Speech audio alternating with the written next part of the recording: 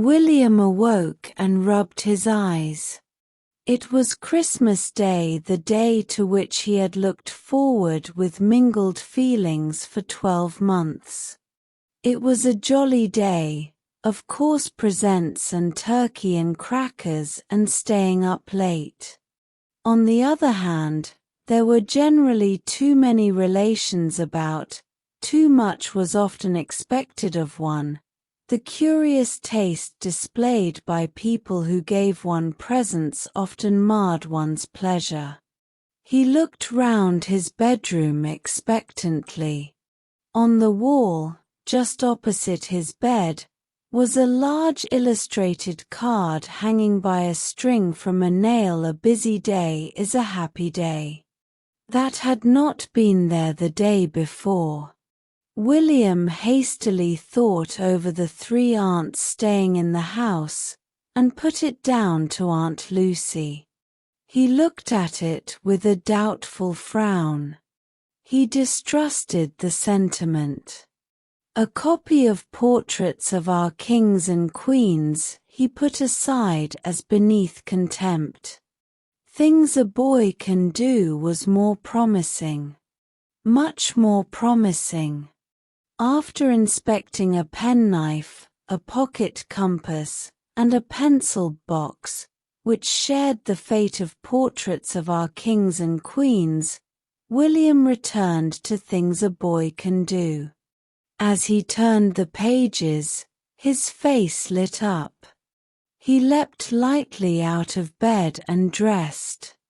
Then he began to arrange his own gifts to his family.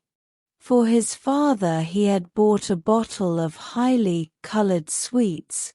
For his elder brother Robert, aged 19, he had expended a vast sum of money on a copy of The Pirates of the Bloody Hand. These gifts had cost him much thought. The knowledge that his father never touched sweets, and that Robert professed scorn of pirate stories, had led him to hope that the recipients of his gifts would make no objection to the unobtrusive theft of them by their recent donor in the course of the next few days. For his grown-up sister Ethel he had bought a box of colored chalks. That also might come in useful later. Funds now had been running low, but for his mother he had bought a small cream jug which, after fierce bargaining, the man had let him have at half price because it was cracked. Singing Christians Awake at the top of his lusty young voice, he went along the landing, putting his gifts outside the doors of his family, and pausing to yell Happy Christmas as he did so. From within he was greeted in each case by muffled groans. He went downstairs into the hall, still singing. It was earlier than he thought, just 5 o'clock. The maids were not down yet. He switched on lights recklessly, and discovered that he was not the only person in the hall. His 4-year-old cousin Jimmy was sitting on the bottom step in an attitude of despondency, holding an empty tin. Jimmy's mother had influenza at home, and Jimmy and his small sister Barbara were in the happy position of spending Christmas with relations, but immune from parental or maternal interference. "They've gotten out," said Jimmy, sadly. "I got them for presents yesterday, and they've gotten out. I've been feeling for them in the dark, but I cannot find them." "What?" said William. "Snails. Great big huge ones with great big huge shells. I put them in a tin for presents and they've gotten out and I've gotten no presents for nobody." He relapsed into despondency. William surveyed the hall.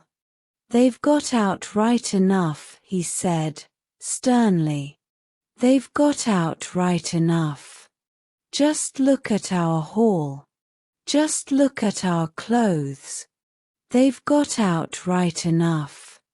Innumerable slimy shining trails shone over hats, and coats, and umbrellas, and walled paper. Grunted William, who was apt to overwork his phrases. They've got out right enough. He looked at the tracks again and brightened. Jimmy was frankly delighted. "Oh, look," he cried. "Oh, funny." William's thoughts flew back to his bedroom wall. A busy day is a happy day. "Let's clean it up," he said. "Let's have it all nice and clean for when they come down. We'll be busy. You tell me if you feel happy when we've done. It might be true what it says, but I don't like the flowers messing all over it." Investigation in the kitchen provided them with a large pail of water and a scrubbing brush each. For a long time they worked in silence. They used plenty of water. When they had finished, the trails were all gone. Each soaked garment on the hat stand was sending a steady drip onto the already flooded floor. The wall paper was sodden. With a feeling of blankness, they realized that there was nothing else to clean. It was Jimmy who conceived the exquisite idea of dipping his brush in the bucket and sprinkling William with water. A scrubbing brush is in many ways almost as good as a hose. Each had a pail of ammunition. Each had a good-sized brush. During the next few minutes they experienced purest joy. Then William heard threatening movements above, and decided hastily that the battle must cease. "Backstairs," he said shortly. "Come on." Marking their track by a running stream of water, they crept up the backstairs. But two small boys soaked to the skin could not disclaim all knowledge of a flooded hall.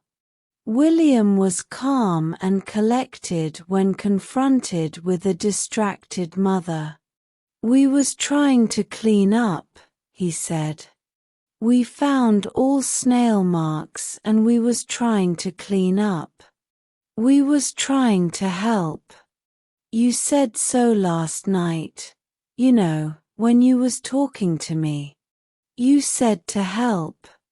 Well, I thought it was helping to try and clean up.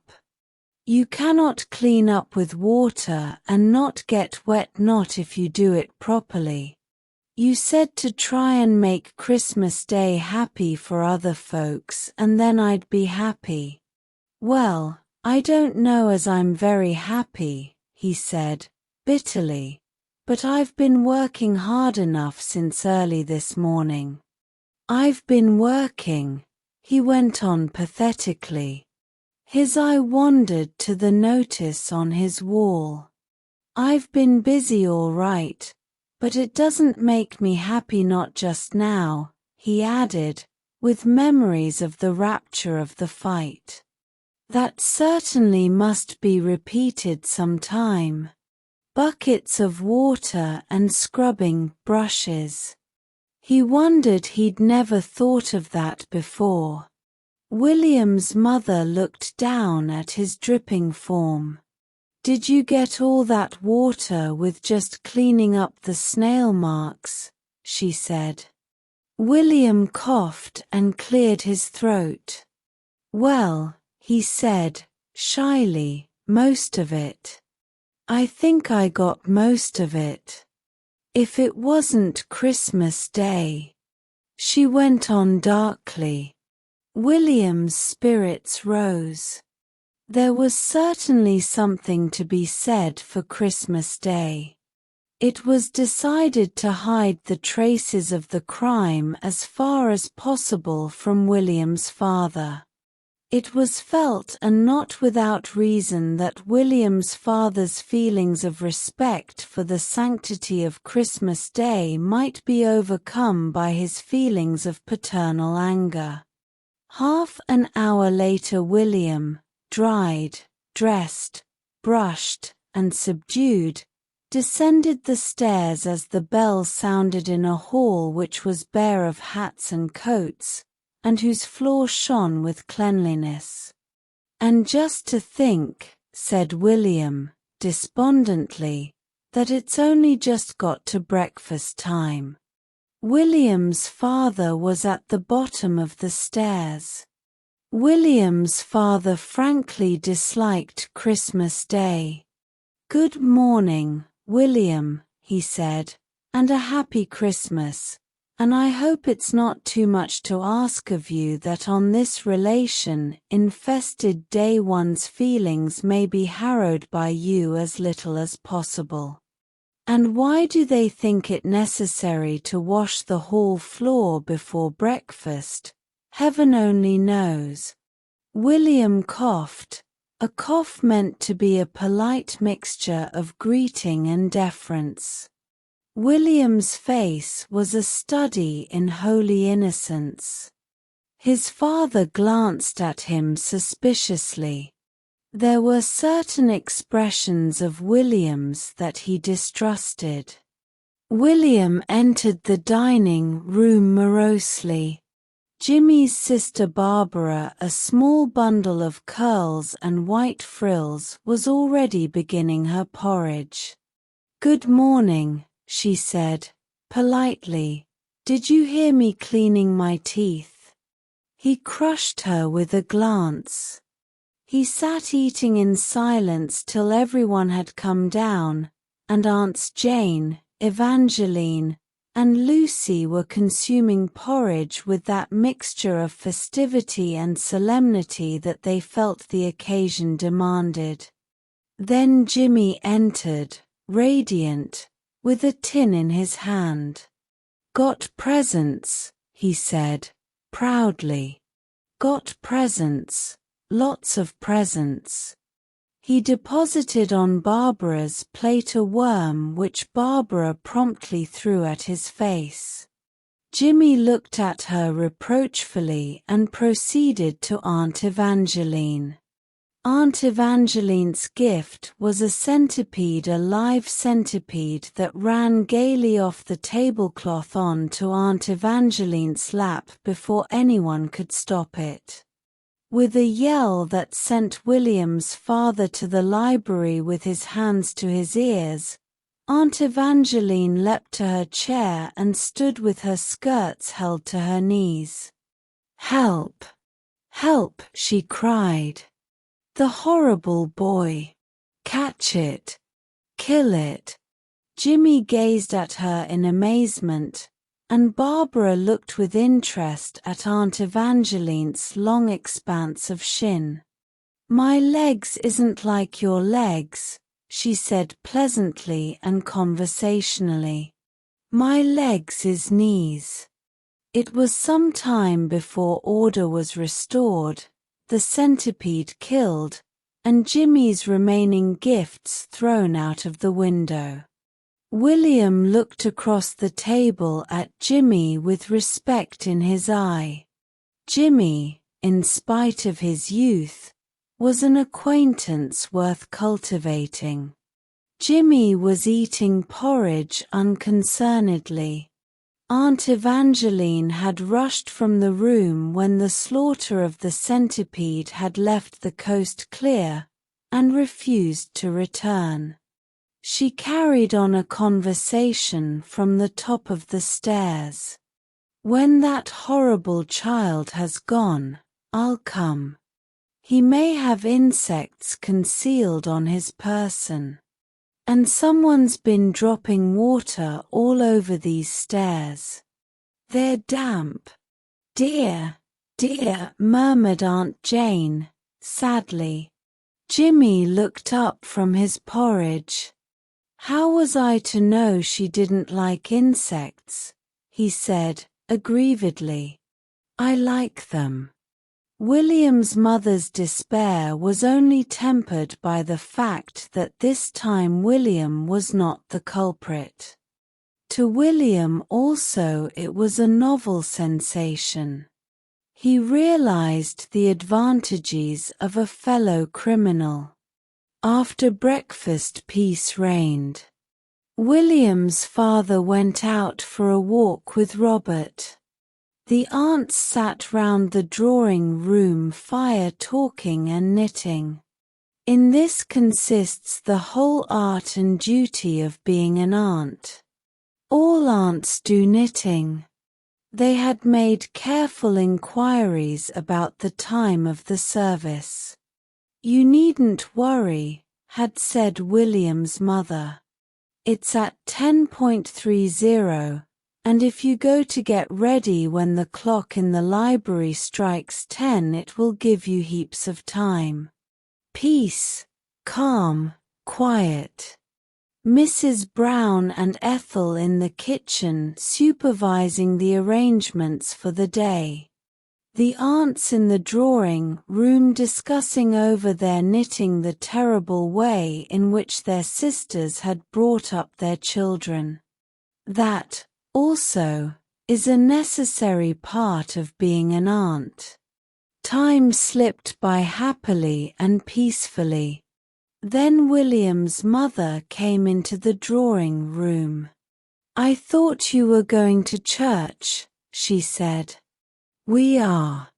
The clock hasn't struck. But it's 11 o'clock. There was a gasp of dismay. The clock never struck. Indignantly they set off to the library. Peace and quiet reigned also in the library. On the floor sat William and Jimmy gazing with frowns of concentration at an open page of things a boy can do. Around them lay most indecently exposed the internal arrangements of the library clock. William. You wicked boy. William raised a frowning face. It's not put together right, he said. It's not been put together right all this time. We're making it right now. It must have wanted mending for ever so long. I don't know how it's been going at all. It's lucky we found it out. It's put together wrong. I guess it's made wrong. It's going to be a lot of trouble to us to put it right, and we cannot do much when you're all standing in the light. We're very busy working at trying to mend this old clock for you all. Clever, said Jimmy, admiringly. Mending the clock. Clever. William, groaned his mother, you've ruined the clock. What will your father say? Well, the cog wheels was wrong, said William doggedly. See? And this wheel isn't on properly, not like what this book says it ought to be. Seems we've got to take it all to pieces to get it right. Seems to me the person what made this clock didn't know much about clock making. Seems to me. Be quiet, William. We was be quieting before you came in, said Jimmy, severely. You disturbed us. Leave it just as it is, William, said his mother. You don't understand, said William with the excitement of the fanatic. The cog and the wheel ought to be put on the spindle different. See, this is the cog wheel. Well, it oughtn't to be like what it was. It was put on all wrong. Well, we was mending it. And we was doing it for you, he ended, bitterly. Just to help and to make other folks happy. It makes folks happy having clocks going right, anyone would think. But if you want your clocks put together wrong, I don't care." He picked up his book and walked proudly from the room, followed by the admiring Jimmy. "William," said Aunt Lucy patiently, as he passed, "I don't want to say anything unkind, and I hope you won't remember all your life that you have completely spoilt this Christmas Day for me." "Oh, dear," murmured Aunt Jane, sadly. William, with a look before which she should have sunk into the earth, answered shortly that he didn't think he would. During the midday dinner the grown-ups, as is the foolish fashion of grown-ups, wasted much valuable time in the discussion of such futilities as the weather and the political state of the nation. Aunt Lucy was still suffering and aggrieved. "I can go this evening, of course," she said, "but it's not quite the same. The morning service is different." "Yes, please, dear, and stuffing." "Yes, I'll have a little more turkey, too. And, of course, the vicar may not preach tonight. That makes such a difference. The gravy on the potatoes, please. It's almost the first Christmas I've not been in the morning.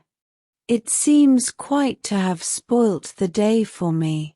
She bent on William a glance of gentle reproach. William was quite capable of meeting adequately that or any other glance, but at present he was too busy for minor hostilities. He was extremely busy. He was doing his utmost to do full justice to a meal that only happens once a year.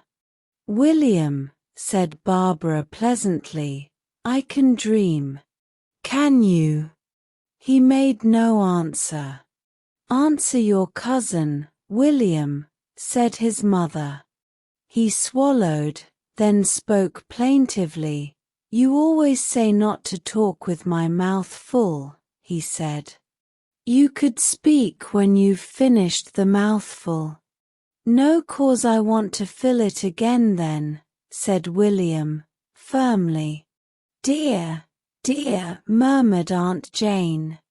This was Aunt Jane's usual contribution to any conversation. He looked coldly at the 3 pairs of horrified aunt's eyes around him, then placidly continued his meal. Mrs. Brown hastily changed the subject of conversation. The art of combining the duties of mother and hostess is sometimes a difficult one. Christmas afternoon is a time of rest. The 3 aunts withdrew from public life. Aunt Lucy found a book of sermons in the library and retired to her bedroom with it. "It's the next best thing, I think," she said with a sad glance at William. William was beginning definitely to dislike Aunt Lucy. "Please, said the cook. An hour later, the mincing machines disappeared. "Disappeared?" said William's mother, raising her hand to her head. "Clean gone. How am I to get the supper? You said as how I could get it done this afternoon so as to go to church this evening. I cannot do nothing with the mincing machine gone. I'll come and look." They searched every corner of the kitchen. Then William's mother had an idea. William's mother had not been William's mother for 11 years without learning many things. She went wearily up to William's bedroom. William was sitting on the floor. Open beside him was Things a Boy Can Do. Around him lay various parts of the mincing machine. His face was set and strained in mental and physical effort. He looked up as she entered. "It's a funny kind of mincing machine," he said, crushingly. "It's not got enough parts. It's made wrong. Do you know," she said, slowly, "that we've all been looking for that mincing machine for the last half hour?" "No," he said without much interest, "I didn't. I'd have told you I was mending it if you'd told me you was looking for it." "It's wrong," he went on aggrievedly. "I cannot make anything with it. Look. It says in my book how to make a model railway signal with parts of a mincing machine. Listen. It says, borrow a mincing machine from your mother." "Did you borrow it?" said Mrs. Brown. "Yes." "Well, I've got it, haven't I? I went all the way down to the kitchen for it." "Who lent it to you?" "No one lent it me. I borrowed it. I thought you'd like to see a model railway signal. I thought you'd be interested. Anyone would think anyone would be interested in seeing a railway signal made out of a mincing machine." His tone implied that the dullness of people in general was simply beyond him. "And you haven't got a right sort of mincing machine. It's wrong. Its parts are the wrong shape. I've been hammering them, trying to make them right, but they're made wrong." Mrs. Brown was past complaining. "Take them all down to the kitchen to cook," she said. "She's waiting for them." On the stairs William met Aunt Lucy carrying her volume of sermons. "It's not quite the same as the spoken word, William, dear," she said. "It hasn't the force. The written word doesn't reach the heart as the spoken word does, but I don't want you to worry about it." William walked on as if he had not heard her. It was Aunt Jane who insisted on the little entertainment after tea. "I love to hear the dear children recite," she said. "I'm sure they all have some little recitation they can say." Barbara arose with shy delight to say her piece. "Little brown seed, little brown brother. And what, pray, are you going to be?" "I'll be a poppy as white as my mother." "Oh, do be a poppy like me." "What? You'll be a sunflower. Oh, how I shall miss you. When you are golden and high. But I'll send all the bees up to kiss you. Little brown brother, goodbye." She sat down blushing, amid loud applause. Next Jimmy was dragged from his corner.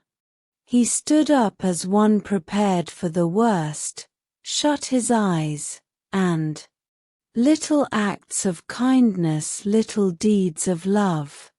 Make this earth an Eden like the heaven above, that's all I know." He gasped all in one breath and sat down panting. This was greeted with slightly milder applause.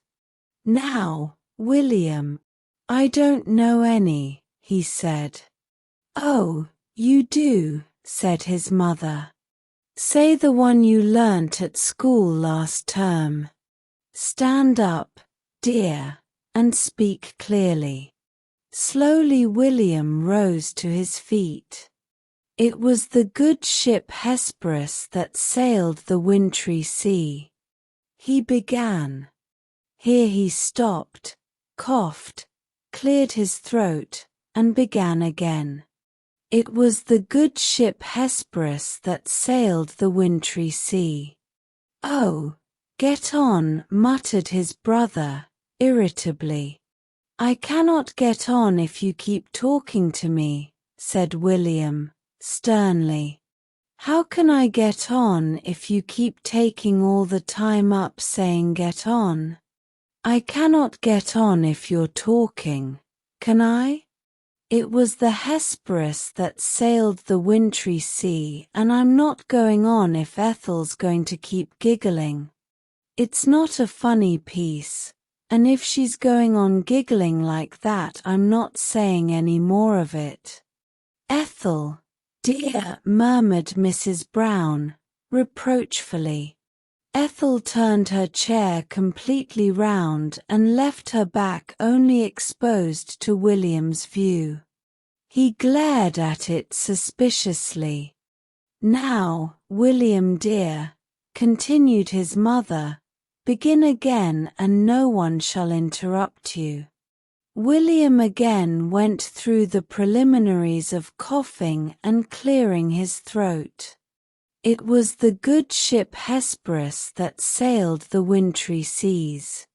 He stopped again, and slowly and carefully straightened his collar and smoothed back the lock of hair which was dangling over his brow. "The skipper had prompted Aunt Jane, kindly." William turned on her. "I was going to say that if you'd left me alone," he said. "I was just thinking. I've got to think sometimes.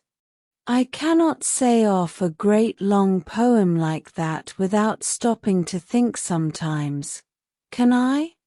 I'll do a conjuring trick for you instead," he burst out, desperately. "I've learnt one from my book. I'll go and get it ready." He went out of the room.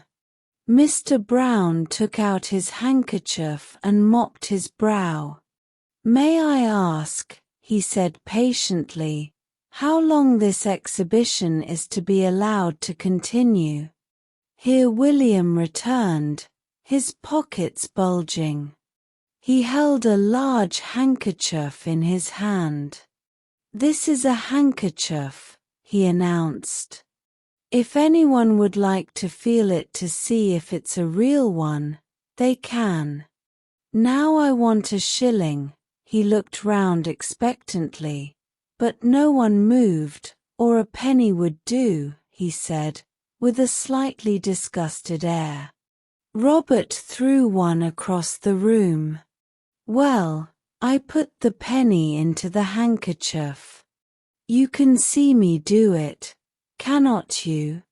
If anyone wants to come and feel the penny is in the handkerchief, they can." Well, he turned his back on them and took something out of his pocket. After a few contortions he turned round again, holding the handkerchief tightly. "Now, you look close." He went over to them, "and you'll see the penny," he looked scornfully at Robert, "has changed to an egg. It's a real egg. If anyone thinks it isn't a real egg." But it was a real egg. It confirmed his statement by giving a resounding crack and sending a shining stream partly onto the carpet and partly onto Aunt Evangeline's black silk knee. A storm of reproaches burst out. First that horrible insect, almost wept Aunt Evangeline, and then this messy stuff all over me. It's a good thing I don't live here. One day a year is enough. My nerves. "Dear, dear," said Aunt Jane. "Fancy taking a new laid egg for that," said Ethel severely. William was pale and indignant. "Well, I did just what the book said to do. Look at it. It says, take an egg. Conceal it in the pocket. Well, I took an egg and I concealed it in the pocket. Seems to me, he said bitterly, seems to me this book isn't things a boy can do. It's things a boy cannot do. Mr. Brown rose slowly from his chair. You're just about right there, my son. Thank you, he said with elaborate politeness, as he took the book from William's reluctant hands and went over with it to a small cupboard in the wall. In this cupboard reposed an air gun, a bugle, a catapult, and a mouth organ. As he unlocked it to put the book inside, the fleeting glimpse of his confiscated treasures added to the bitterness of William's soul. On Christmas Day, too, while he was still on fire with silent indignation, Aunt Lucy returned from church. The vicar didn't preach, she said. They say that this morning's sermon was beautiful. As I say, I don't want William to reproach himself, but I feel that he has deprived me of a very great treat. Nice William, murmured Jimmy sleepily from his corner. As William undressed that night, his gaze fell upon the flower-decorated motto, "A busy day is a happy day." It's a story, he said, indignantly. It's just a wicked old story. Rice mold, said the little girl next door bitterly. Rice mold. Rice mold. Every single day. I hate it, don't you? She turned gloomy blue eyes upon William, who was perched perilously on the ivy-covered wall. William considered thoughtfully. Don't know, he said. I just eat it. I never thought about it. It's hateful, just hateful. Ooh, I've had it at dinner and I'll have it at supper, bet you anything. I say, you are going to have a party tonight, aren't you? William nodded carelessly. Are you going to be there? Me, ejaculated William in a tone of amused surprise. I should think so. You don't think they could have it without me, do you? Huh. Not much. She gazed at him enviously. You are lucky. I expect you'll have a lovely supper, not rice mold, bitterly. Rather, said William with an air of superiority. What are you going to have to eat at your party? Oh, everything, said William vaguely. Cream milk pudding? Heaps of it, buckets of it. The little girl next door clasped her hands. Oh, just think of it. You're eating cream milk pudding and me eating rice mold.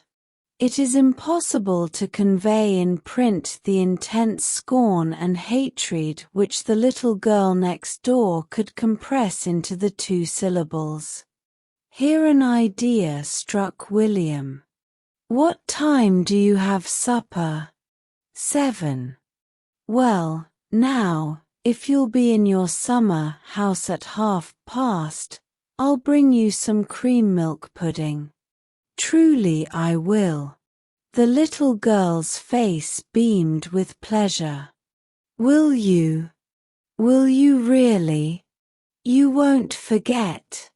Not me. I'll be there. I'll slip away from our show on the quiet with it. Oh, how lovely. I'll be thinking of it every minute. Don't forget. Goodbye. She blew him a kiss and flitted daintily into the house. William blushed furiously at the blown kiss and descended from his precarious perch. He went to the library where his grown-up sister Ethel and his elder brother Robert were standing on ladders at opposite ends of the room, engaged in hanging up festoons of ivy and holly across the wall. There was to be dancing in the library after supper. William's mother watched them from a safe position on the floor. "Look here, Mother," began William. "Am I or am I not coming to the party tonight?" William's mother sighed. "For goodness sake, William, don't open that discussion again. For the 10th time today, you are not." "But why not?" he persisted. "I only want to know why not. That's all I want to know. It looks a bit funny, doesn't it, to give a party and leave out your only son, at least," with a glance at Robert, and a slight concession to accuracy to leave out one of your only 2 sons. "It looks a bit queer, surely. That's all I'm thinking of how it will look." "A bit higher your end," said Ethel. "Yes, that's better," said William's mother. "It's a young folks' party," went on William, warming to his subject. "I heard you tell Aunt Jane it was a young folks' party." "Well, I'm young, aren't I? I'm 11. Do you want me any younger? You aren't ashamed of folks seeing me, are you? I'm not deformed or anything." "That's right. Put the nail in there, Ethel. Just a bit higher. That's right.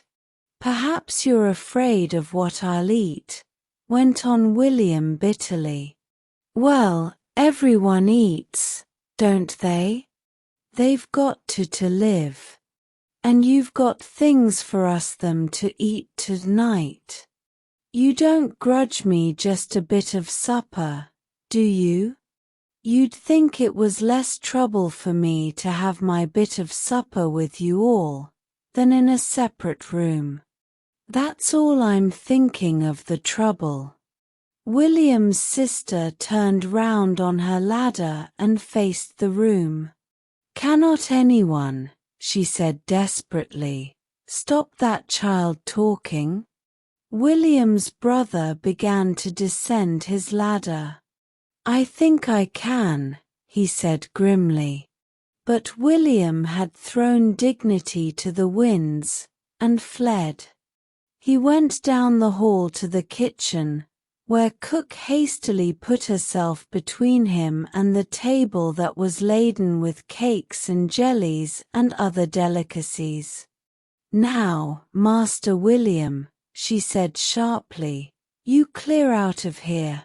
I don't want any of your things." "Cook," said William, magnificently but untruthfully, "I only came to see how you were getting on. That's all I came for." "We're getting on very well indeed, thank you, Master William," she said with sarcastic politeness, "but nothing for you till tomorrow, when we can see how much they've left." She returned to her task of cutting sandwiches. William, from a respectful distance, surveyed the table with its enticing burden. He ejaculated bitterly, "Think of them sitting and stuffing, and stuffing, and stuffing away at our food all night. I don't suppose they'll leave much, not if I know the set that lives round here. Don't judge them all by yourself, Master William," said cook unkindly, keeping a watchful eye upon him. "Here, Emma, put that rice mold away in the pantry. It's for tomorrow's lunch." Rice mold. That reminded him. Cook, he said sweetly, are you going to make cream milk pudding? I am not, Master William, she said firmly. Well, he said, with a short laugh, it'll be a queer party without cream milk pudding. I've never heard of a party without cream milk pudding. They'll think it's a bit funny. No one ever gives a party round here without cream milk pudding. Don't they indeed, Master William? Said Cook, with ironic interest. No. You'll be making one, perhaps, later on, just a little one, won't you? And why should I? Well, I'd like to think they had a cream milk pudding. I think they'd enjoy it. That's all I'm thinking of. Oh, is it? Well, it's your ma that tells me what to make and pays me for it, not you. This was a novel idea to William. He thought deeply. Look here, he said at last, if I gave you, he paused for effect, then brought out the startling offer, 6pence.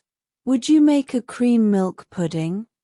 I'd want to see your 6pence first, said Cook, with a wink at Emma. William retired upstairs to his bedroom and counted out his money. 2pence was all he possessed. He had expended the enormous sum of 1 shilling the day before on a grass snake. It had died in the night. He must get a cream milk pudding somehow. His reputation in the eyes of the little girl next door, a reputation very dear to him, depended on it. And if Cook would do it for 6pence, he must find 6pence. By fair means or foul it must be done. He'd tried fair means, and there only remained foul.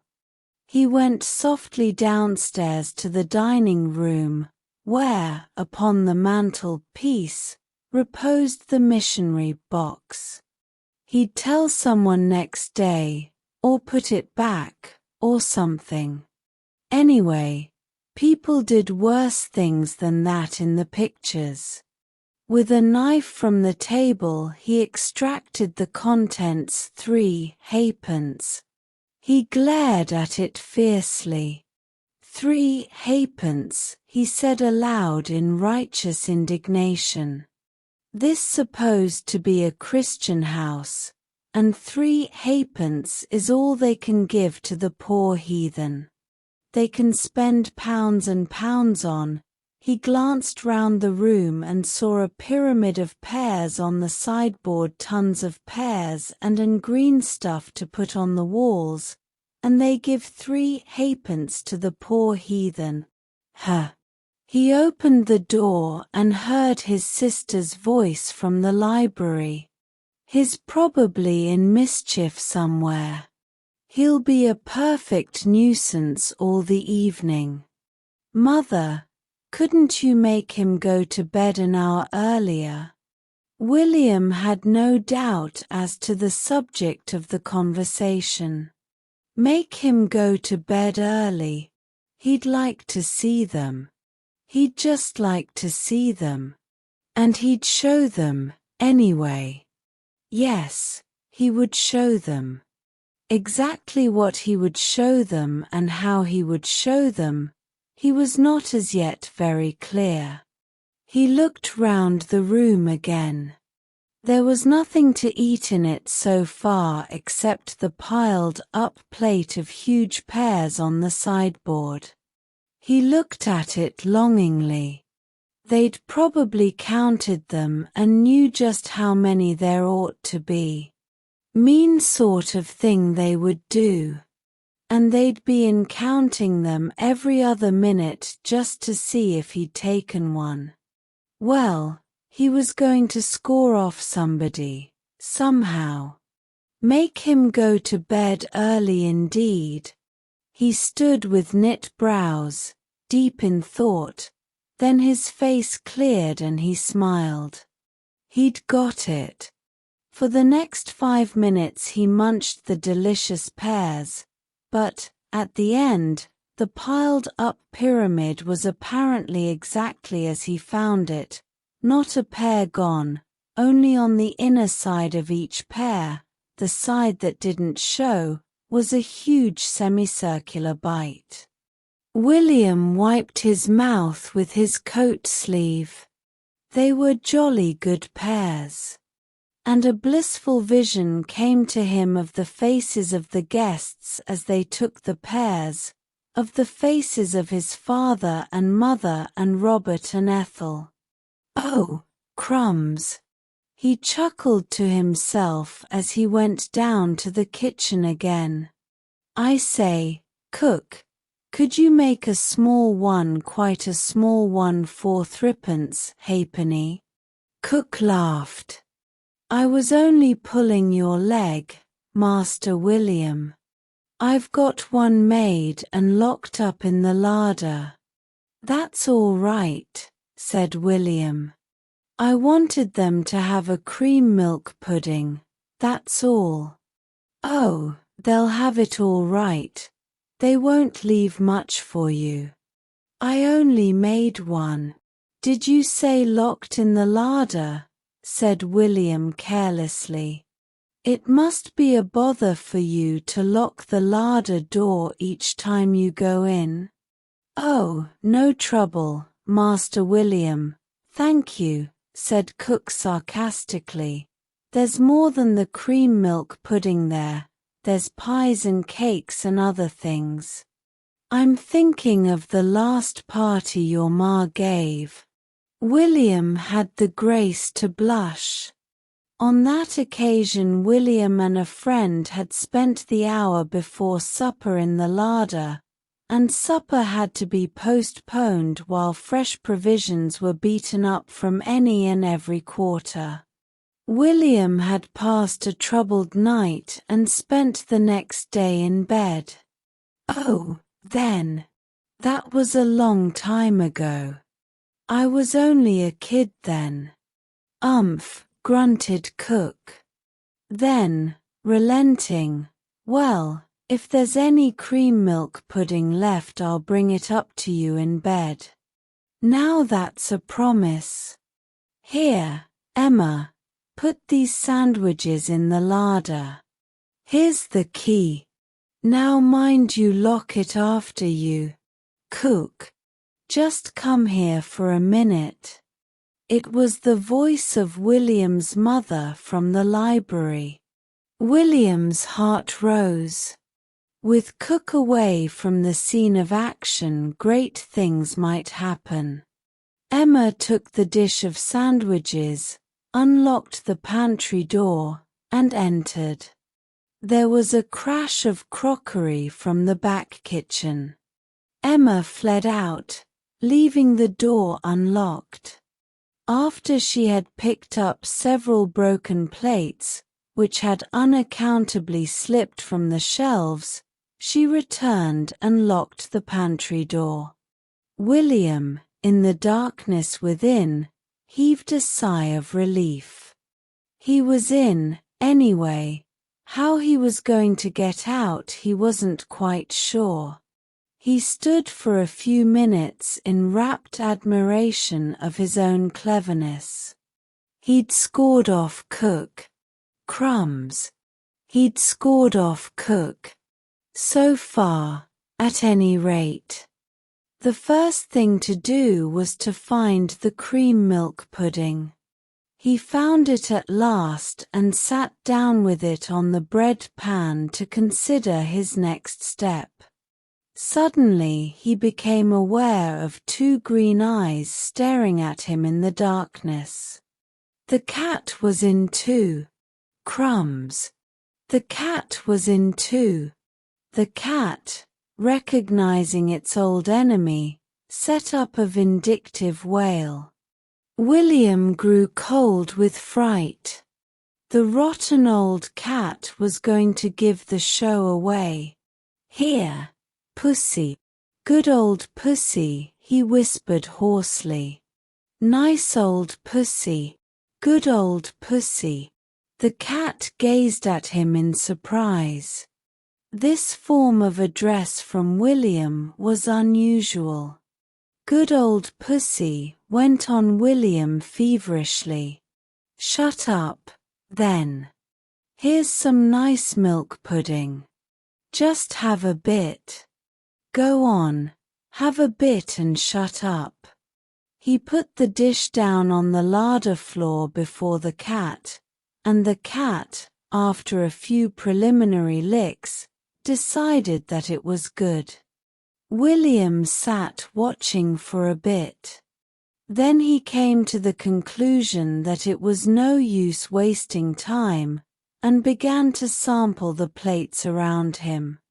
He ate a whole jelly, and then took 4 sandwiches off each plate, and 4 cakes and pies off each plate. He had learnt wisdom since the last party.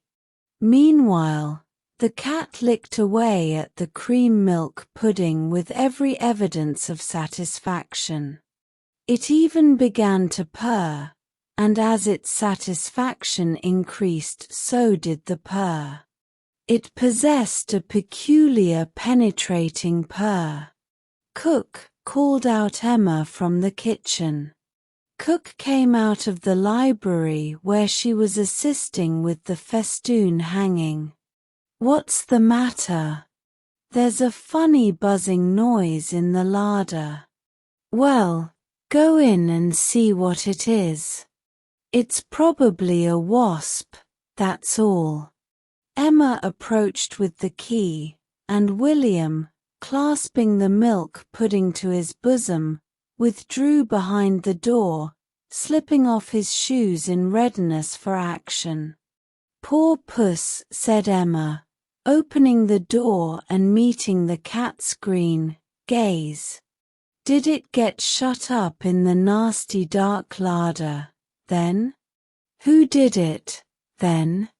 She was bending down with her back to William, stroking the cat in the doorway. William seized his chance. He dashed past her and up the stairs in stockinged feet like a flash of lightning.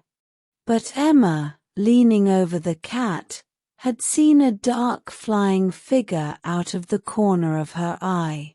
She set up a scream. Out of the library came William's mother, William's sister, William's brother, and Cook. "A burglar in the larder," gasped Emma. "I saw him, I did. Out of the corner of my eye, and when I looked up he wasn't there no more. Flitting up the hall like a shadow, he was. Oh, my goodness. It's fairly turned me inside. Oh, my goodness. What rubbish," said William's mother. "Emma, you must control yourself." "I went into the larder myself, ma'am," said Cook indignantly, "just before I came in to help with the greenery ornaments, and it was empty as air. It's all that silly Emma. Always having the jumps, she is." "Where's William?" said William's mother with sudden suspicion. William came out of his bedroom and looked down the stairs. "Yes, mother," he said, with that wondering innocence of voice and look which he had brought to a fine art, and which proved one of his greatest assets in times of stress and strain. "What are you doing?" "Just reading quietly in my room, mother." "Oh, for heaven's sake don't disturb him, then," said William's sister. "It's those silly books you read, Emma. You're always imagining things. If you'd read the ones I recommend, instead of the foolish ones you will get hold of." William's mother was safely mounted on one of her favorite hobby horses. William withdrew to his room and carefully concealed the cream milk pudding beneath his bed. He then waited till he heard the guests arrive and exchange greetings in the hall. William, listening with his door open, carefully committed to memory the voice and manner of his sister's greeting to her friends. That would come in useful later on, probably. No weapon of offense against the world in general and his own family in particular was to be despised. He held a rehearsal in his room when the guests were all safely assembled in the drawing room. "Oh, how are you, Mrs. Green?" he said in a high voice, meant to represent the feminine voice. "And how's the darling baby? Such a duck. I'm dying to see him again. Oh, Delia, darling. There you are. So glad you could come. What a perfect darling of a dress, my dear. I know whose heart you'll break in that. Oh, Mr. Thompson." Here William languished, bridled, and looked around in a fashion seen nowhere on earth except in his imitations of his sister when engaged in conversation with one of the male sex. If reproduced at the right moment, it was guaranteed to drive her to frenzy. "I'm so glad to see you." "Yes, of course I really am. I wouldn't say it if I wasn't." The drawing-room door opened and a chatter of conversation and a rustling of dresses arose from the hall. "Oh, crumbs! They were going in to supper." Yes, the dining-room door closed. The coast was clear. William took out the rather battered-looking delicacy from under the bed and considered it thoughtfully. The dish was big and awkwardly shaped. He must find something that would go under his coat better than that. He couldn't march through the hall and out of the front door, bearing a cream milk pudding, naked and unashamed. And the back door through the kitchen was impossible. With infinite care but little success as far as the shape of the milk pudding was concerned, he removed it from its dish onto his soap dish. He forgot, in the excitement of the moment, to remove the soap, but, after all, it was only a small piece. The soap dish was decidedly too small for it, but, clasped to William's bosom inside his coat, it could be partly supported by his arm outside. He descended the stairs cautiously. He tip-toed lightly past the dining-room door, which was slightly ajar, from which came the shrill, noisy, meaningless conversation of the grown-ups. He was just about to open the front door when there came the sound of a key turning in the lock. William's heart sank. He had forgotten the fact that his father generally returned from his office about this time. William's father came into the hall and glanced at his youngest offspring suspiciously. "Hello," he said. "Where are you going?" William cleared his throat nervously. "Me?" he questioned lightly. "Oh, I was just going a little walk up the road before I went to bed. That's all I was going to do, Father." Flop. A large segment of the cream milk pudding had disintegrated itself from the fast melting mass, and, evading William's encircling arm, had fallen onto the floor at his feet. With praiseworthy presence of mind, William promptly stepped onto it and covered it with his feet. William's father turned round quickly from the stand where he was replacing his walking stick. What was that?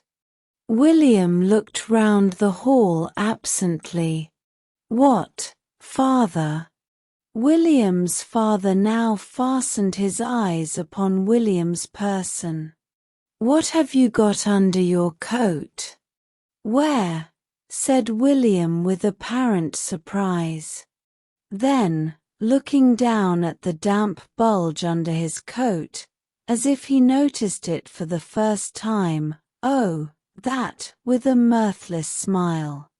"Do you mean that?" "Oh, that's just something I'm taking out with me, that's all." Again William's father grunted. "Well," he said, "if you're going for this walk up the road, why on earth don't you go, instead of standing as if you'd lost the use of your feet?" William's father was hanging up his overcoat with his back to William, and the front door was open.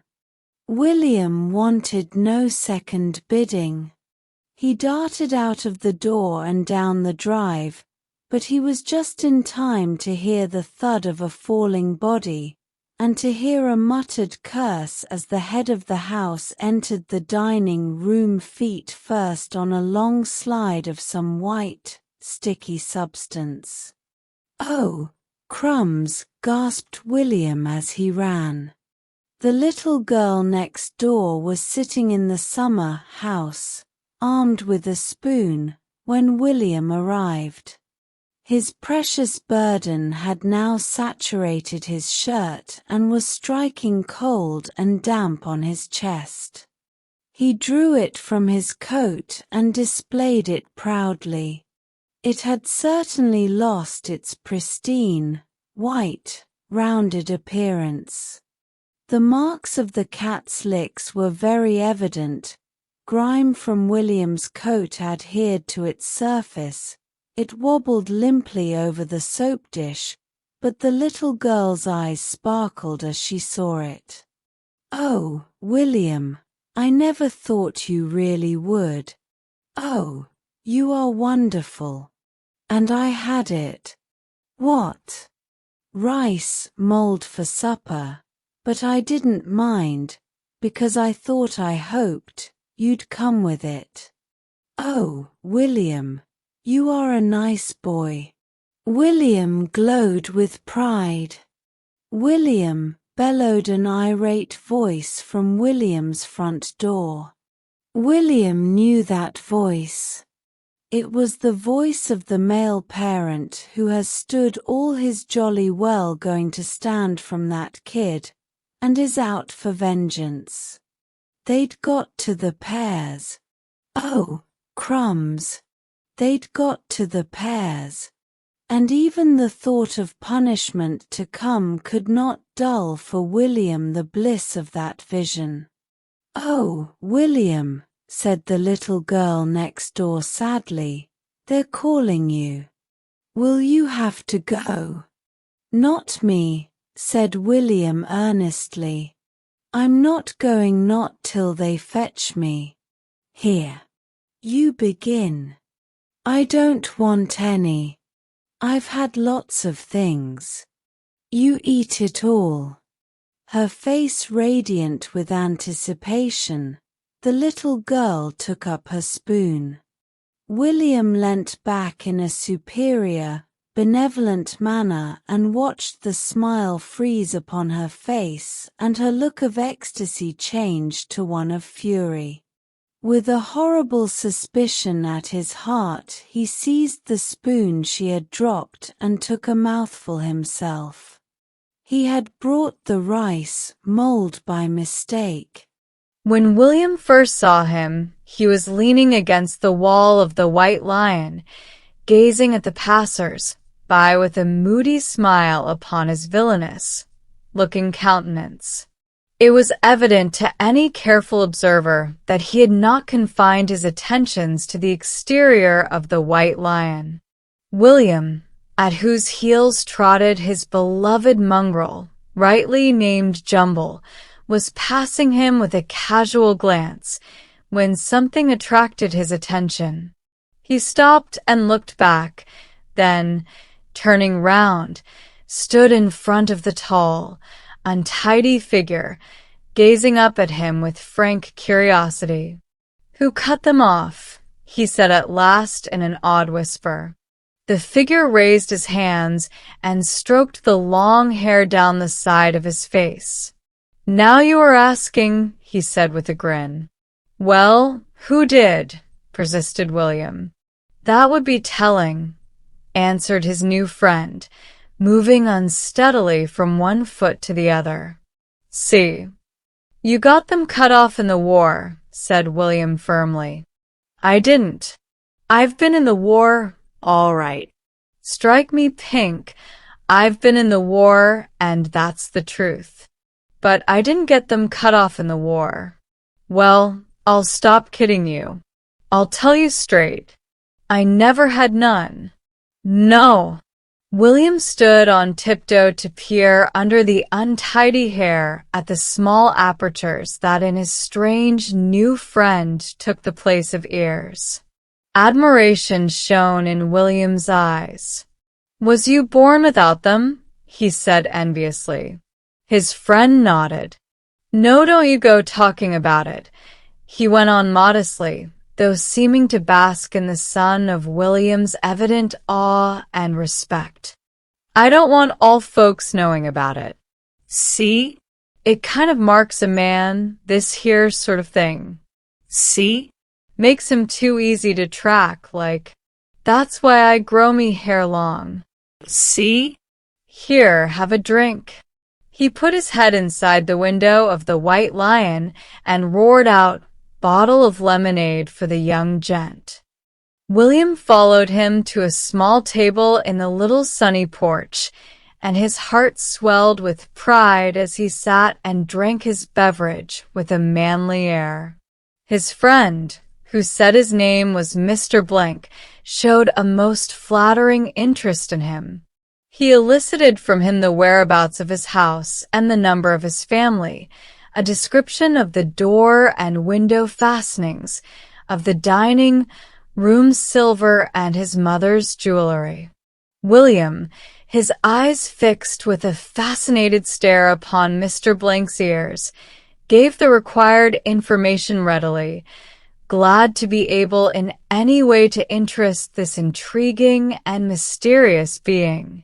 "Tell me about the war," said William at last. "It were all right while it lasted," said Mr. Blank with a sigh.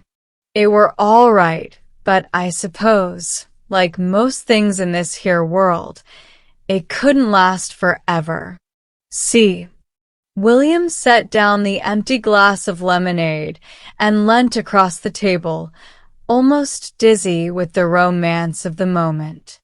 Had Douglas, had Henry, had Ginger, had any of those boys who sat next him at school and joined in the feeble relaxations provided by the authorities out of school, ever done this, ever sat at a real table outside a real public house drinking lemonade and talking to a man with no ears who'd fought in the war and who looked as if he might have done anything? Jumble, meanwhile, sat and snapped at flies, frankly bored. "Did you," said William in a whisper, "did you ever kill anyone?" Mr. Blank laughed a laugh that made William's blood go cold. "Me kill anyone? Me kill anyone? Hundreds." William breathed a sigh of satisfaction. Here was romance and adventure indeed. "What do you do now the war's over?" Mr. Blank closed one eye. "That would be telling, wouldn't it?" "I'll keep it awfully secret," pleaded William. "I'll never tell anyone." Mr. Blank shook his head. "What do you want to know for, anyway?" he said. William answered eagerly, his eyes alight. "'Cause I'd like to do just the same when I grow up." Mr. Blank flung back his head and emitted laugh after laugh of unaffected mirth. "Oh, hell," he said, wiping his eyes. "Oh, strike me pink. That's good, that is. You wait, young gent. You wait till you've grown up and see what you possess to it. Oh, hell." He rose and pulled his cap down over his eyes. "Well, I'll say good day to you, young gent." William looked at him wistfully. "I'd like to see you again, Mr. Blank. I would, honest. Will you be here this afternoon?" "What do you want to see me again for?" said Mr. Blank suspiciously. "I like you," said William fervently. "I like the way you talk, and I like the things you say, and I want to know about what you do." Mr. Blank was obviously flattered. "I may be round here again this afternoon, though I make no promise. See? I've got to be careful, I have. I've got to be careful who sees me and who hears me and where I go. That's the worst of having no ears." See? William did not see, but he was thrilled to the soul by the mystery. "And you don't tell no one you've seen me nor nothing about me," went on Mr. Blank. Pulling his cap still farther over his head, Mr. Blank set off unsteadily down the road, leaving William to pay for his lemonade with his last penny. He walked home, his heart set firmly on a lawless career of crime. Opposition he expected from his father and mother and Robert and Ethel, but his determination was fixed. He wondered if it would be very painful to have his ears cut off. He entered the dining room with an air of intense mystery, pulling his cap over his eyes and looking round in a threatening manner. "William, what do you mean by coming into the house in your cap? Take it off at once." William sighed. He wondered if Mr. Blank had a mother. When he returned, he sat down and began quietly to remodel his life. He would not be an explorer, after all, nor an engine driver nor chimney sweep. He would be a man of mystery, a murderer, fighter, forger. He fingered his ears tentatively. They seemed fixed on jolly fast. He glanced with utter contempt at his father, who had just come in. His father's life of blameless respectability seemed to him, at that minute, utterly despicable. "The Wilkinsons over at Todfoot have had their house broken into now," Mrs. Brown was saying. "All her jewelry gone. They think it's a gang. It's just the villages round here. There seems to be one every day." William expressed his surprise. "Oh, hell," he ejaculated with a slightly self-conscious air. Mr. Brown turned round and looked at his son. "May I ask," he said politely, "where you picked up that expression?" "I got it off one of my friends," said William with quiet pride. "Then I'd take it as a personal favor," went on Mr. Brown, "if you'd kindly refrain from airing your friends' vocabularies in this house." "He means you're never to say it again, William," translated Mrs. Brown sternly. "Never." "All right," said William. "I won't." "See? Ida, jolly well won't. Strike me pink. See?" He departed with an air of scowling mystery and dignity combined, leaving his parents speechless with amazement. That afternoon he returned to the White Lion. Mr. Blank was standing unobtrusively in the shadow of the wall. "Hello, young gent," he greeted William. "Nice dog you've got." William looked proudly down at Jumble. "You won't find," he said proudly and with some truth, You won't find another dog like this. Not for miles. Will he be much good as a watchdog now?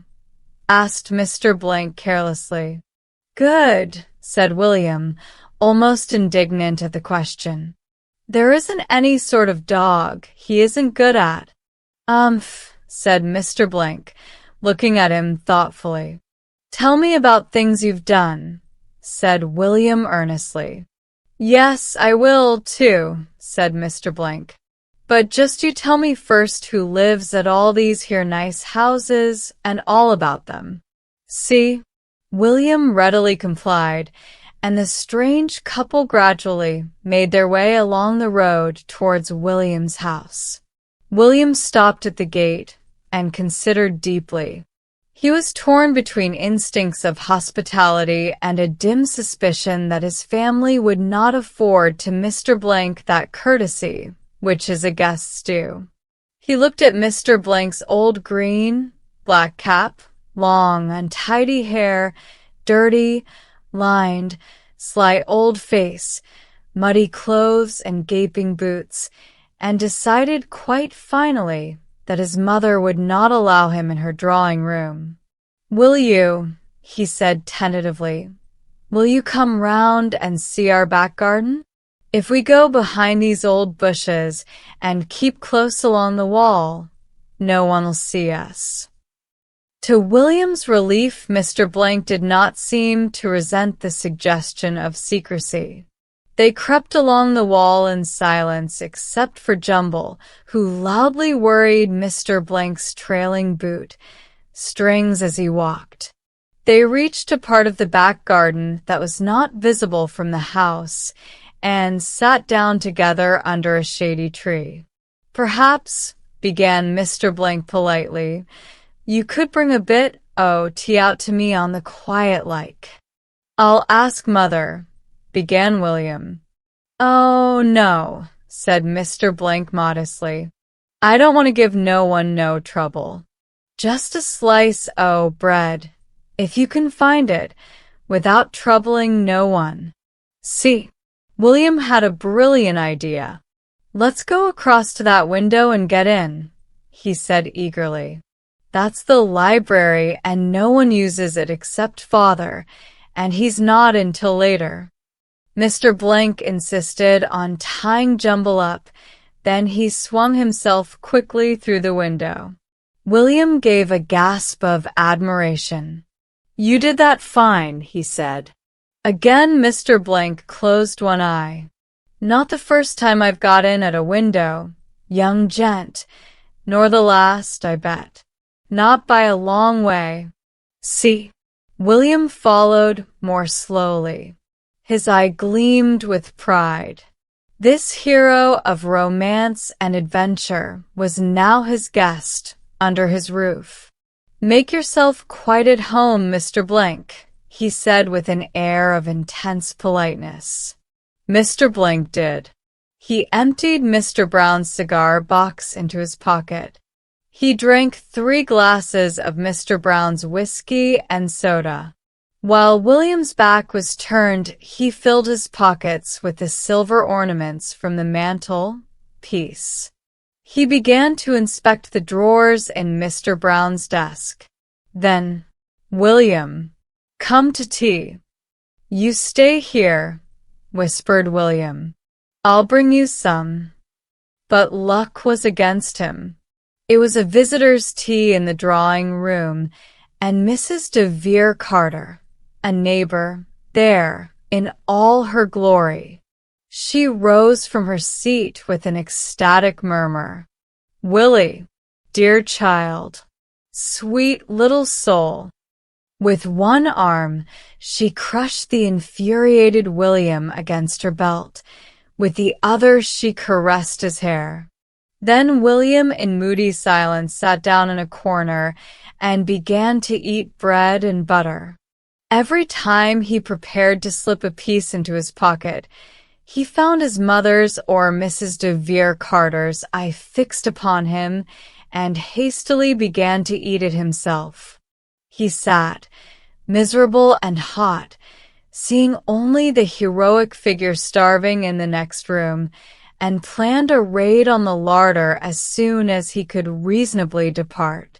Every now and then he scowled across at Mrs. de Vere Carter and made a movement with his hands, as though pulling a cap over his eyes.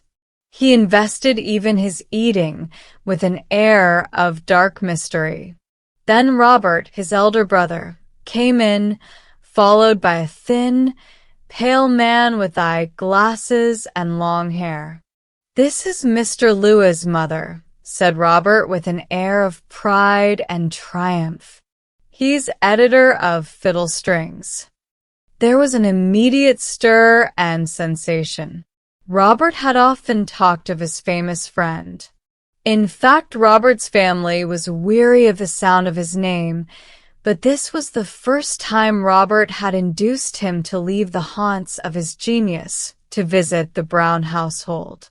Mr. Lewis bowed with a set, stern, self-conscious expression, as though to convey to all that his celebrity was more of a weight than a pleasure to him. Mrs. de Vere Carter bridled and fluttered, for Fiddle Strings had a society column and a page of news of the town, and Mrs. de Vere Carter's greatest ambition was to see her name in print. Mr. Lewis sat back in his chair, took his tea cup as though it were a fresh addition to his responsibilities, and began to talk. He talked apparently without even breathing. He began on the weather, drifted on to art and music, and was just beginning a monologue on the novel, when William rose and crept from the room like a guilty spirit.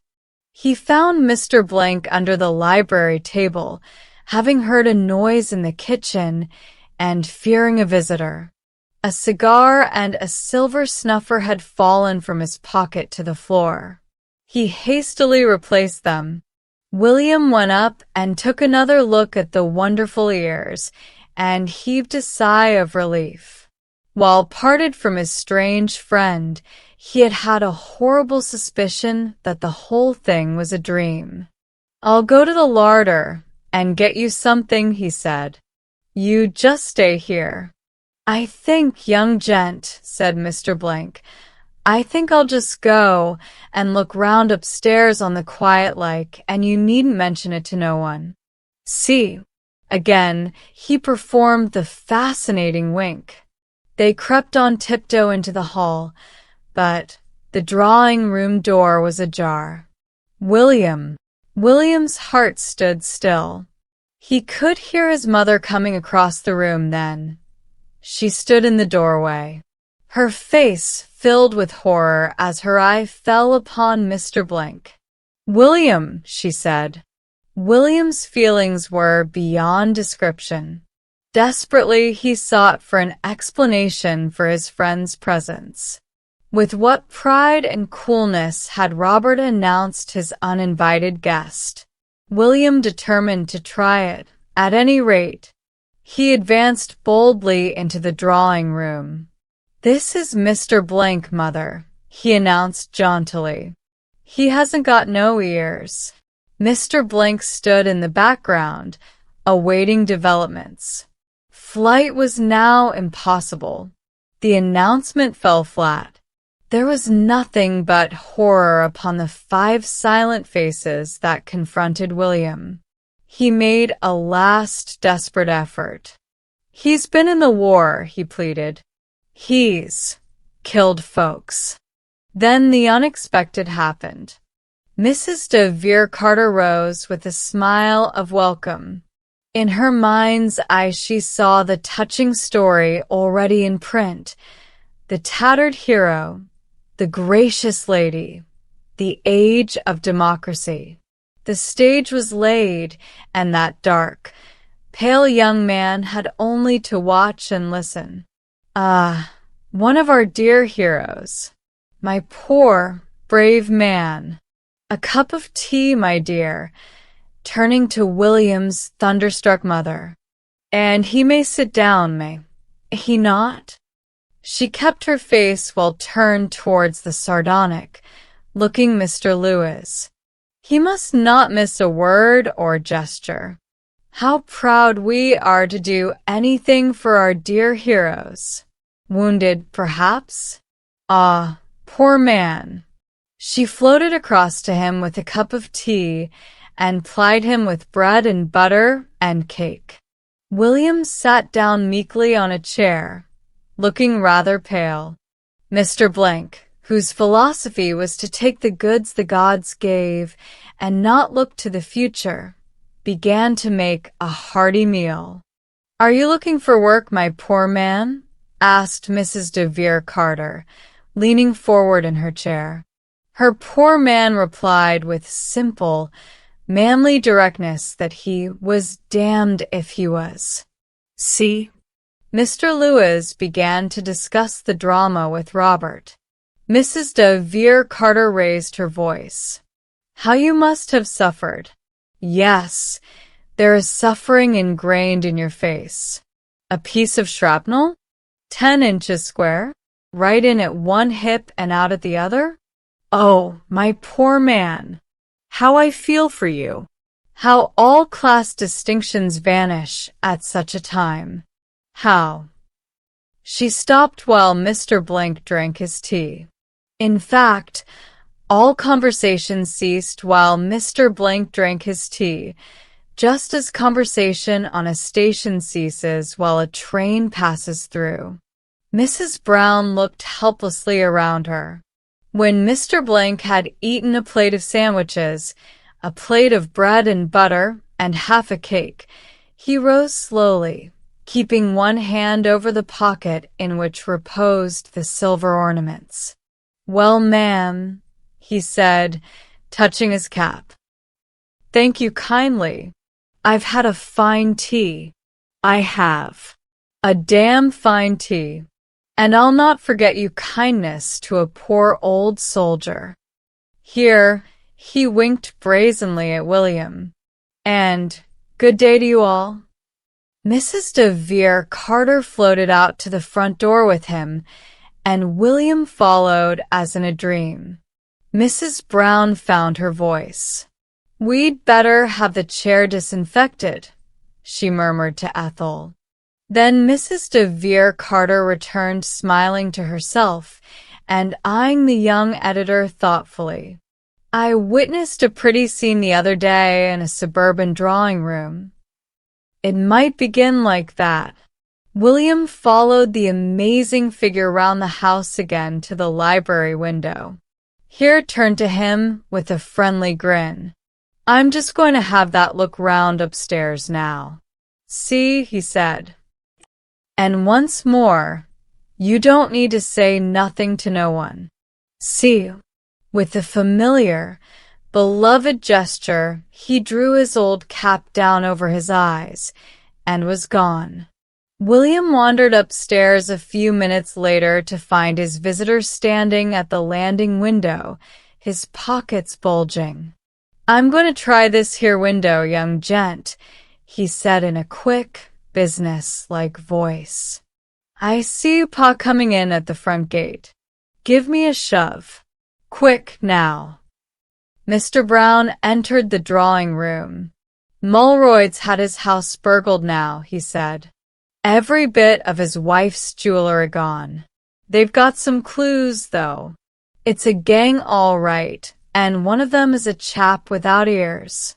Grows his hair long to hide it. But it's a clue.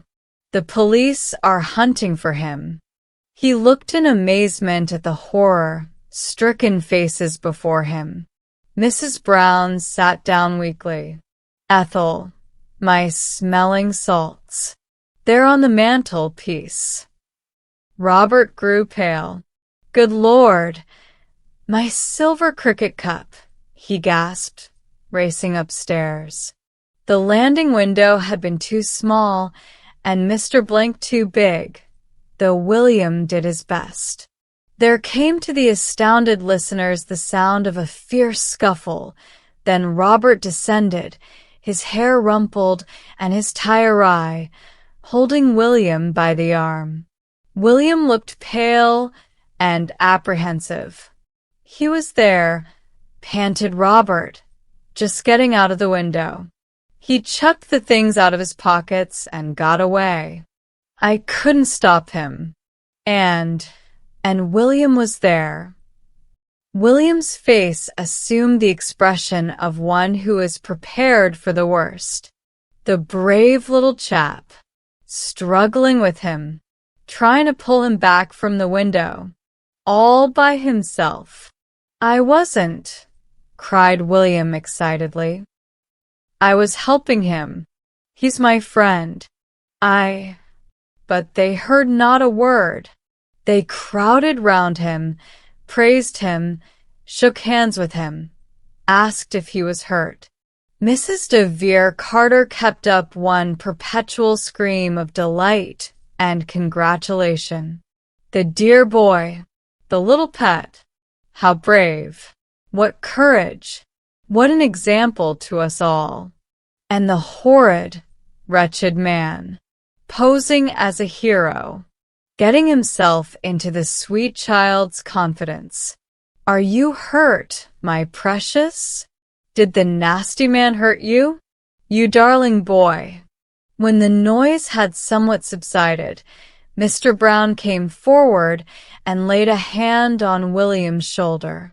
I'm very pleased with you, my boy, he said. You can buy anything you like tomorrow up to 5 shillings. William's bewildered countenance cleared. Thank you, father, he said meekly. A knight, said Miss Drew, who was struggling to inspire her class with enthusiasm for Tennyson's Idylls of the King.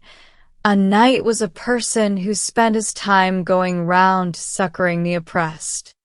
Sucking what? Said William, bewildered. Succor means to help.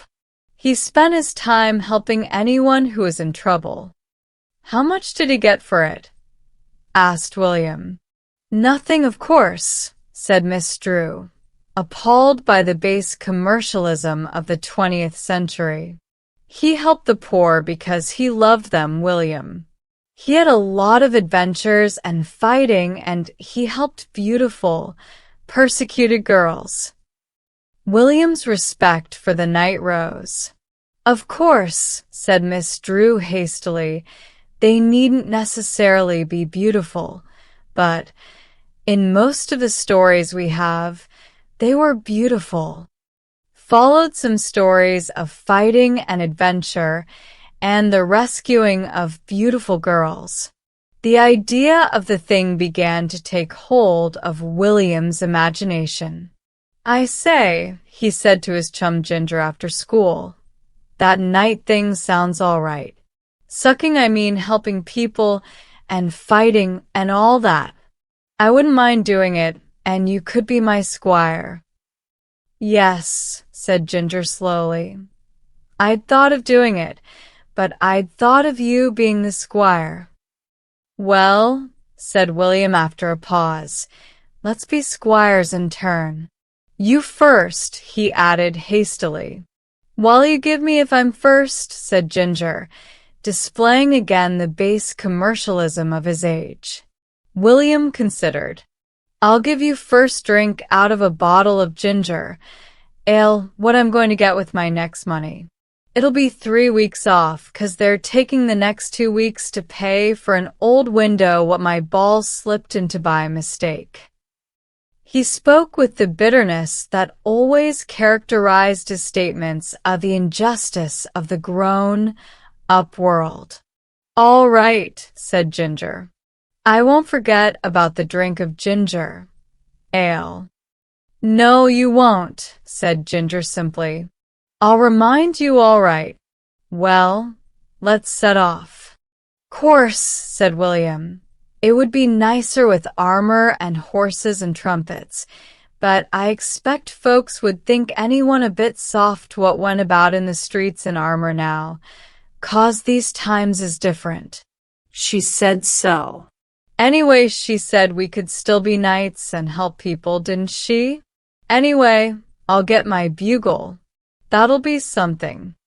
William's bugle had just returned to public life after one of its periodic terms of retirement into his father's keeping. William took his bugle proudly in one hand and his pistol, the glorious result of a dip in the bran tub at a school party, in the other, and, sternly denying themselves the pleasures of afternoon school, off the two set upon the road of romance and adventure. "I'll carry the bugle," said Ginger, "'cause I'm squire." William was unwilling to give up his treasure. "Well, I'll carry it now," he said, "but when I begin fighting folks, I'll give it you to hold." They walked along for about a mile, without meeting anyone. William began to be aware of a sinking feeling in the region of his waist. "I wonder what they eat," he said at last. "I'm getting so's I wouldn't mind something to eat." "We did not have set off before dinner," said the squire with the event wisdom. "We ought to have waited till after dinner." "You ought to have brought something," said William severely. "You're the squire. You're not much of a squire not to have brought something for me to eat." "And me," put in Ginger. "If I'd brought any, I'd have brought it for me more'n for you." William fingered his minute pistol. "If we meet any wild animals," he said darkly. A cow gazed at them mournfully over a hedge. "You might go and milk that," suggested William. "Milk would be better than nothing." "You go and milk it." "No, I'm not squire." "I bet squires did the milking. Knights wouldn't have done the milking." "I'll remember," said Ginger bitterly, "when you're squire, all the things what you said a squire ought to do when I was squire." They entered the field and gazed at the cow from a respectful distance. She turned her eyes upon them sadly. "Go on," said the knight to his reluctant squire. "I'm not good at cows," objected that gentleman. "Well, I will, then," said William with reckless bravado, and advanced boldly upon the animal. The animal very slightly lowered its horns, perhaps in sign of greeting, and emitted a deep mo. "Oh, oh, oh," like lightning. The gallant pair made for the road. "Anyway," said William gloomily, "we got nothing to put it in, so we'd only have got tossed for nothing, perhaps, if we'd gone on."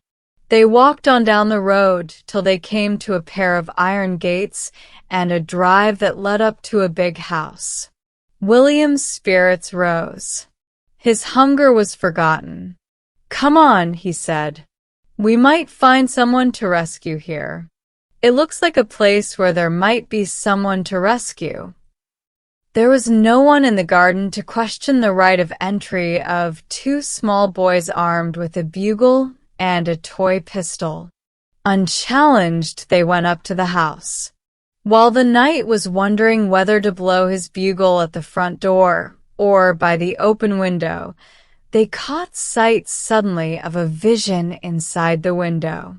It was a girl as fair and slim and beautiful as any wandering knight could desire, and she was speaking fast and passionately.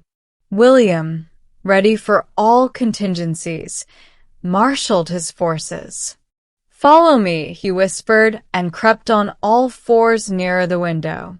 They could see a man now, an elderly man with white hair and a white beard. "And how long will you keep me in this vile prison?" she was saying in a voice that trembled with anger. "Base wretch that you are." "Crumbs!" ejaculated William. "Ha! Ha!" sneered the man. "I have you in my power. I will keep you here a prisoner till you sign the paper which will make me master of all your wealth, and beware, girl, if you do not sign, you may answer for it with your life." "Wow!" murmured William. Then he crawled away into the bushes, followed by his attendant squire. "Well," said William, his face purple with excitement, "we've found someone to rescue, all right.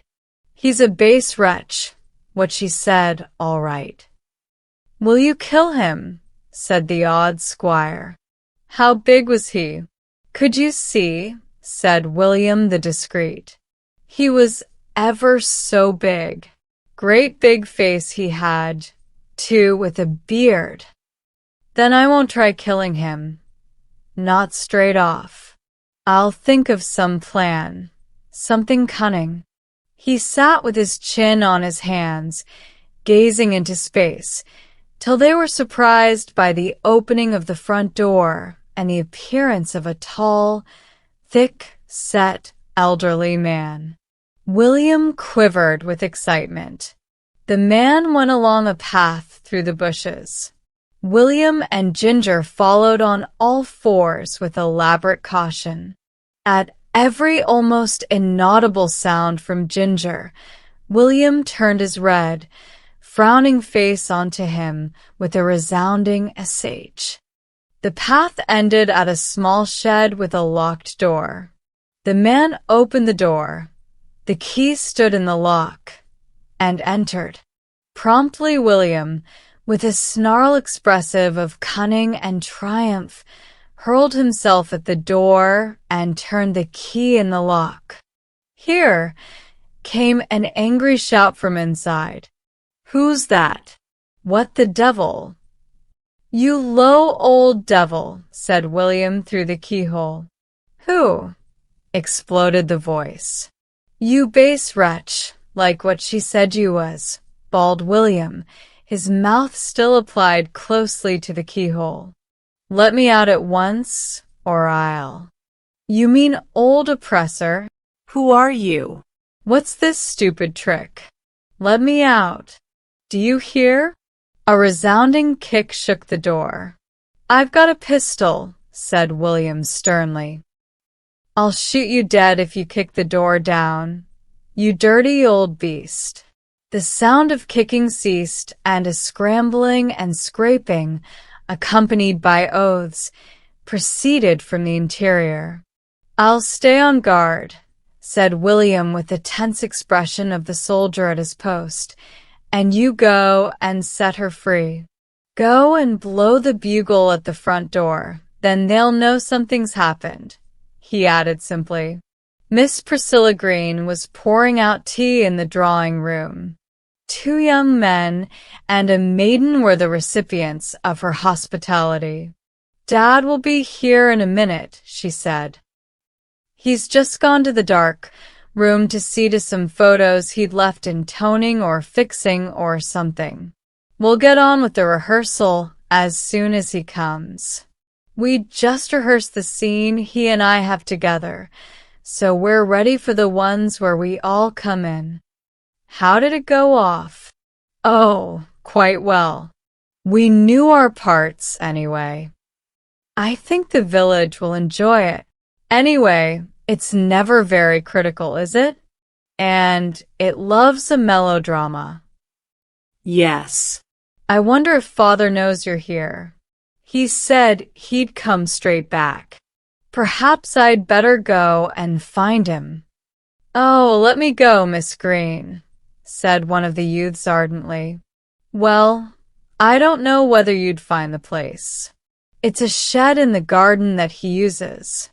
We use half as a dark room and half as a coal cellar. I'll go." He stopped. A nightmare sound, as discordant as it was ear-splitting, filled the room. Miss Green sank back into her chair, suddenly white. One of the young men let a cup of tea fall neatly from his fingers onto the floor and there crash into fragments. The young lady visitor emitted a scream that would have done credit to a factory siren. Then at the open French window appeared a small boy holding a bugle, purple, faced with the effort of his performance. One of the young men was the first to recover speech.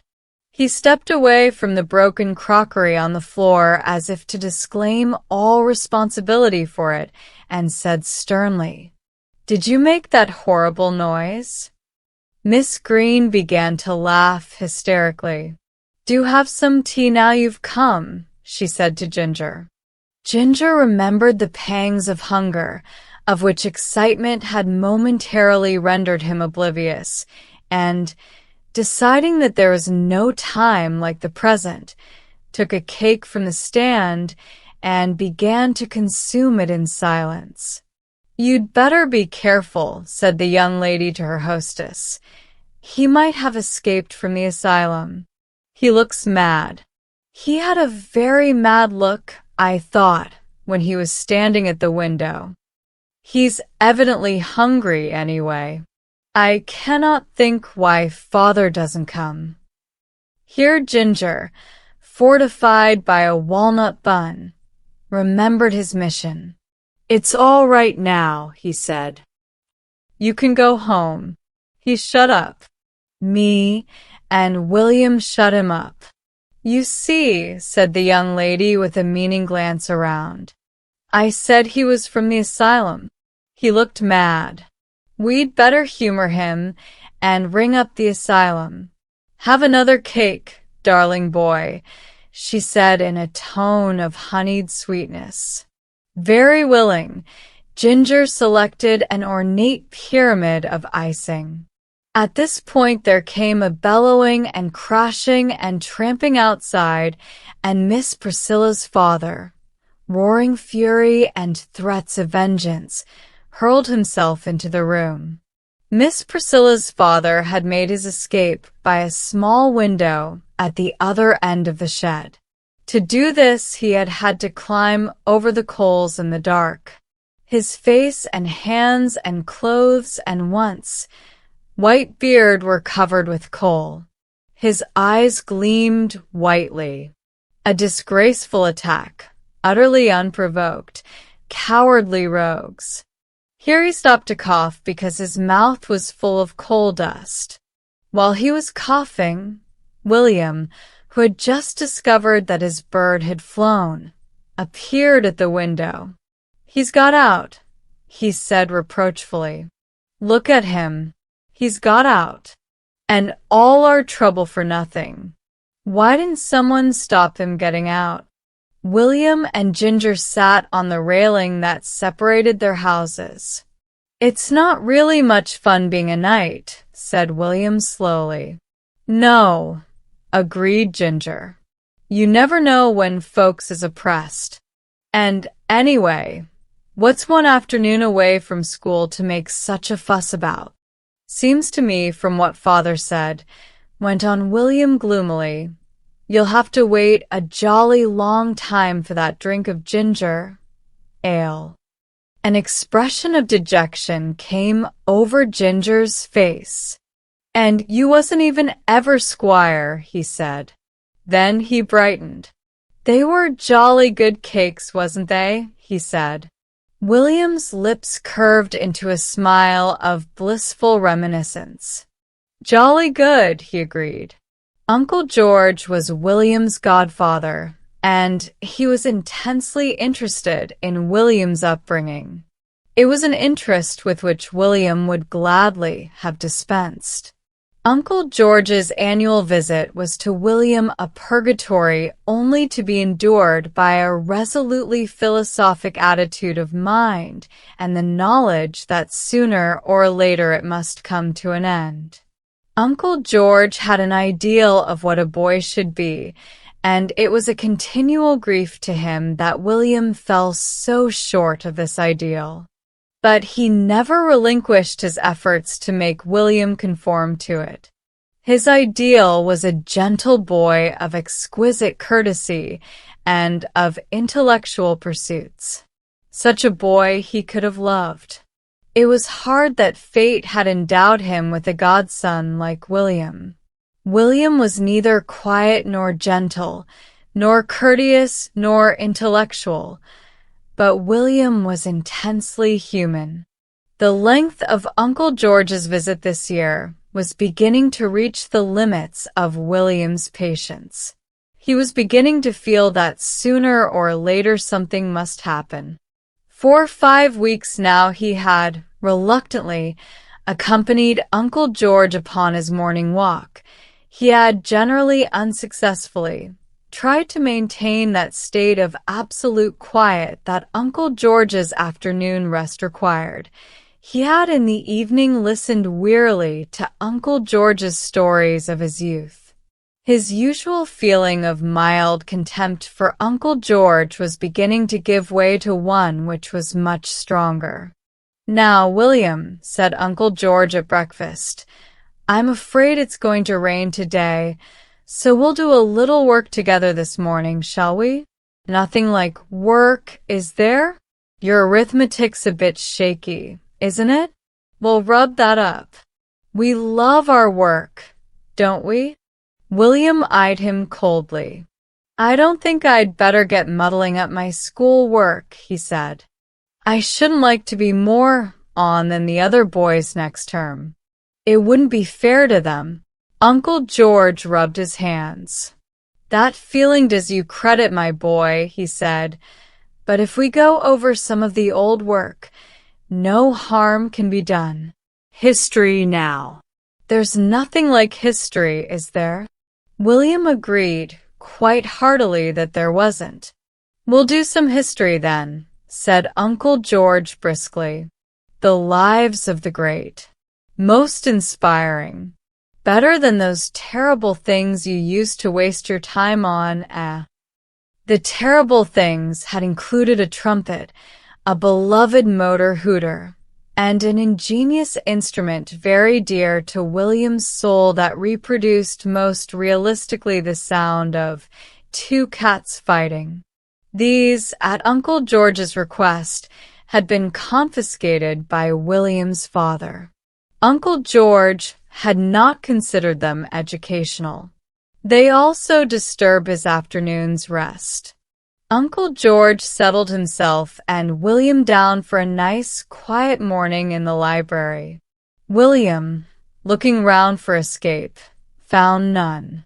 The outside world was wholly uninviting. The rain came down in torrents. Moreover, the 5 preceding weeks had broken William's spirits. He realized the impossibility of evading Uncle George. His own family were not sympathetic.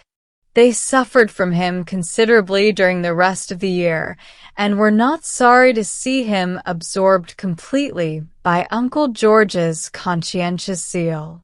So Uncle George seated himself slowly and ponderously in an arm-chair by the fire.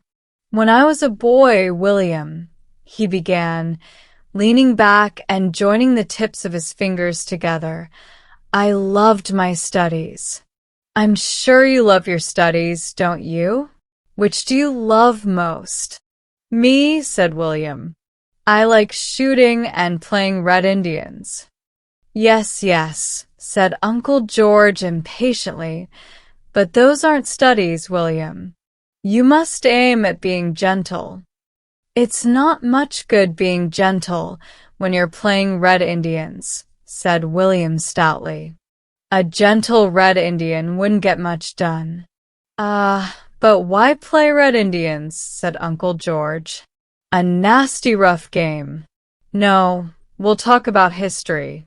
You must mold your character upon that of the great heroes, William. You must be a Clive, a Napoleon, a Wolfe." "I've often been a wolf," said William. "That game's nearly as good as Red Indians. And bears is a good game, too. We might have bears here," he went on brightening. "Just you and me. Would you sooner be bear or hunter?" "I'd sooner be hunter," he hinted gently. "You misunderstand," said Uncle George. "I mean Wolfe the man, Wolfe the hero." William, who had little patience with heroes who came within the school curriculum, relapsed into gloom. "What lessons do we learn from such names, my boy?" went on Uncle George. William was on the floor behind Uncle George's chair endeavoring to turn a somersault in a very restricted space. "History lessons and dates and things," he said shortly. "And the things they expect you to remember," he added with disgust. "No, no," said Uncle George, but the fire was hot and his chair was comfortable and his educational zeal was dying away. To endure the buffets of fate with calmness, to smile at misfortune, to endure whatever comes, and so on. He stopped suddenly. William had managed the somersault, but it had somehow brought his feet into collision with Uncle George's neck. Uncle George sleepily shifted his position. "Boisterous, boisterous," he murmured disapprovingly. "You should combine the gentleness of a Moor with the courage of a Wellington, William."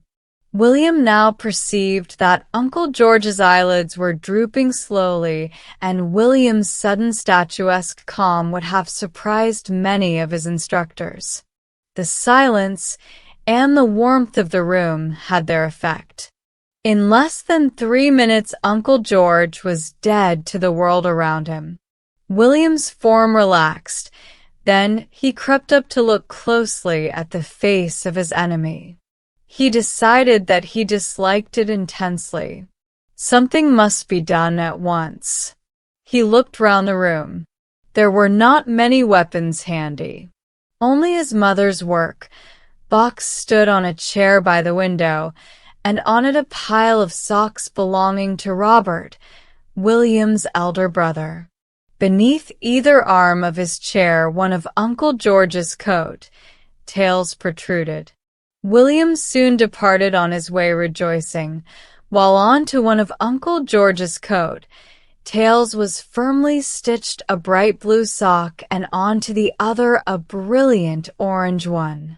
Robert's taste in socks was decidedly loud. William felt almost happy. The rain had stopped, and he spent the morning with some of his friends whom he met in the road. They went bear hunting in the wood, and though no bears were found, still their disappointment was considerably allayed by the fact that one of them saw a mouse and another one distinctly smelt a rabbit. William returned to lunch whistling to himself, and had the intense satisfaction of seeing Uncle George enter the dining room, obviously roused from his slumbers by the luncheon bell, and obviously quite unaware of the blue and orange socks that still adorned his person. "Curious," he ejaculated, as Ethel, William's grown-up sister, pointed out the blue sock to him. "Most curious." William departed discreetly, muttering something about "better tidy up a bit," which drew from his sister expressions of surprise and questions as to his state of health. "Most curious," again said Uncle George, who had now discovered the orange sock. When William returned, all excitement was over, and Uncle George was consuming roast beef with energy. "Ah, William," he said, "we must complete the history lesson soon. Nothing like history. Nothing like history. Nothing like history. Teaches us to endure the buffets of fate with calm and to smile at misfortune. Then we must do some geography." William groaned. "Most fascinating study. Rivers, mountains, cities, etc. Most improving. The morning should be devoted to intellectual work at your age, William, and the afternoon to the quiet pursuit of some improving hobby. You would then find the true joy of life." To judge from William's countenance, he did not wholly agree, but he made no objection. He had learnt that objection was useless, and against Uncle George's eloquent silence was his only weapon. After lunch, Uncle George followed his usual custom and retired to rest. William went to the shed in the back garden and continued the erection of a rabbit house that he had begun a few days before. He hoped that if he made a little house, Providence would supply a rabbit. He whistled blithely as he knocked nails in at random. "William, you mustn't do that now." He turned a stern gaze upon his mother. "Why not?" he said. "Uncle George is resting." With a crushing glance at her, he strolled away from the shed. Someone had left the lawn mower in the middle of the lawn. With one of his rare impulses of pure virtue, he determined to be useful. Also, he rather liked mowing the grass. "William, don't do that now," called his sister from the window. "Uncle George is resting." He deliberately drove the mowing machine into the middle of a garden bed and left it there. He was beginning to feel desperate. Then, "What can I do?" he said bitterly to Ethel, who was still at the window. "You'd better find some quiet, improving hobby," she said unkindly as she went away. It is a proof of the utterly broken state of William's spirit that he did actually begin to think of hobbies, but none of those that occurred to him interested him. Stamp collecting, pressed flowers, crest collecting. Ugh. He set off down the road, his hands in his pockets and his brows drawn into a stern frown. He amused himself by imagining Uncle George in various predicaments, lost on a desert island, captured by pirates, or carried off by an eagle. Then something in the window of a house he passed caught his eye, and he stopped suddenly. It was a stuffed bird under a glass case. Now that was something like a hobby, stuffing dead animals. He wouldn't mind having that for a hobby. And it was quite quiet. He could do it while Uncle George was resting. And it must be quite easy. The first thing to do, of course, was to find a dead animal. Any old thing would do to begin on. A dead cat or dog. He would do bigger ones like bears and lions later on. He spent nearly an hour in a fruitless search for a dead cat or dog. He searched the ditches on both sides of the road and several gardens. He began to have a distinct sense of grievance against the race of cats and dogs in general for not dying in his vicinity. At the end of the hour, he found a small dead frog. It was very dry and wrinkled, but it was certainly a dead frog and would do to begin on. He took it home in his pocket. He wondered what they did first in stuffing dead animals. He'd heard something about tanning them, but what was tanning, and how did one get it? Then he remembered suddenly having heard Ethel talk about the tanning in tea. So that was all right. The first thing to do was to get some tea. He went to the drawing room. It was empty, but upon the table near the fire was a tea tray and 2 cups. Evidently his mother and sister had just had tea there. He put the frog at the bottom of a cup and carefully filled the cup with tea from the teapot. Then he left it to soak and went out into the garden. A few minutes later, William's mother entered the drawing room. Uncle George had finished resting and was standing by the mantel-piece with a cup in his hand. "I see you poured out my tea for me," he said, "but rather a curious taste. Doubtless you boil the milk now. Safer, of course. Much safer. But it imparts a curious flavor." He took another sip. "But I didn't pour out your tea," began Mrs. Brown. Here William entered. He looked quickly at the table. "Who's meddling with my frog?" he said angrily. "It's my hobby, and I'm stuffing frogs, and someone's been and took my frog. I left it on the table. On the table, said his mother. Yes. In a cup of tea. Getting tanning. You know, for stuffing. I was putting him in tanning first. Uncle George grew pale. In frozen silence, he put a spoon into his cup and investigated the contents. In still more frozen silence, Mrs. Brown and William watched. That moment held all the cumulative horror of a Greek tragedy. Then Uncle George put down his cup and went silently from the room. On his face was the expression of one who is going to look up the first train home. Fate had sent him a buffet he could not endure calmly, a misfortune at which he could not smile, and fate had avenged William for much. William was aware of a vague feeling of apprehension when he heard that Joan Clive, the little girl who lived next door, was having a strange cousin to stay for 3 weeks. All his life, William had accepted Joan's adoration and homage with condescending indifference, but he did not like to imagine a possible rival. "What's he coming for?" he demanded with an ungracious scowl, perched uncomfortably and dangerously on the high wall that separated the two gardens and glaring down at Joan. "What's he coming for, anyway?" "'Cause mother's invited him," explained Joan simply, with a shake of her golden curls. "He's called Cuthbert. She says he's a sweet little boy."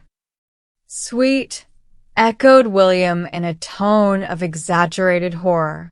"Ugh." "Well," said Joan, with the smallest note of indignation in her voice, "you needn't play with him if you don't like." "Me? Play? With him?"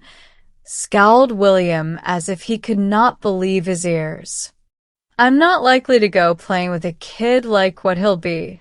Joan raised aggrieved blue eyes. "You're a horrid boy sometimes, William," she said. "Anyway, I shall have him to play with soon." It was the first time he had received anything but admiration from her. He scowled speechlessly. Cuthbert arrived the next morning. William was restless and ill, at ease, and several times climbed the ladder for a glimpse of the guest, but all he could see was the garden inhabited only by a cat and a gardener. He amused himself by throwing stones at the cat till he hit the gardener by mistake, and then fled precipitately before a storm of abuse.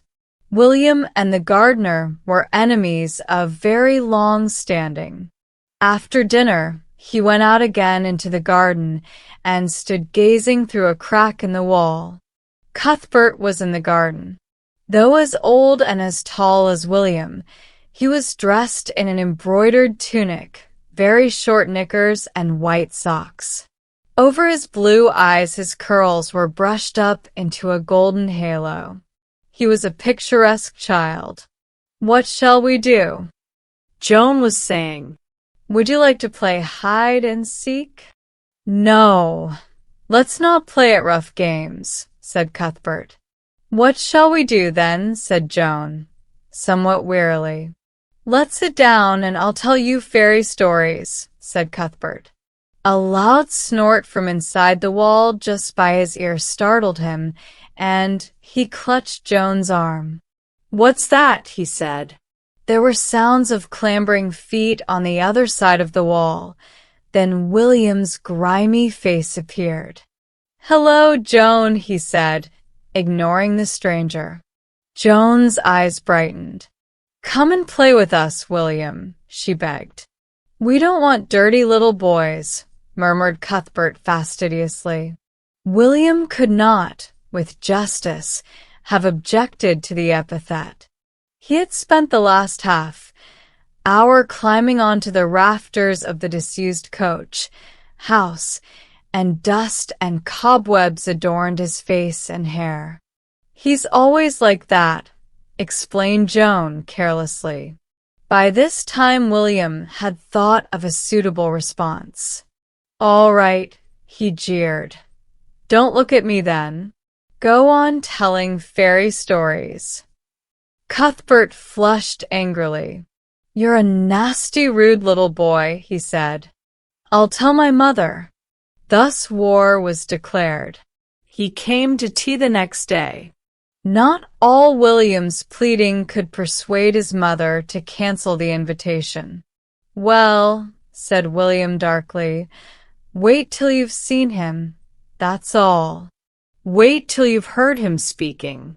He cannot talk even. He cannot play. He tells fairy stories. He don't like dirt. He's got long hair and a funny long coat. He's awful, I tell you. I don't want to have him to tea. I don't want to be washed, and all just because he's coming to tea. But as usual, William's eloquence availed nothing. Several people came to tea that afternoon, and there was a sudden silence when Mrs. Clive, Joan, and Cuthbert entered. Cuthbert was in a white silk tunic embroidered with blue. He wore white shoes and white silk socks. His golden curls shone. He looked angelic. Oh, the darling. Isn't he adorable? What a picture. Come here, sweetheart. Cuthbert was quite used to this sort of thing. His manners were perfect. He raised his face with a charming smile to be kissed, then sat down on the sofa between Joan and Mrs. Clive, swinging long bare legs. William, sitting, an unwilling victim, on a small chair in a corner of the room, brushed and washed till he shone again, was conscious of a feeling of fury quite apart from the usual sense of outrage that he always felt upon such an occasion. It was bad enough to be washed till the soap went into his eyes and down his ears despite all his protests. It was bad enough to have had his hair brushed till his head smarted.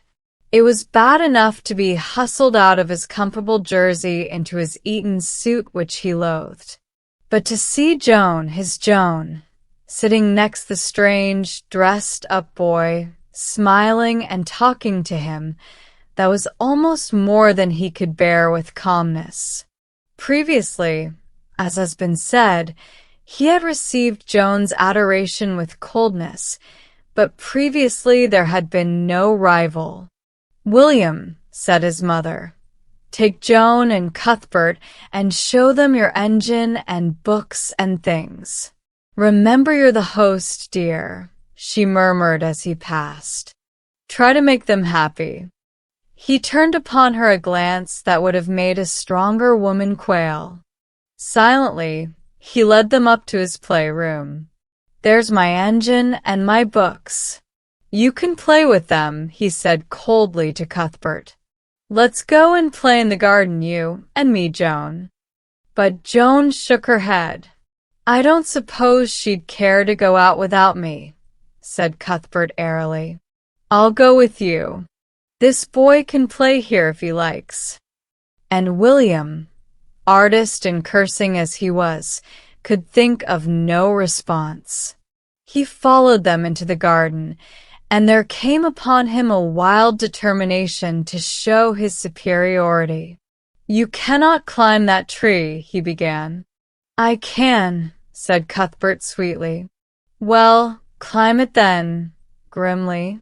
"No, I don't want to get my things all messed."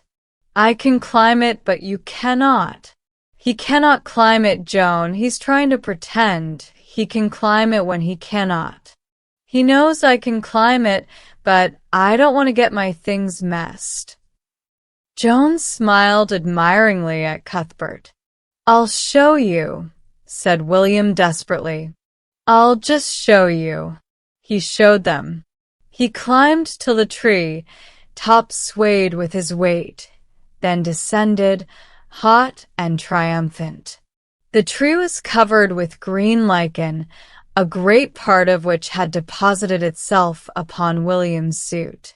His efforts also had twisted his collar round till its stud was beneath his ear.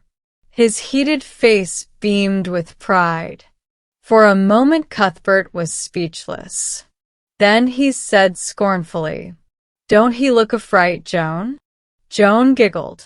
But William was wholly engrossed in his self-imposed task of showing them. He led them to the bottom of the garden, where a small stream, now almost dry, disappeared into a narrow tunnel to flow under the road and reappear in the field at the other side. "You cannot crawl through that," challenged William. "You cannot do it. I've done it often. I bet you cannot. I bet you cannot get halfway." "Well, do it then," jeered Cuthbert. William, on all fours, disappeared into the mud and slime of the small round aperture. Joan clasped her hands, and even Cuthbert was secretly impressed. They stood in silence. At intervals, William's muffled voice came from the tunnel. "It's jolly muddy, too, I can tell you. I've caught a frog. I say, I've caught a frog. Crumbs. It's got away. If I tried, I could nearly drown here." At last, through the hedge, they saw him emerge in the field across the road. He swaggered across to them, glowing with his own heroism. As he entered the gate, he was rewarded by the old light of adoration in Joan's blue eyes, but on full sight of him it quickly turned to consternation. His appearance was beyond description. There was a malicious smile on Cuthbert's face. "Do something else," he urged him. "Go on, do something else." "Oh, William," said Joan anxiously, "you'd better not." But the gods had sent madness to William. He was drunk with the sense of his own prowess. He was regardless of consequences. He pointed to a little window high up in the coal house. "I can climb up that and slide down the coal inside. That's what I can do. There's nothing I cannot do. "All right," urged Cuthbert. "If you can do that, do it, and I'll believe you can do anything." For Cuthbert, with unholy glee, foresaw William's undoing. "Oh, William," pleaded Joan, "I know you're brave, but don't." But William was already doing it. They saw his disappearance into the little window. They heard plainly his descent down the coal heap inside, and in less than a minute he appeared in the doorway. He was almost unrecognizable. Coal. Dust adhered freely to the moist consistency of the mud and lichen already clinging to his suit, as well as to his hair and face. His collar had been almost torn away from its stud. William himself was smiling proudly, utterly unconscious of his appearance. Joan was plainly wavering between horror and admiration. Then the moment for which Cuthbert had longed arrived. "Children, come in now." Cuthbert, clean and dainty, entered the drawing room first and pointed an accusing finger at the strange figure which followed. "He's been climbing trees and crawling in the mud and rolling down the coals. He's a nasty rough boy." A wild babble arose as William entered. "William, you dreadful boy. Joan, come right away from him. Come over here. What will your father say? William, my carpet." For the greater part of the stream's bed still clung to William's boots. Doggedly, William defended himself. "I was showing them how to do things. I was being a host. I was trying to make them happy. William, don't stand there talking. Go straight upstairs to the bathroom. It was the end of the first battle, and undoubtedly William had lost. Yet William had caught sight of the smile on Cuthbert's face, and William had decided that that smile was something to be avenged. But fate did not favor him. Indeed, fate seemed to do the reverse. The idea of a children's play did not emanate from William's mother or Joan's. They were both free from guilt in that respect. It emanated from Mrs. de Vere Carter. Mrs. de Vere Carter was a neighbor with a genius for organization. There were few things she did not organize till their every other aspect or aim was lost but that of organization. She also had what amounted practically to a disease for getting up things. She got up plays and bazaars and pageants and concerts. There were, in fact, few things she did not get up. It was the sight of Joan and Cuthbert walking together down the road, the sun shining on their golden curls, that had inspired her with the idea of getting up a children's play. And Joan must be the princess and little Cuthbert the prince. Mrs. de Vere Carter was to write the play herself. At first she decided on Cinderella. Unfortunately, there was a dearth of little girls in the neighborhood, and therefore it was decided at a meeting composed of Mrs. de Vere Carter, Mrs. Clive, Mrs. Brown, William's mother, and Ethel, William's sister, that William could easily be dressed up to represent one of the ugly sisters.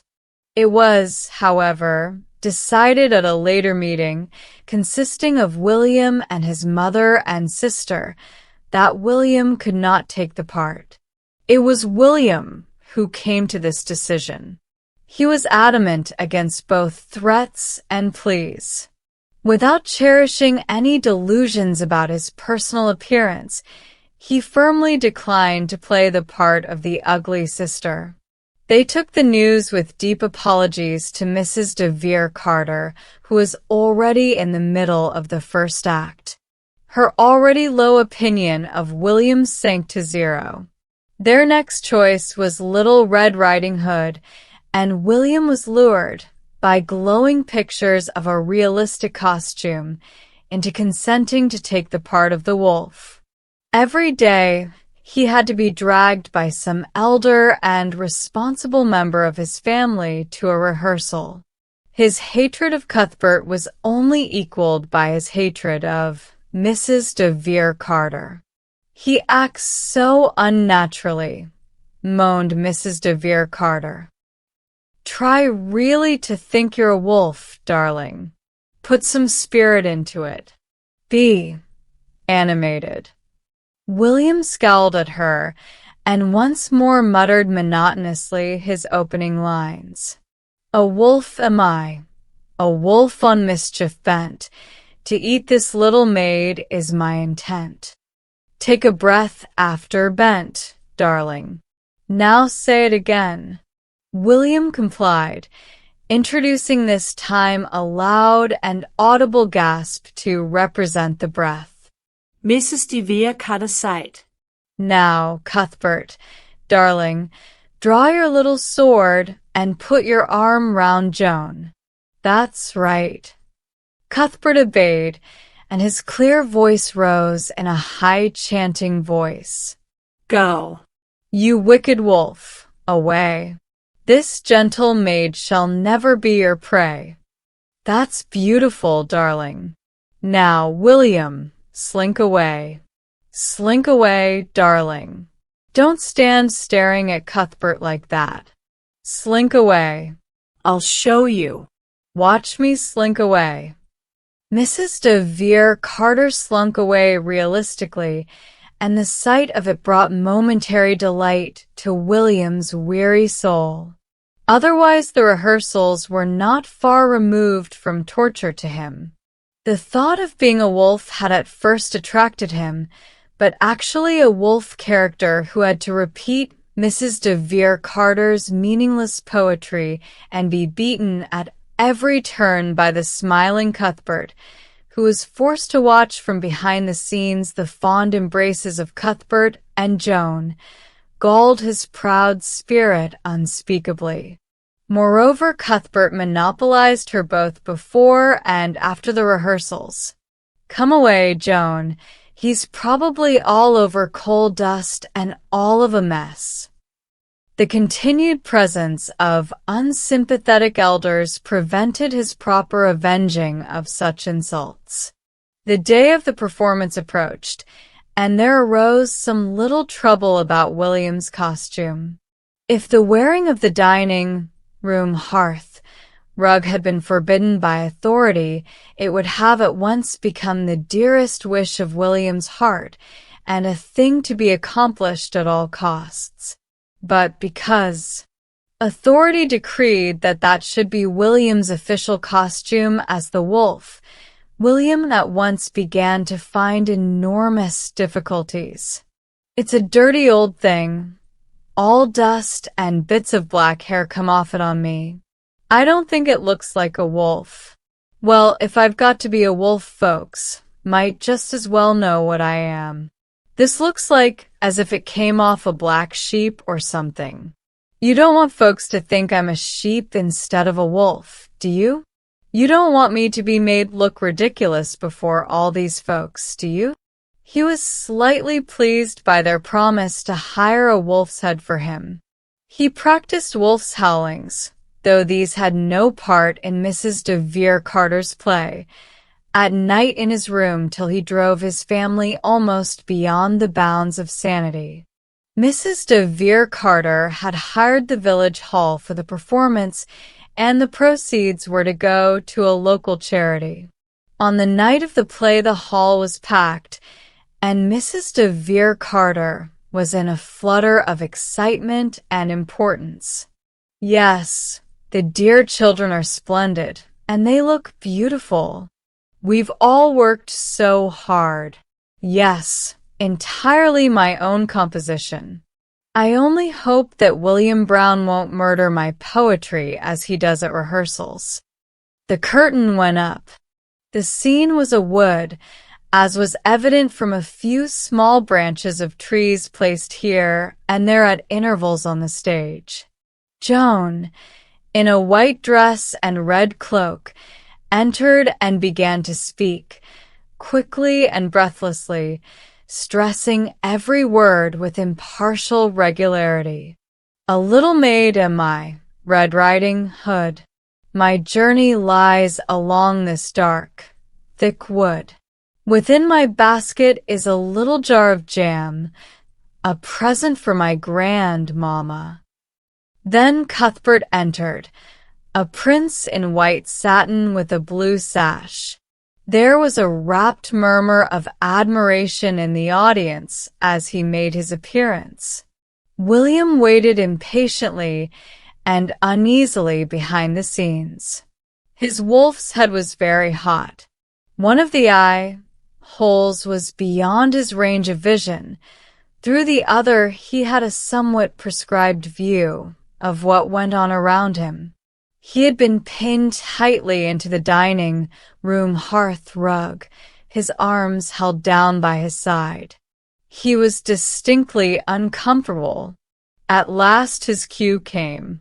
Red Riding Hood and the prince parted after a short conversation in which their acquaintance made rapid strides, and at the end of which the prince said casually as he turned to go, "So sweet a maid have I never seen. Before long I hope to make her my wife and queen." Red Riding Hood gazed after him, remarking, all in the same breath and tone, "How kind he is, how gentle, and how good! But see what evil beast comes through the wood." Here William entered amid wild applause. On the stage, he found that his one eye hole gave him an excellent view of the audience. His mother and father were in the second row. Turning his head round slowly, he discovered his sister Ethel sitting with a friend near the back. "William," hissed the prompter, "go on. A wolf am I." But William was engrossed in the audience. There was Mrs. Clive about the middle of the room. "A wolf am I. Go on, William." William had now found the cook and housemaid in the last row of all, and was turning his eye whole round in search of fresh discoveries. The prompter grew desperate. "A wolf am I, a wolf on mischief bent. Say it, William." William turned his wolf's head towards the wings. "Well, I was going to say it," he said irritably, "if you'd left me alone." The audience laughed. "Well, say it," said the voice of the invisible prompter. "Well, I'm going to," said William. "I'm not going to say that again what you said, 'cause they all heard it. I'll go on from there." The audience rocked in wild delight. Behind the scenes, Mrs. de Vere Carter wrung her hands and sniffed strong-smelling salts. "That boy," she moaned. Then William, sinking his voice from the indignant clearness with which it had addressed the prompter to a muffled murmur, continued, "To eat this little maid is my intent." But there leapt on the stage again the radiant white and blue figure of the prince brandishing his wooden sword. "Go, you wicked wolf, away. This gentle maid shall never be your prey." At this point William should have slunk away. But the vision revealed by his one available eye, whole of the prince standing in a threatening attitude with one arm round Joan, filled him with a sudden and unaccountable annoyance. He advanced slowly and threateningly towards the prince, and the prince, who had never before acted with William in his head, which was hired for one evening only, fled from the stage with a wild yell of fear. The curtain was lowered hastily. There was consternation behind the scenes.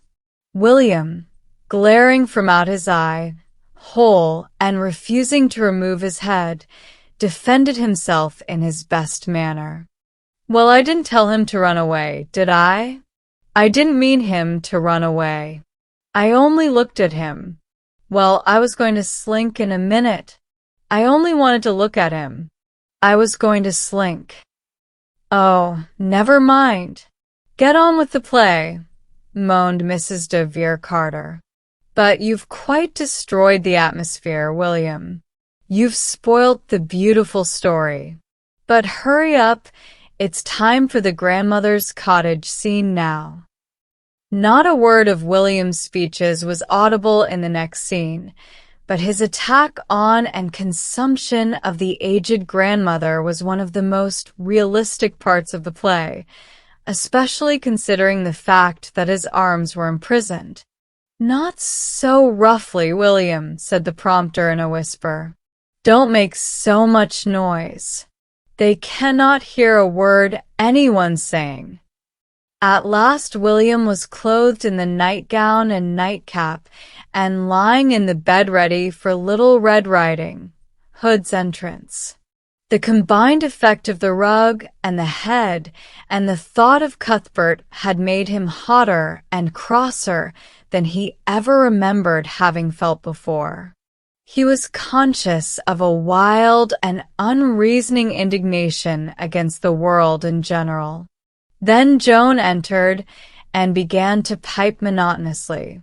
"Dear Grandmamma, I've come with all quickness to comfort you and soothe your bed of sickness.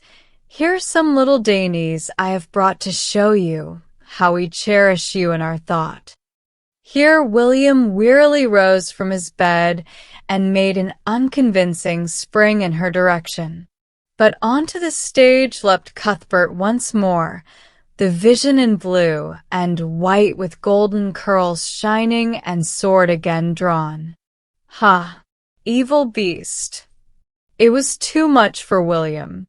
The heat and discomfort of his attire, the sight of the hated Cuthbert already about to embrace his Joan, goaded him to temporary madness. With a furious gesture, he burst the pins which attached the dining room hearth, rubbed to his person, and freed his arms. He tore off the white nightgown.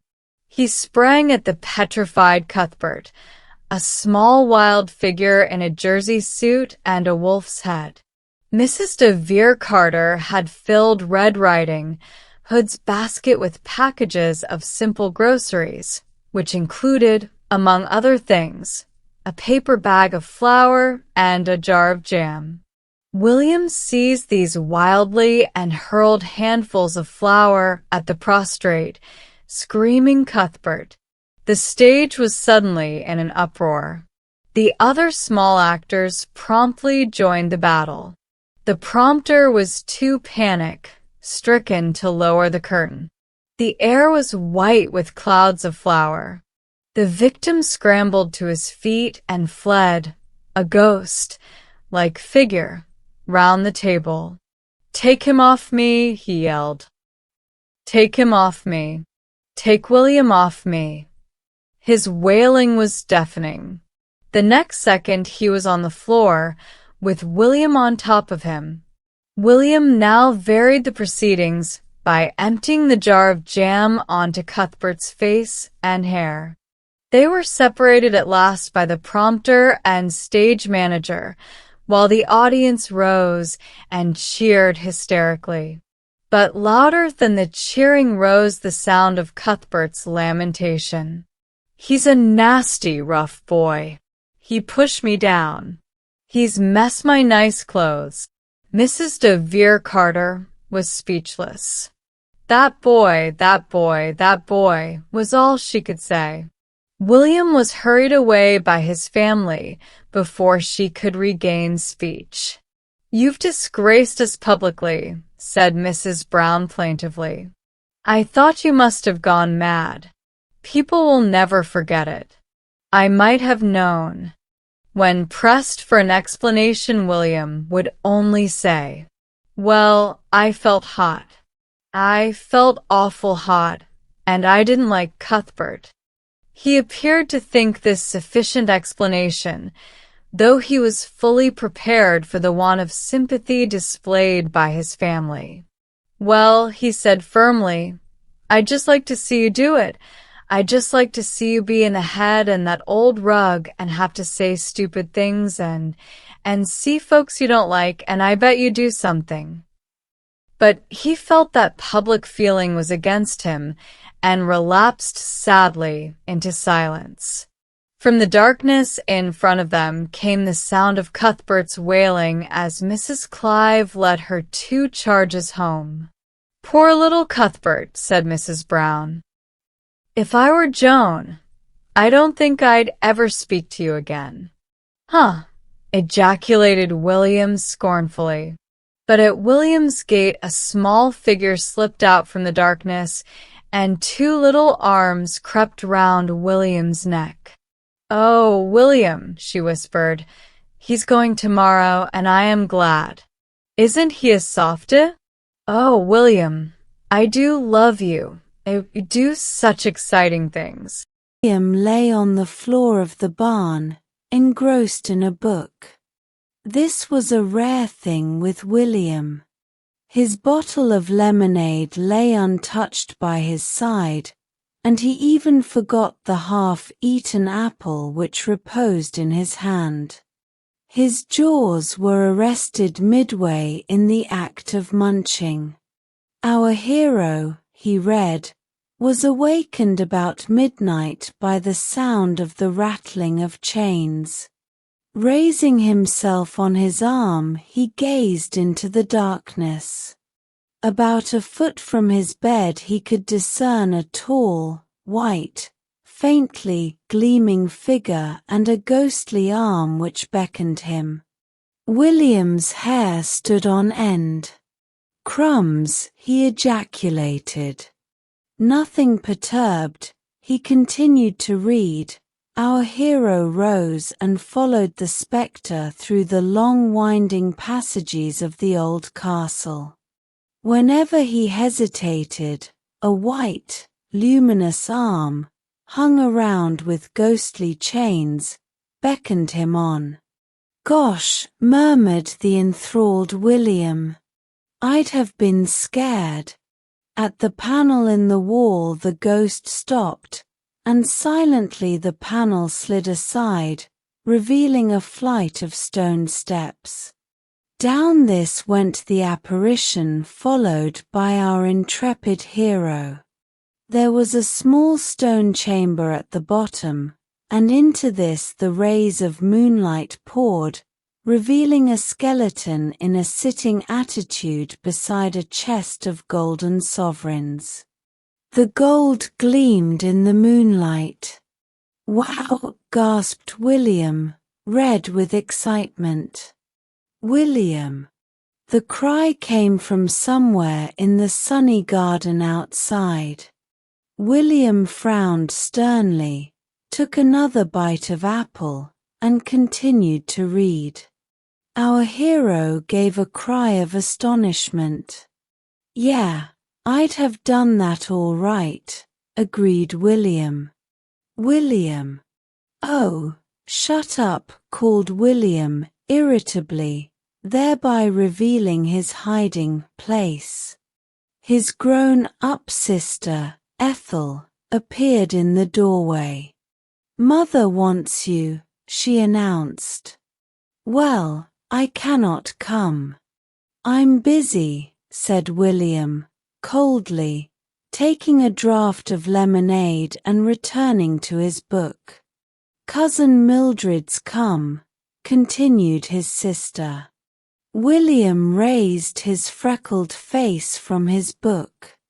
"Well, I cannot help that, can I?" he said, with the air of one arguing patiently with a lunatic. Ethel shrugged her shoulders and departed. "He's reading some old book in the barn," he heard her announce, and he says.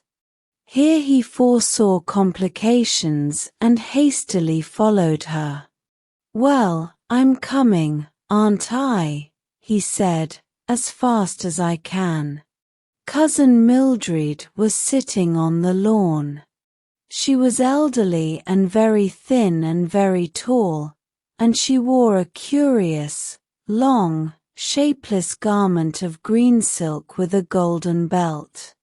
"Dear child," she murmured, taking the grimy hand that William held out to her in dignified silence.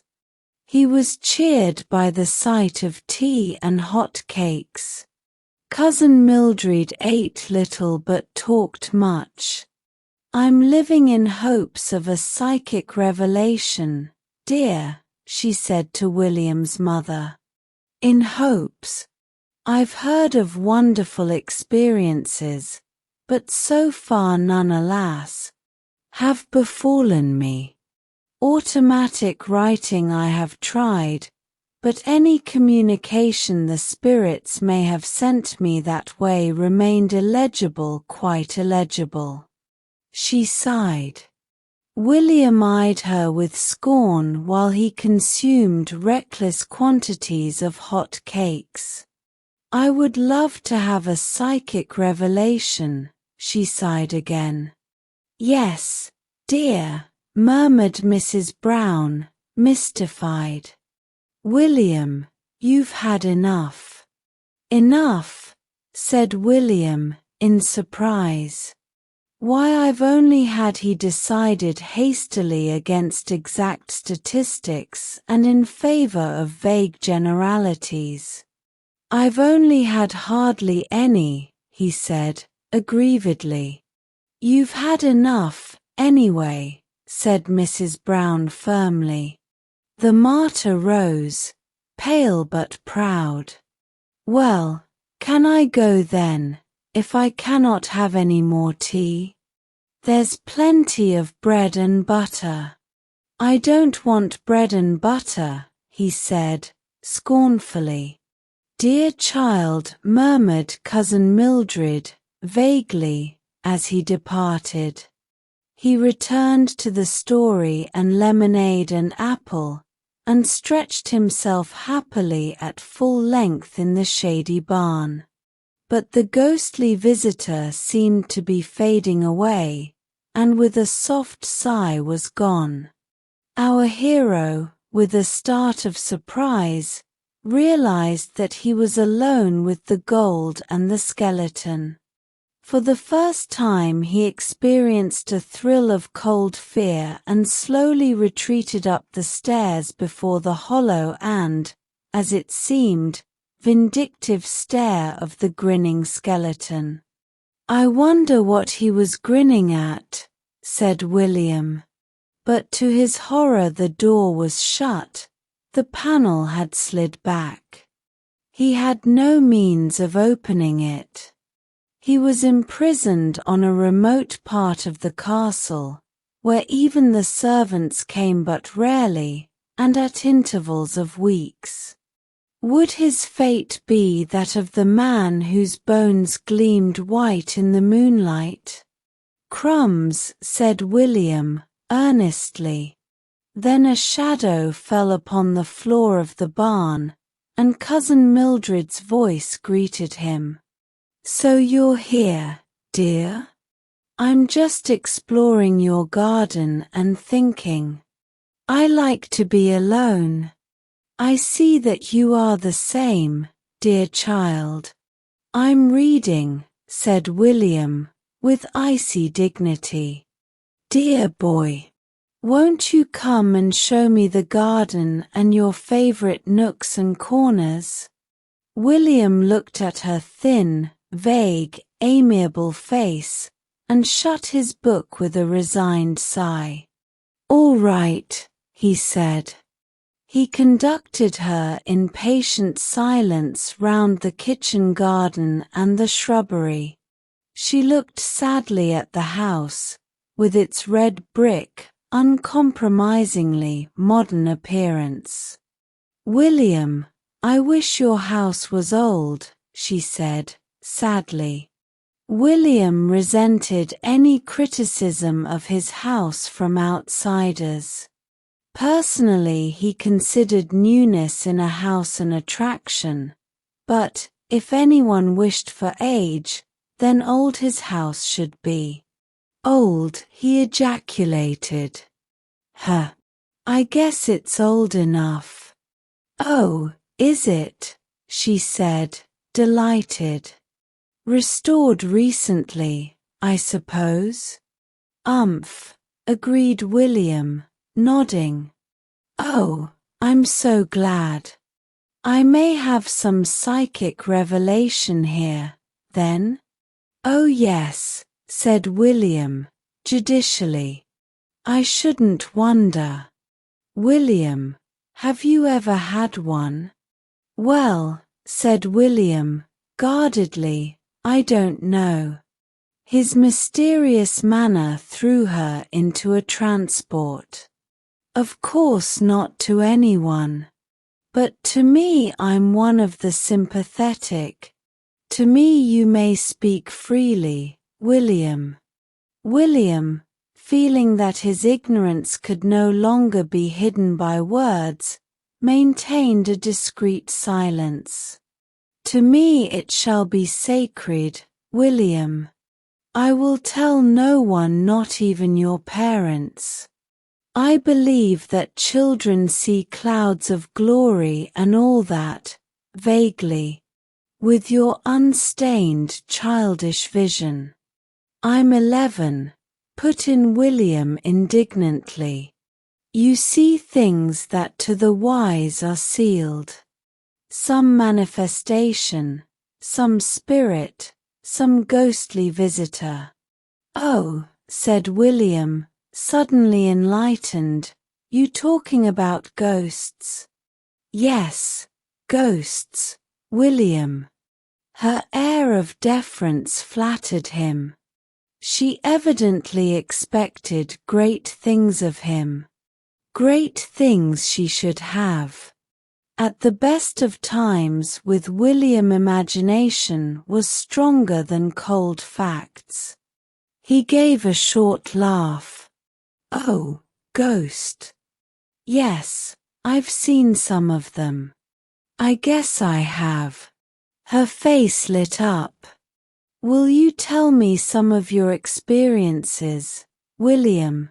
she said, humbly.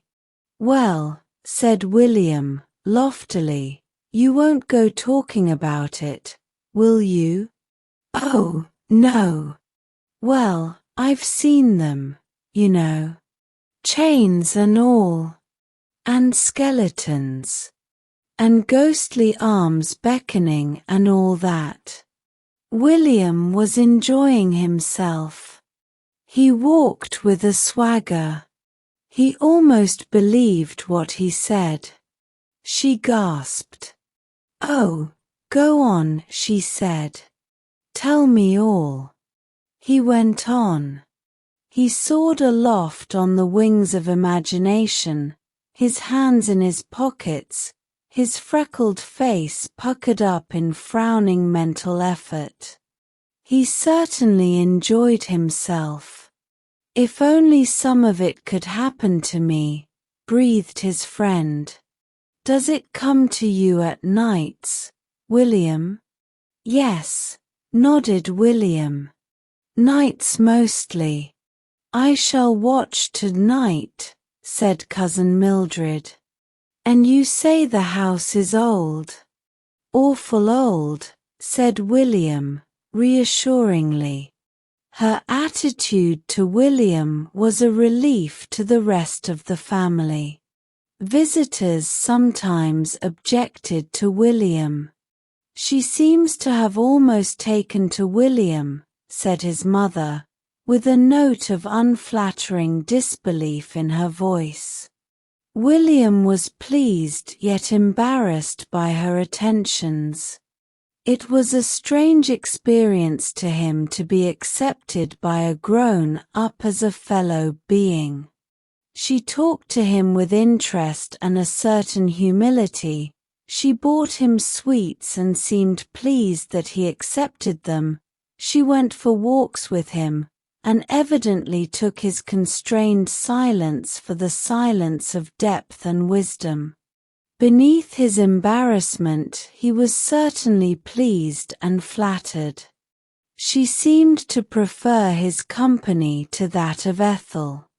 That was one in the eye for Ethel. But he felt that something was expected from him in return for all this kindness and attention. William was a sportsman. He decided to supply it. He took a book of ghost stories from the juvenile library at school and read them in the privacy of his room at night. Many were the thrilling adventures which he had to tell to Cousin Mildred in the morning. Cousin Mildred believed in everything. She supplied him with sweets on a generous scale. She listened to him with awe and wonder. "William, you are one of the elect, the chosen," she said, "one of those whose spirits can break down the barrier between the unseen world and ours with ease." And always she sighed and stroked back her thin locks, sadly. "Oh, how I wish that some experience would happen to me." One morning, after the gift of an exceptionally large tin of sweets, William's noblest feelings were aroused. Manfully he decided that something should happen to her. Cousin Mildred slept in the bedroom above William's. Descent from one window to the other was easy, but ascent was difficult. That night Cousin Mildred awoke suddenly as the clock struck 12.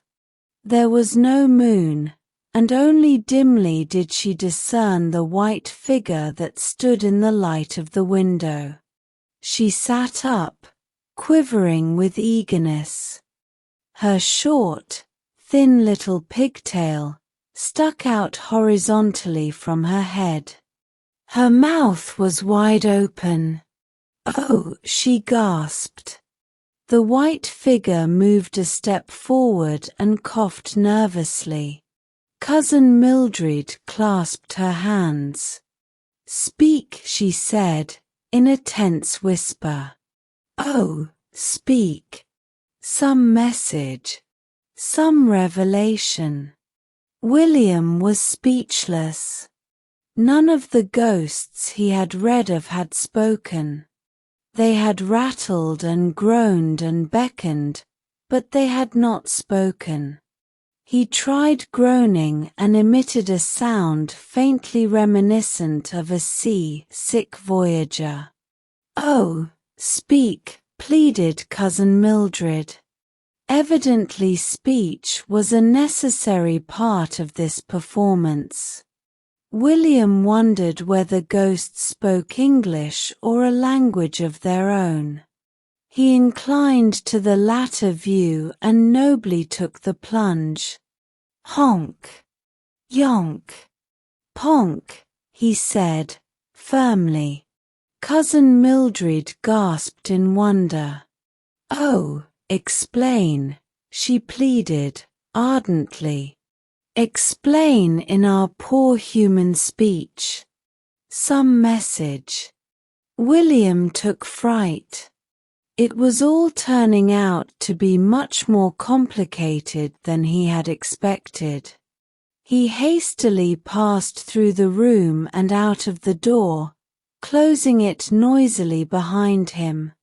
As he ran along the passage came a sound like a crash of thunder. Outside in the passage were Cousin Mildred's boots, William's father's boots, and William's brother's boots, and into these charged William in his headlong retreat. They slid noisily along the polished wooden surface of the floor, hitting into each other as they went. Doors opened suddenly and William's father collided with William's brother in the dark passage, where they wrestled fiercely before they discovered each other's identity. "I heard that confounded noise and I came out." "So did I."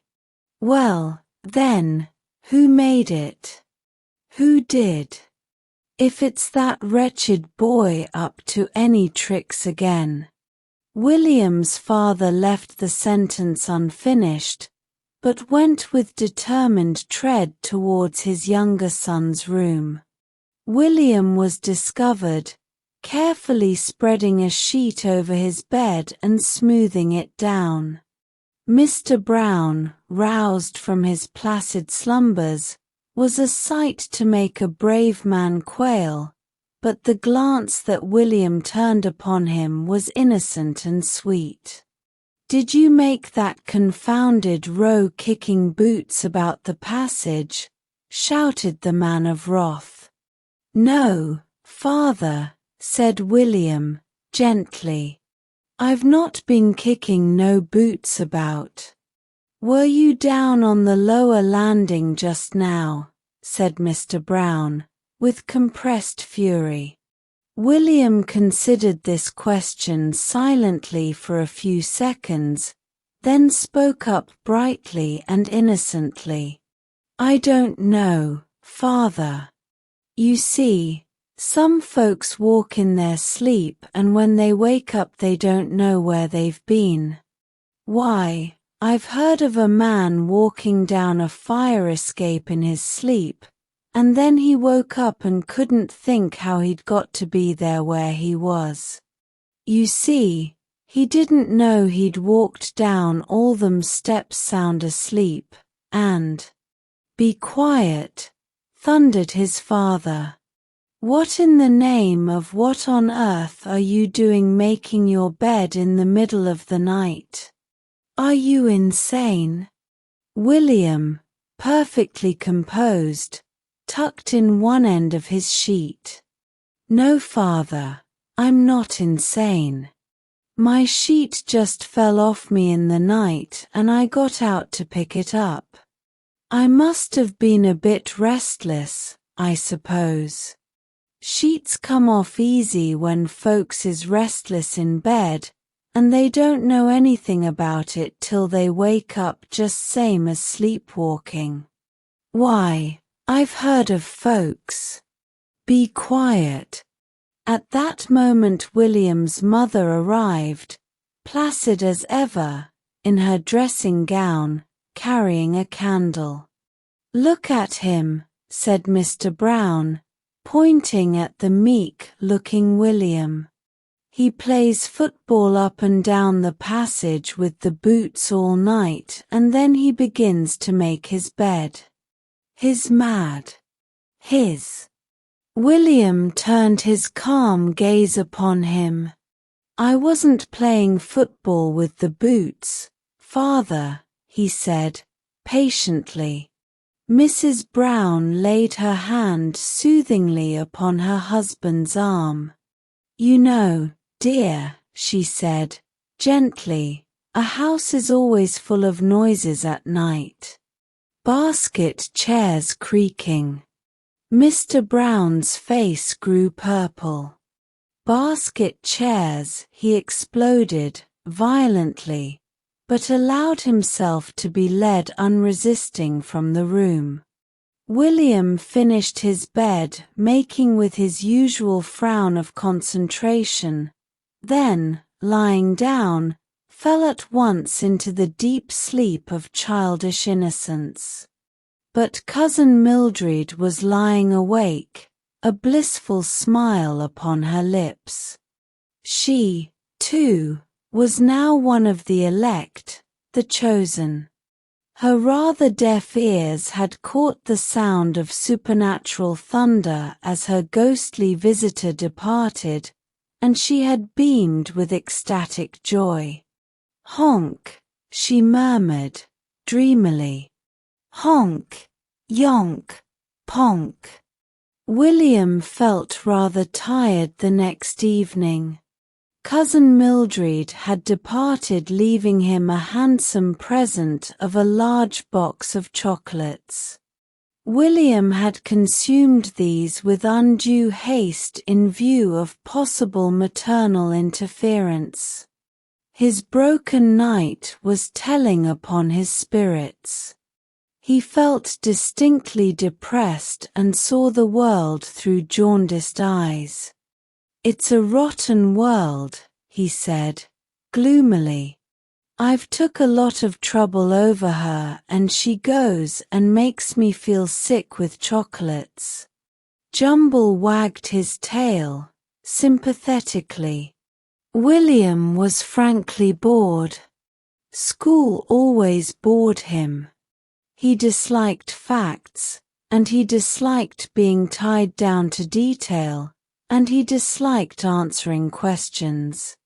As a politician, a great future would have lain before him. William attended a mixed school because his parents hoped that feminine influence might have a mellowing effect upon his character. As yet the mellowing was not apparent. He was roused from his day dreams by a change in the voice of Miss Dewhurst, his form mistress.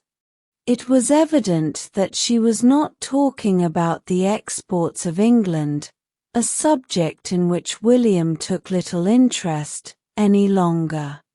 Children, she said brightly, I want to have a little May Queen for the 1st of May.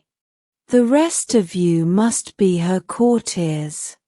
I want you all to vote tomorrow. Put down on a piece of paper the name of the little girl you think would make the sweetest little queen, and the rest of you shall be her followers. We're going to have a May Queen, remarked William to his family at dinner, and I'm going to be a follower. His interest died down considerably when he discovered the meaning of the word follower. Isn't it no sort of animal at all? he asked indignantly. Well, I'm not going to be in it, then, he said when he heard that it was not. The next morning Evangeline Fish began to canvass for votes methodically. Evangeline Fish was very fair, and was dressed always in that shade of blue that shrieks aloud to the heavens and puts the skies to shame. She was considered the beauty of the form. "I'll give you 2 bull's eyes if you'll vote for me," she said to William. "2," said William with scorn. "6," she bargained. "All right," he said, "you can give me 6 bull's eyes if you want. There's nothing to stop you giving me 6 bull's eyes if you want, is there? Not that I know of. But you'll have to promise to put down my name on the paper if I give you 6 bull's eyes," she said suspiciously. "All right," said William. "I can easy promise that." Whereupon she handed over the 6 bull's eyes. William returned one as being under regulation size, and waited frowning till she replaced it by a larger one. "Now, you've promised," said Evangeline Fish. "They'll make you ill and die if you break your promise on them." William kept his promise with true political address. He wrote "E. Fish I don't think" on his voting paper and his vote was disqualified. But Evangeline Fish was elected May Queen by an overwhelming majority. She was, after all, the beauty of the form and she always wore blue. And now she was to be May Queen. Her prestige was established forever. "Little angel," murmured the elder girls. The small boys fought for her favors. William began to dislike her intensely. Her voice, and her smile, and her ringlets, and her blue dress began to jar upon his nerves. And when anything began to jar on William's nerves, something always happened.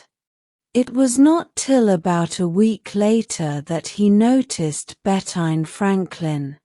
Bettine was small and dark. There was nothing angelic about her. William had noticed her vaguely in school before and had hardly looked upon her as a distinct personality. But one recreation in the playground he stood leaning against the wall by himself, scowling at Evangeline Fish. She was surrounded by a crowd of admirers, and was talking to them in her angelic voice. "I'm going to be dressed in white with a blue sash. Blue suits me, you know. I'm so fair." She tossed back a ringlet. "One of you will have to hold my train and the rest must dance round me.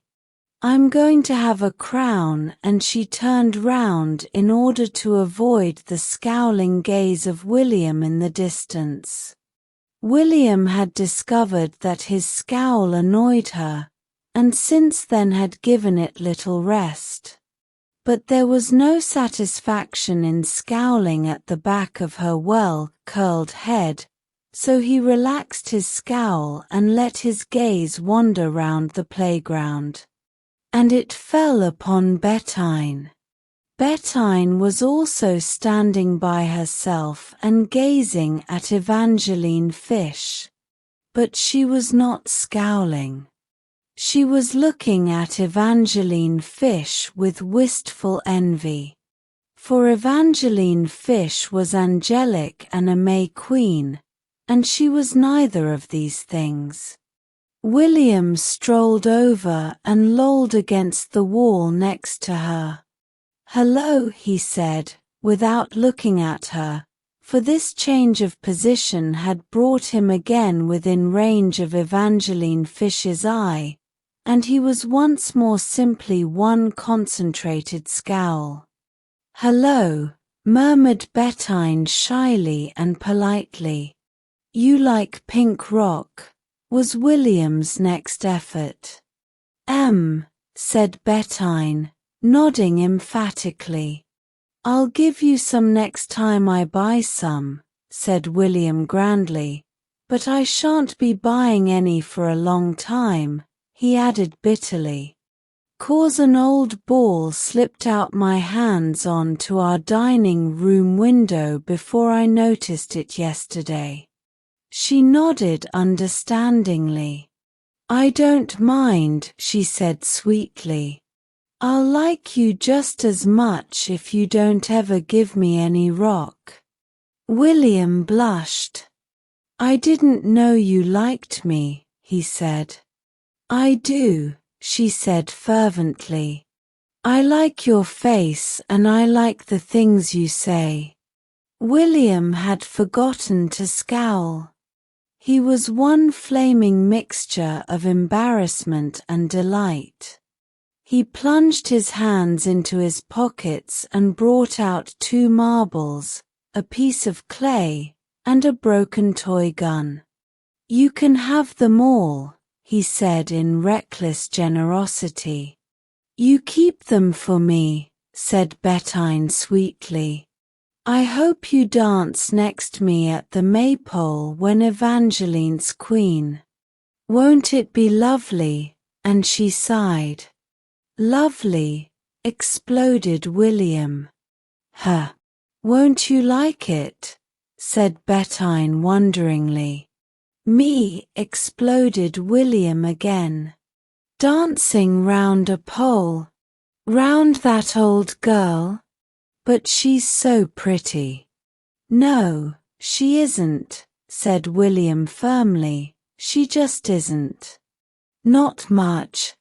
I don't like her nasty shiny hair, and I don't like her nasty blue clothes, and I don't like her nasty face, and I don't like her nasty white shoes, nor her nasty necklaces, nor her nasty squeaky voice."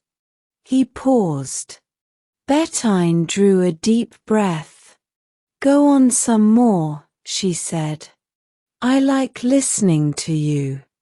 "Do you like her?" said William. "No. She's awful greedy." "Did you know she was awful greedy?" "I can believe it," said William. "I can believe anything of anyone what talks in that squeaky voice. Just watch her when she's eating cakes. She goes on eating and eating and eating. She'll bust and die one day then," prophesied William solemnly, "and I shan't be sorry. But she'll look ever so beautiful when she's a May Queen." "You'd look nicer," said William. Bettine's small pale face flamed. "Oh no," she said. "Would you like to be a May Queen?" "Oh, yes," she said. Said William, and returned to upsetting Evangeline Fish by his steady concentrated scowl. The next day he had the opportunity of watching her eating cakes. They met at the birthday party of a mutual classmate, and Evangeline Fish took her stand by the table and consumed cakes with a perseverance and determination worthy of a nobler cause. William accorded her a certain grudging admiration. Not once did she falter or faint. Iced cakes, cream cakes, pastries melted away before her, and never did she lose her ethereal angelic appearance. Tight golden ringlets, blue eyes, faintly flushed cheeks, vivid pale blue dress remained immaculate and unruffled, and still she ate cakes. William watched her in amazement, forgetting even to scowl at her. Her capacity for cakes exceeded even William's, and his was no mean one. They had a rehearsal of the maypole dance and crowning the next day. "I want William Brown to hold the Queen's train," said Miss Dewhurst. "Me?" ejaculated William in horror. "Do you mean me?" "Yes, dear. It's a great honor to be asked to hold little Queen Evangeline's train. I'm sure you feel very proud. You must be her little courtier." Said William, transferring his scowl to Miss Dewhurst. Evangeline beamed. She wanted William's admiration. William was the only boy in the form who was not her slave. She smiled at William sweetly.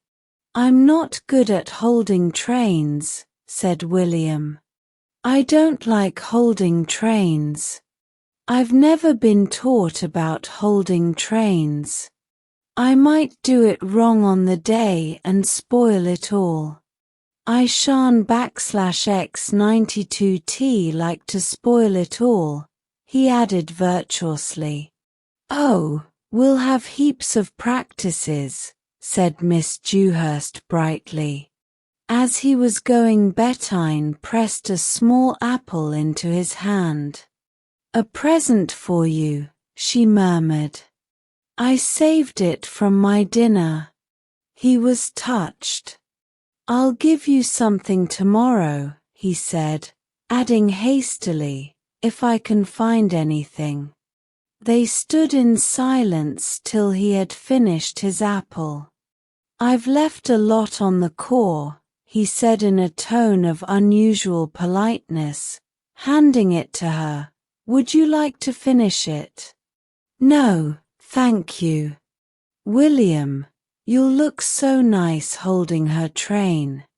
"I don't want to, and I bet I won't." "You don't know the things I can do," he said darkly. "Oh, William," she gasped in awe and admiration. "I'd hold your train if you was going to be queen," he volunteered. "I wouldn't want you to hold my train," she said earnestly. I'd want you to be May King with me." "Yes." "Why don't they have May Kings?" said William, stung by this insult to his sex. "Why shouldn't there be a May King?" "I spec they do, really, only perhaps Miss Dewhurst doesn't know about it." "Well, it doesn't seem sense not having May Kings, does it? I wouldn't mind being May King if you was May Queen." The rehearsal was, on the whole, a failure. In the end he was degraded from the position of train bearer to that of ordinary follower. The boys were to be dressed in smocks and the girls in print dresses, and the maypole dance was to be performed round Evangeline Fish, who was to stand in queenly attire by the pole in the middle. All the village was to be invited. At the end of the rehearsal William came upon Bettine, once more gazing wistfully at Evangeline Fish, who was strutting around, with many tosses of the fair ringlets, before a crowd of admirers. "Isn't it lovely for her to be May Queen?" said Bettine. "She's a rotten one," said William. "I'm jolly glad I've not to hold up her rotten old train and listen to her nasty squeaky voice singing close to, and I'll give you a present tomorrow." He did. He found a centipede in the garden and pressed it into her hand on the way to school. "They're jolly interesting," he said. "Put it in a match box and make holes for its breath and it'll live ever so long." It won't bite you if you hold it the right way. And because she loved William, she took it without even a shudder. Evangeline Fish began to pursue William. She grudged him bitterly to Bettine. She turned around near him in her sky-blue garments. She tossed her ringlets about him. She looked at him with her pale blue eyes. And in the long school hours during which he dreamed at his desk, or played games with his friends, while highly paid instructors poured forth their wisdom for his benefit, William evolved a plan. Unfortunately, like most plans, it required capital, and William had no capital. Occasionally William's elder brother Robert would supply a few shillings without inconvenient questions, but it happened that Robert was ignoring William's existence at that time. For Robert had, not for the first time, discovered his ideal, and the ideal had been asked to lunch the previous week. He had reserved some of his fervor for the cook. She must have a proper lunch, not stews and stuff they often had. There must be 3 vegetables and there must be cheese straws. Cook must learn to make better cheese straws. And William, having swallowed insults for 3 whole days, planned vengeance. It was a vengeance which only William could have planned or carried out. For only William could have seized a moment just before lunch when the meal was dished up and cook happened to be out of the kitchen to carry the principal dishes down to the coal cellar and conceal them beneath the best nuts. It is well to draw a veil over the next half hour. Both William and the meal had vanished. Robert tore his hair and appealed vainly to the heavens. He hinted darkly at suicide. For what is cold tongue and coffee to offer to an ideal? The meal was discovered during the afternoon in its resting place and given to William's mongrel, Jumble, who crept about during the next few days in the agonies of stomachache. Robert had bitterly demanded of William why he went about the world spoiling people's lives and ruining their happiness. Whence it came that William, optimist though he was, felt that any appeal to Robert for funds would be inopportune, to say the least of it. But Providence was on William's side for once. An old uncle came to tea and gave William 5 shillings. Going to dance at a maypole, I hear, he chuckled. Perhaps, was all William said. His family were relieved by his meekness with regard to the May Day festival. Sometimes William made such a foolish fuss about being dressed up and performing in public. You know, dear, said his mother, it's a dear old festival, and quite an honor to take part in it, and a smock is quite a nice manly garment. Yes, mother, said William.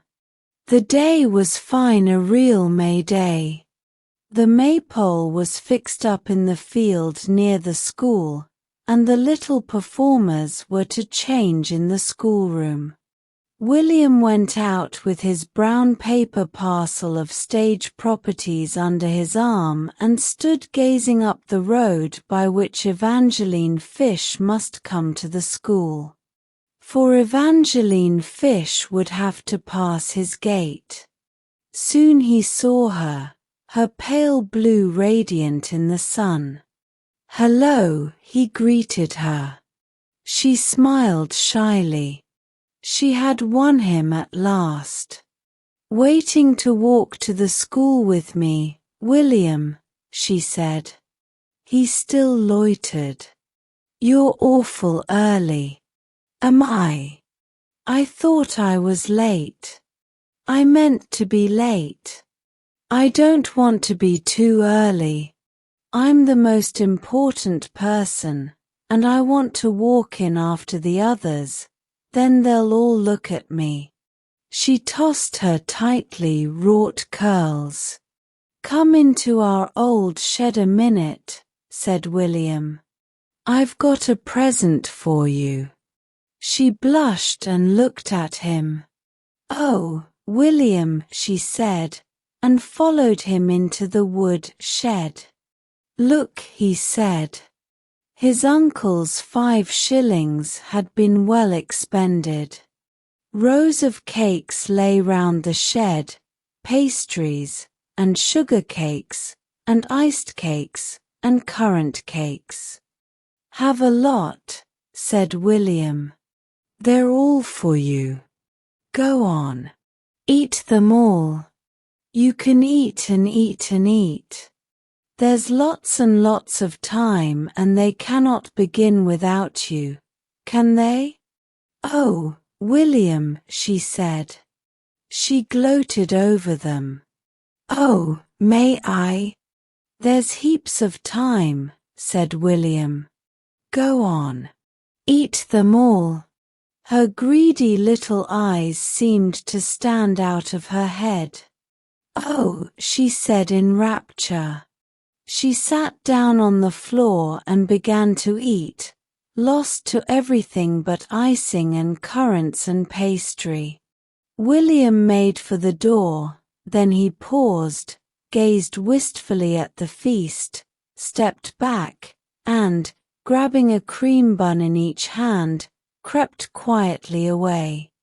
Bettine in her print frock was at the door of the school. "Hurry up," she said anxiously. "You're going to be late. The others are all out. They're waiting to begin. Miss Dewhurst's out there. They're all come but you and the Queen. I stayed 'cause you asked me to stay to help you." He came in and shut the door. "You're going to be May Queen," he announced firmly. "Me?" she said in amazement. "Yes. And I'm going to be king." He unwrapped his parcel. "Look," he said. He had ransacked his sister's bedroom.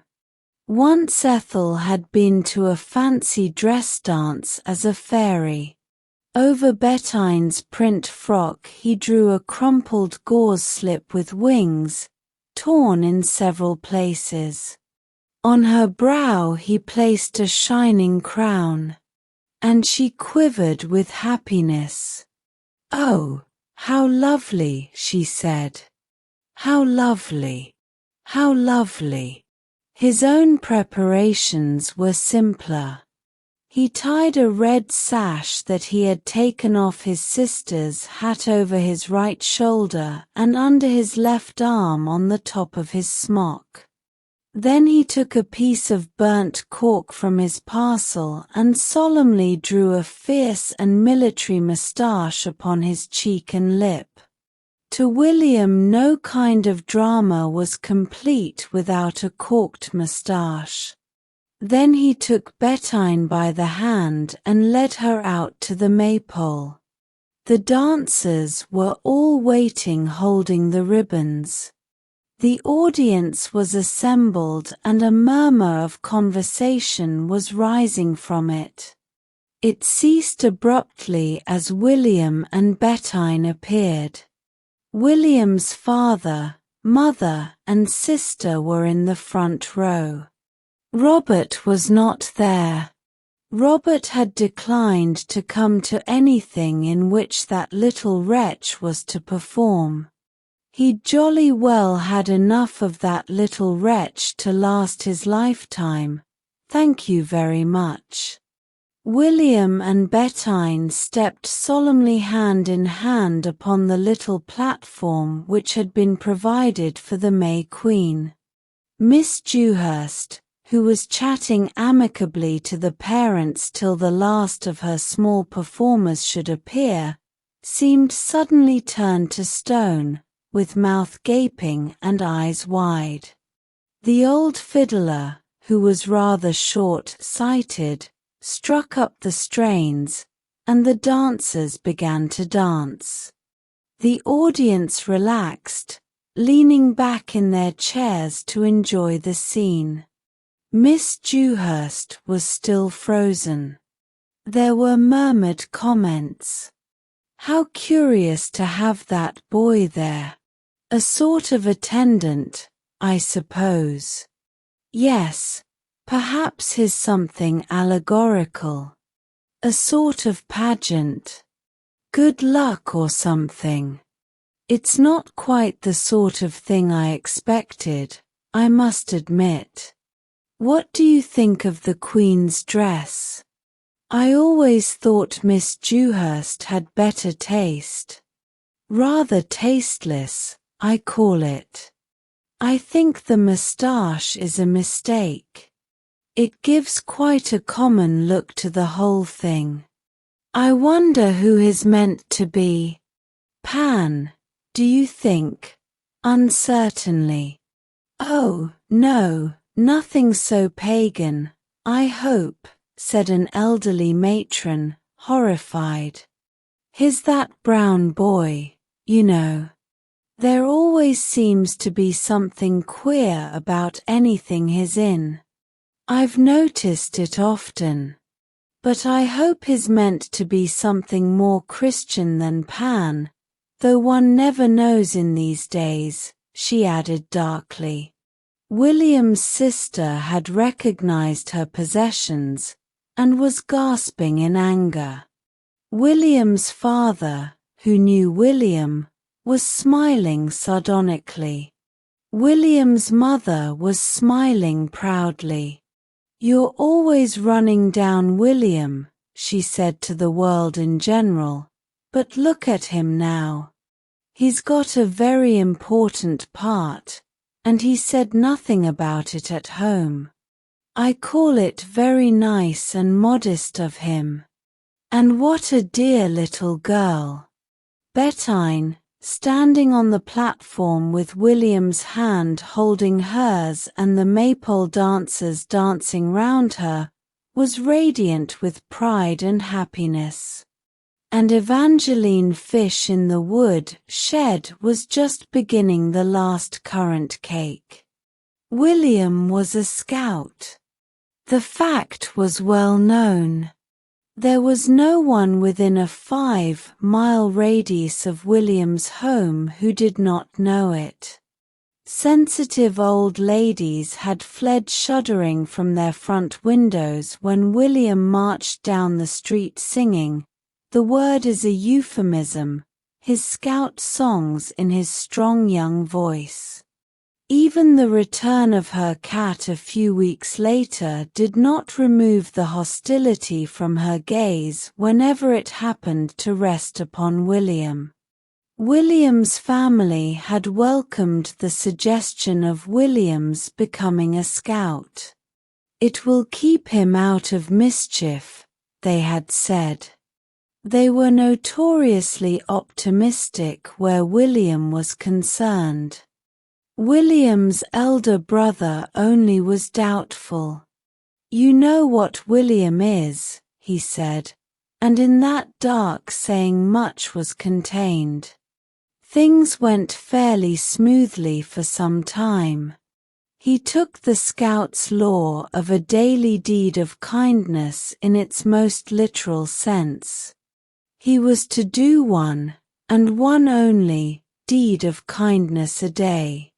There were times when he forced complete strangers, much to their embarrassment, to be the unwilling recipients of his deed of kindness. There were times when he answered any demand for help with a cold, "No, I've done it today." He received with saint-like patience the eloquence of his elder sister when she found her silk scarf tied into innumerable knots. Well, "They're jolly good knots," was all he said. He had been looking forward to the holidays for a long time. He was to go under canvas at the end of the first week. The first day of the holidays began badly. William's father had been disturbed by William, whose room was just above and who had spent most of the night performing gymnastics as instructed by his scout master. No, he didn't say do it at nights, but he said do it. He said it would make us grow up strong men. "Don't you want me to grow up a strong man?" He's ever so strong and he did them. "Why shouldn't I?" His mother found a pan with the bottom burnt out and at once accused William of the crime. William could not deny it. "Well, I was making something he'd told us and I forgot it." "Well, I've got to make things if I'm a scout. I didn't mean to forget it. I won't forget it next time. It's a rotten pan, anyway, to burn itself into a hold just for that." At this point William's father received a note from a neighbor whose garden adjoined William's and whose life had been rendered intolerable by William's efforts upon his bugle. The bugle was confiscated. Darkness descended upon William's soul. "Well," he muttered, "I'm going under canvas next week and I'm jolly glad I'm going. Perhaps you'll be sorry when I'm gone." He went out into the garden and stood gazing moodily into space, his hands in the pocket of his short scout trousers, for William dressed on any and every occasion in his official costume. "Cannot even have the bugle," he complained to the landscape. "Cannot even use their rotten old pans. Cannot tie knots in any of their old things. What's the good of being a scout?" His indignation grew and with it a desire to be avenged upon his family. "I'd like to do something," he confided to a rose bush with a ferocious scowl. "Something just to show them." Then his face brightened. He had an idea. He set off cheerfully down the drive. He decided to stay away for lunch and tea and supper, and to return at dusk to a penitent, conscience-stricken family. He first made his way to a neighboring wood, where he arranged a pile of twigs for a fire, but they refused to light, even with the aid of the match that William found in the bottom of one of his pockets. Slightly dispirited, he turned his attention to his handkerchief and tied knots in it till it gave way under the strain. William's handkerchiefs, being regularly used to perform the functions of blotting paper among other duties not generally entrusted to handkerchiefs, were always in the last stages of decay. He felt rather bored and began to wonder whether it was lunch time or not.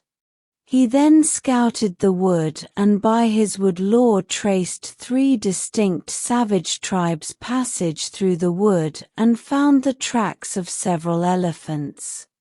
He engaged in deadly warfare with about half a dozen lions, then tired of the sport. His mother would recall the scene over the pan and her heart would fail her.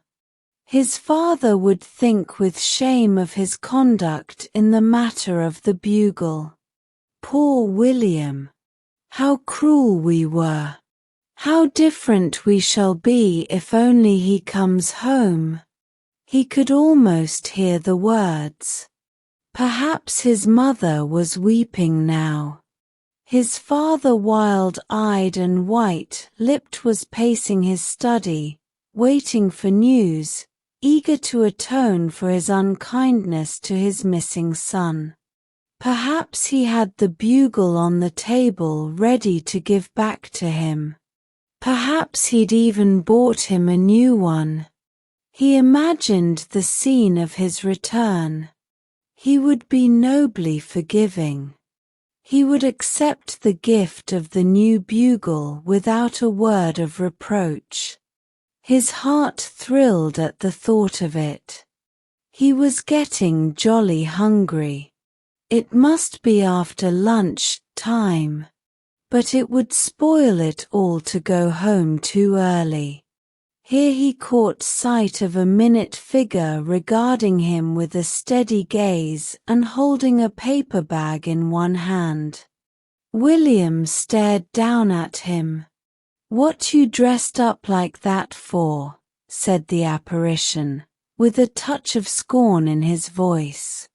William looked down at his sacred uniform and scowled. "I'm a scout," he said loftily.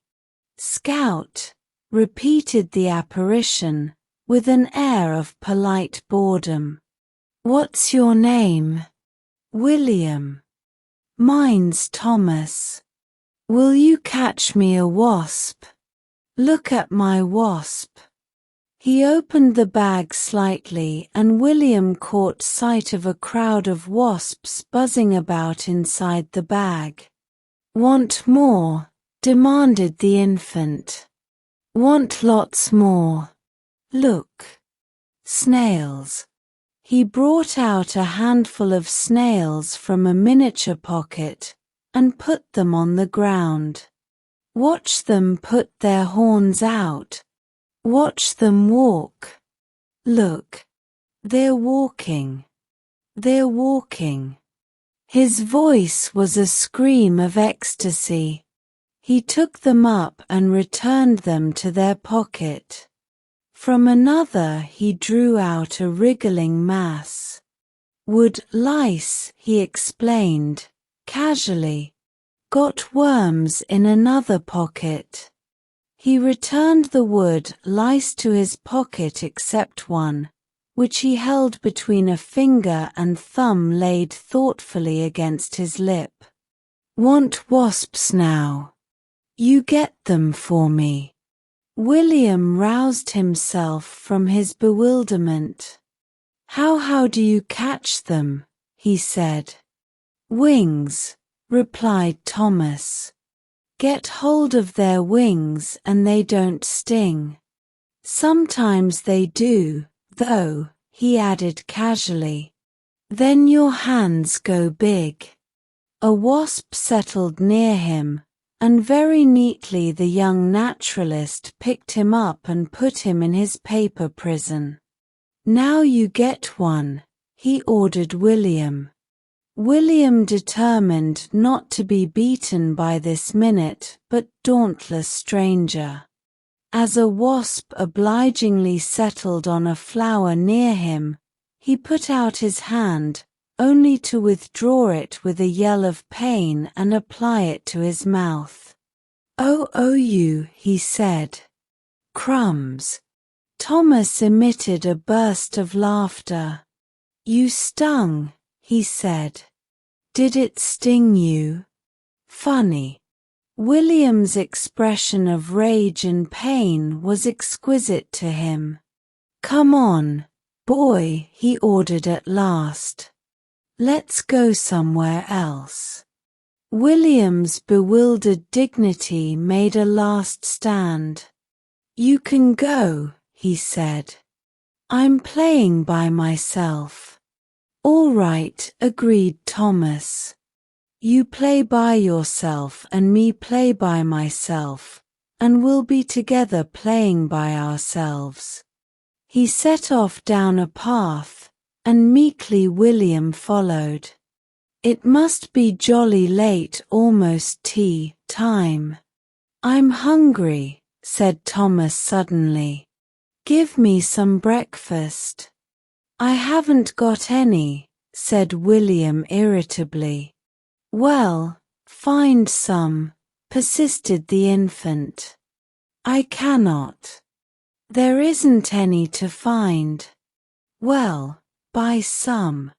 I haven't any money. Well, buy some money. Goaded, William turned on him. Go away, he bellowed. Thomas's blue eyes, beneath a mop of curls, met his coldly. Don't talk so loud, he said sternly.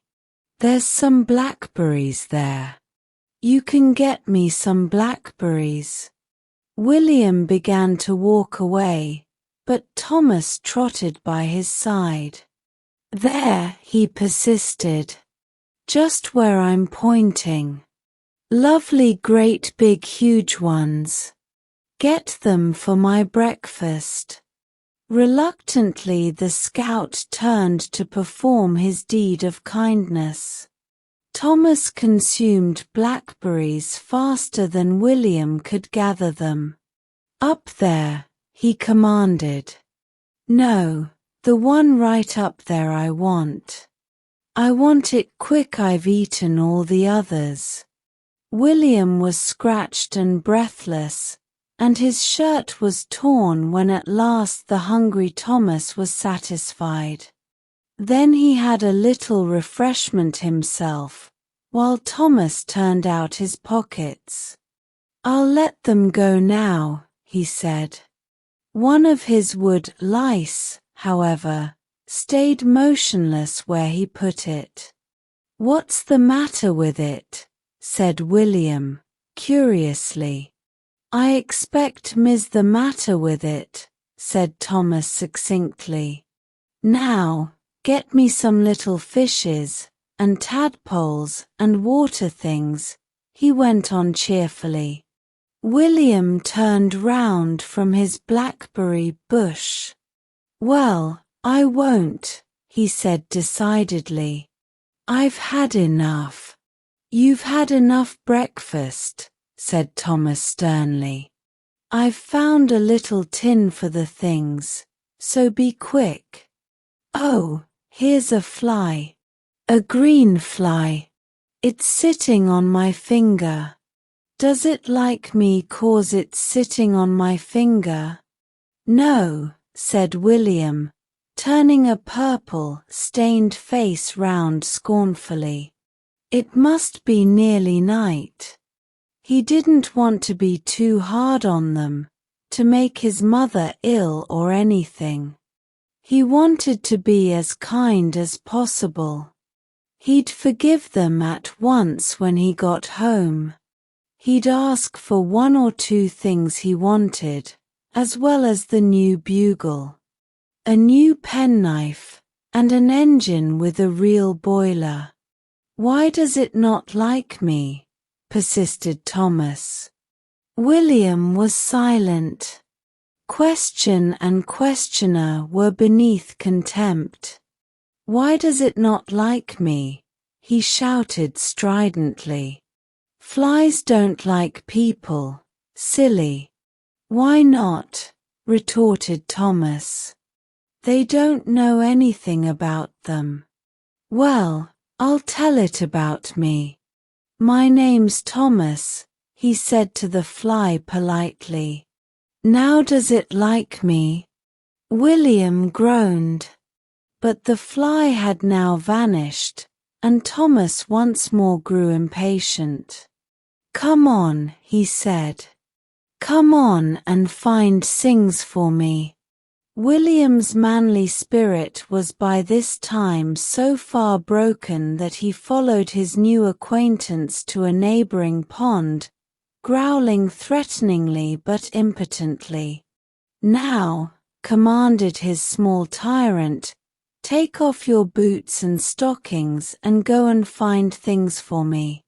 Take off yours, growled William, and find things for yourself. No, said Thomas, crocodiles might be there and bite my toes. If you don't go in, I'll scream and scream and scream. William went in. He walked gingerly about the muddy pond. Thomas watched him critically from the bank.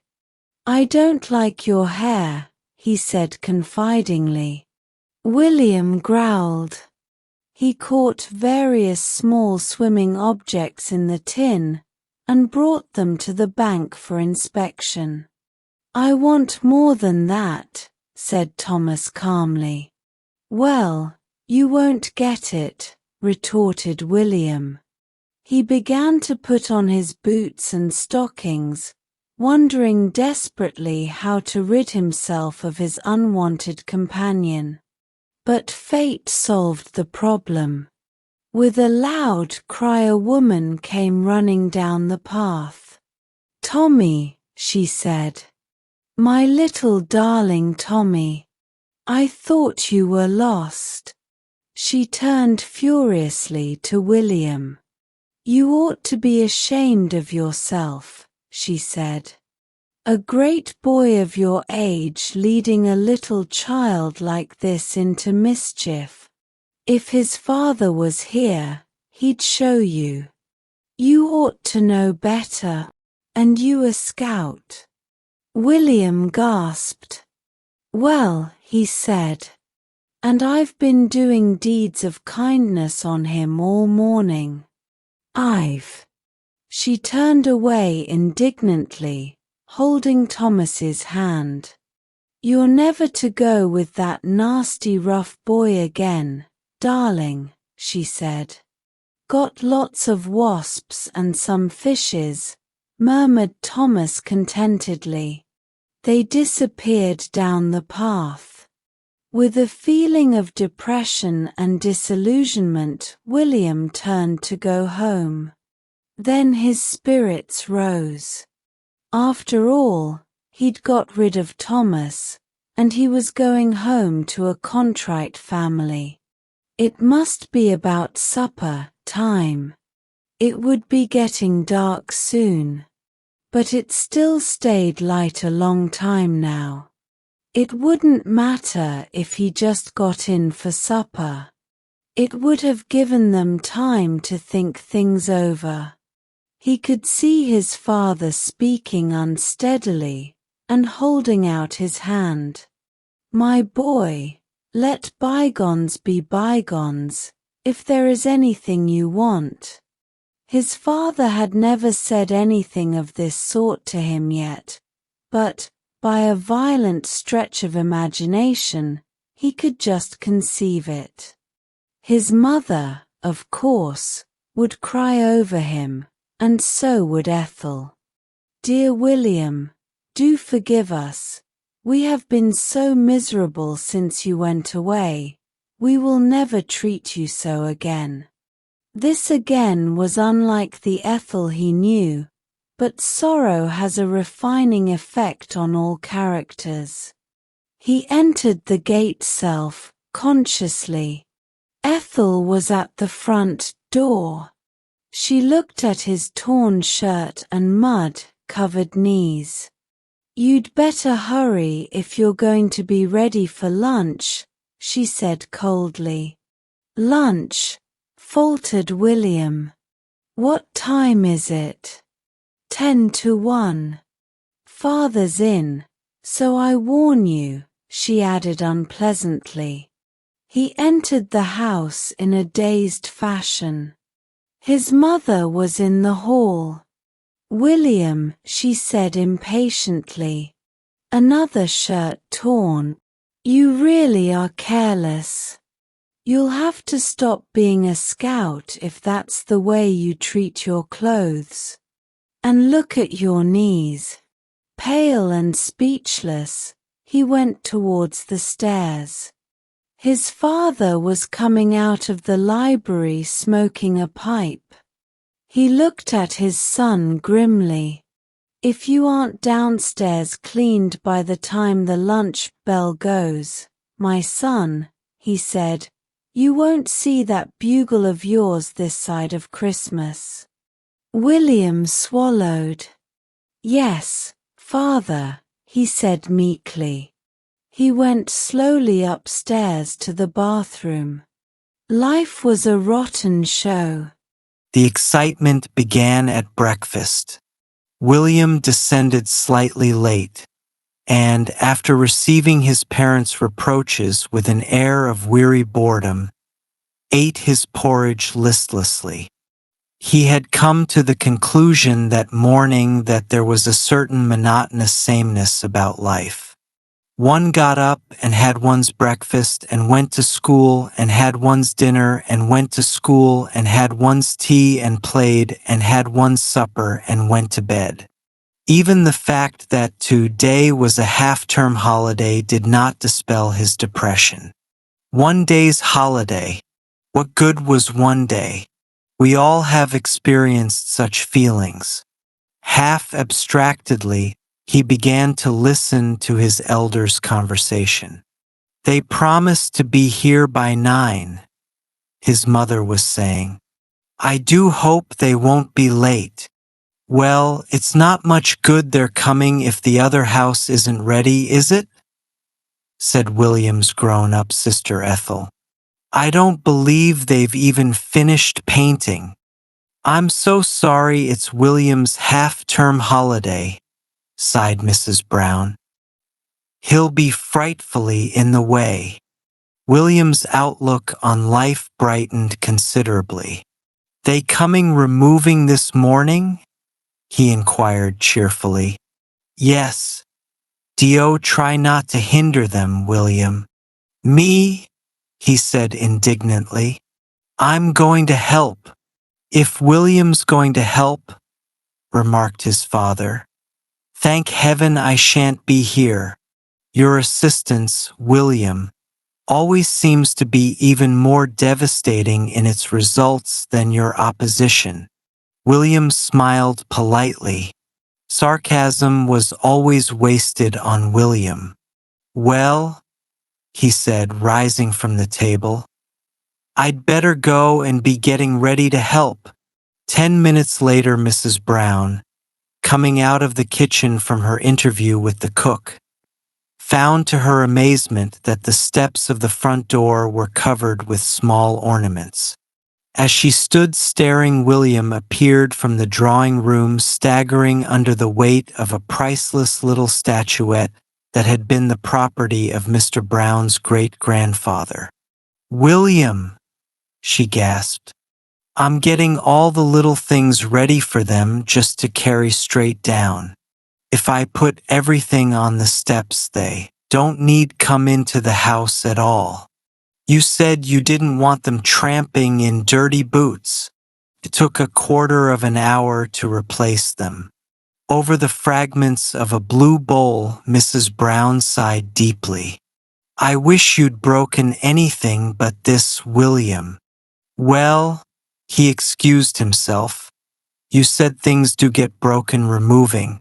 You said so yourself. I didn't break it on purpose. It just got broken removing. At this point, the removers arrived. There were 3 of them. One was very fat and jovial, and one was thin and harassed looking, and a third wore a sheepish smile and walked with a slightly unsteady gait. They made profuse apologies for their lateness. You'd better begin with the dining room, said Mrs. Brown. Will you pack the china first? William, get out of the way. She left them packing, assisted by William. William carried the things to them from the sideboard cupboards.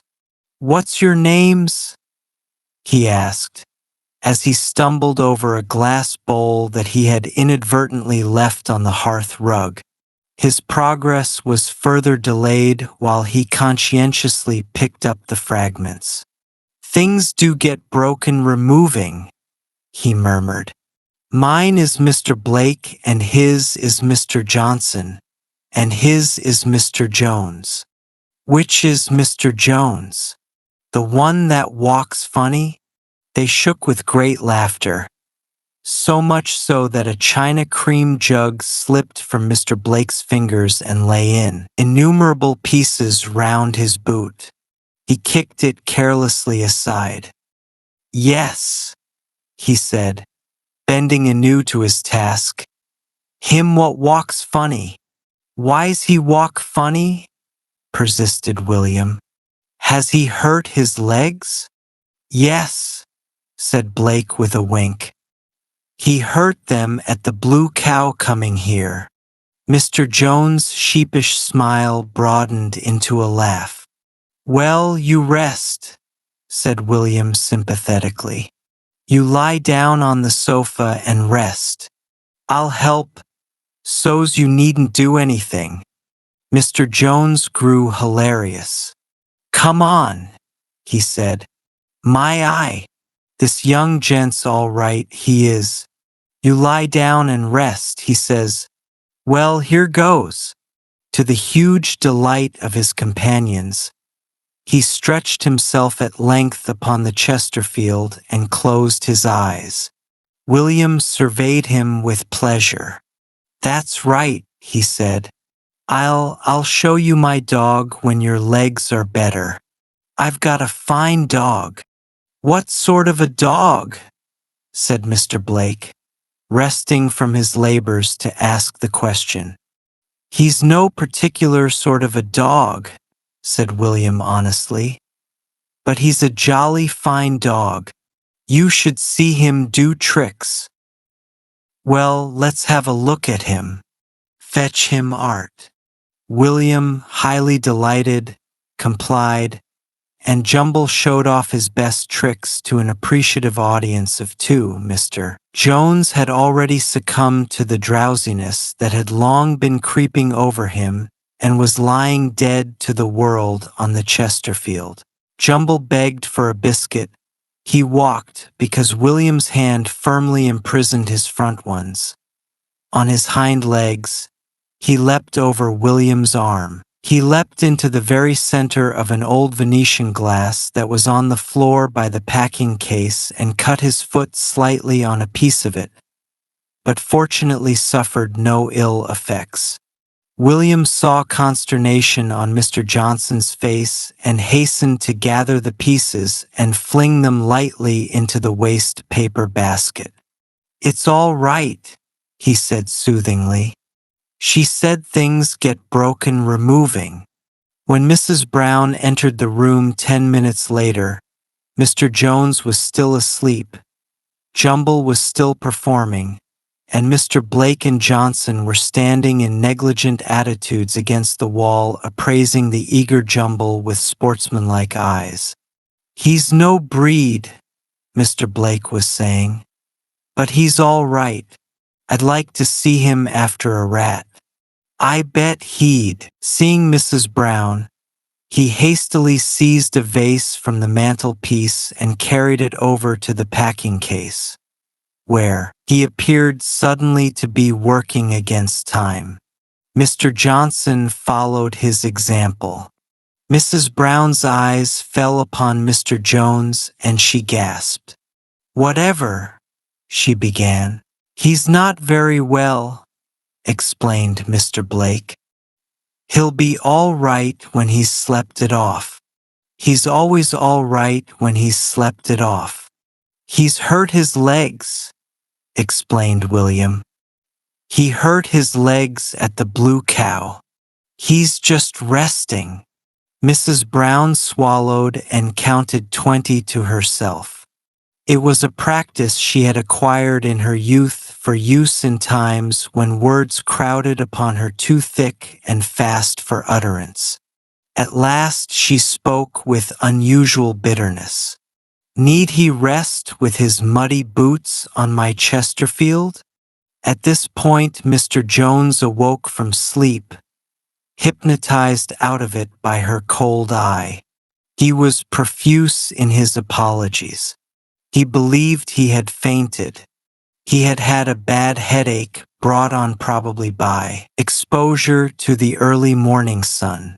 He felt much better after his faint. He regretted having fainted on to the ladies' sofa. He partially brushed off the traces of his dirty boots with an equally dirty hand. "You've done nothing in this room," said Mrs. Brown. "We shall never get finished. William, come away. I'm sure you're hindering them." "Me?" said William in righteous indignation. "Me? I'm helping." After what seemed to Mrs. Brown to be several hours, they began on the heavy furniture. They staggered out with the dining room sideboard, carrying away part of the staircase with it in transit. Mrs. Brown, with a pale face, saw her beloved antique cabinet in pieces against the doorpost, and watched her favorite collapsible card table perform a thorough and permanent collapse. Even the hat stand from the hall was devoid of some pegs when it finally reached the van. "This is simply breaking my heart," moaned Mrs. Brown. "Where's William?" said Ethel gloomily, looking round. "I don't know. He disappeared a few minutes ago. I don't know where he is. I only hope he'll stay there." The removers now proceeded to the drawing room and prepared to take out the piano. They tried it every way. The first way took a piece out of the doorpost, the second made a dent 2 inches deep in the piano, the third knocked over the grandfather clock, which fell with a resounding crash, breaking its glass, and incidentally a tall china plant stand that happened to be in its line of descent. Mrs. Brown sat down and covered her face with her hands. "It's like some dreadful nightmare," she groaned. Mr. Blake, Johnson and Jones paused to wipe the sweat of honest toil from their brows. "I don't know how it's to be got out," said Mr. Blake despairingly. "It got in," persisted Mrs. Brown. "If it got in, it can get out." "We'll have another try," said Mr. Blake with the air of a hero leading a forlorn hope. "Come on, mites." This time was successful, and the piano passed safely into the hall, leaving in its wake only a dislocated door handle and a torn chair cover. It then passed slowly and devastatingly down the hall and drive. The next difficulty was to get it into the van. Mr. Blake, Johnson, and Jones tried alone and failed. For 10 minutes they tried alone and failed. Between each attempt they paused to mop their brows and throw longing glances towards the Blue Cow, whose signboard was visible down the road. The gardener, the cook, the housemaid, and Ethel all gave their assistance, and at last, with a superhuman effort, they raised it to the van. They then all rested weakly against the nearest support and gasped for breath. "Well," said Mr. Jones, looking reproachfully at the mistress of the house, "I've never handled a piano." At this moment a well-known voice was heard in the recesses of the van, behind the piano and sideboard and hat stand. "Hey, let me out. What you've gone blocking up the van for?" "I cannot get out." There was a horror-stricken silence. Then Ethel said sharply, "What did you go in for?" The mysterious voice came again with a note of irritability. "Well, I was resting. I must have some rest, mustn't I? I've been helping all morning." "Well, couldn't you see we were putting things in?" The unseen presence spoke again. "No, I cannot. I wasn't looking." "You cannot get out, William," said Mrs. Brown desperately. "We cannot move everything again. You must just stop there till it's unpacked. We'll try to push your lunch into you." There was determination in the voice that answered, "I want to get out. I'm going to get out." There came tumultuous sounds, the sound of the ripping of some material, of the smashing of glass, and of William's voice softly ejaculating, "Crumbs! That old-looking glass getting in the way." "You'd better take out the piano again," said Mrs. Brown wanly. "It's the only thing to do." With straining and efforts and groans and a certain amount of destruction, the piano was eventually lowered again to the ground. Then the sideboard and hat stand were moved to one side, and finally there emerged from the struggle William and Jumble. Jumble's coat was covered with little pieces of horsehair, as though from the interior of a chair. William's jersey was torn from shoulder to hem. He looked stern and indignant. "A nice thing to do," he began bitterly. "Shutting me up in that old van. How'd you expect me to breathe? Shut in with old bits of furniture. Folks cannot live without air, can they? A nice thing if you'd found me dead." Emotion had deprived his audience of speech for the time being. With a certain amount of dignity, he walked past them into the house, followed by Jumble. It took another quarter of an hour to replace the piano. As they were making the final effort, William came out of the house. "Here, I'll help," he said, and laid a finger on the side. His presence rather hindered their efforts, but they succeeded in spite of it. William, however, was under the impression that his strength alone had wrought the miracle. He put on an outrageous swagger. "I'm jolly strong," he confided to Mr. Blake. "I'm stronger than most folk." Here the removers decided that it was time for their midday meal and retired to consume it in the shady back garden. All except Mr. Jones, who said he would go down the road for a drink of lemonade. William said that there was lemonade in the larder and offered to fetch it, but Mr. Jones said hastily that he wanted a special sort. He had to be very particular what sort of lemonade he drank. Mrs. Brown and Ethel sat down to a scratch meal in the library. William followed his two new friends wistfully into the garden. "William, come to lunch," called Mrs. Brown. "Oh, leave him alone, Mother," pleaded Ethel. "Let us have a little peace." But William did not absent himself for long. "I want a red handkerchief," he demanded loudly from the hall. There was no response. He appeared in the doorway. "I say, I want a red handkerchief. Have you got a red handkerchief, Mother?" "No, dear. Have you, Ethel?" "No." "All right," said William aggrievedly. "You needn't get mad. Need you? I'm only asking for a red handkerchief. I don't want a red handkerchief off you if you haven't got it. Do I?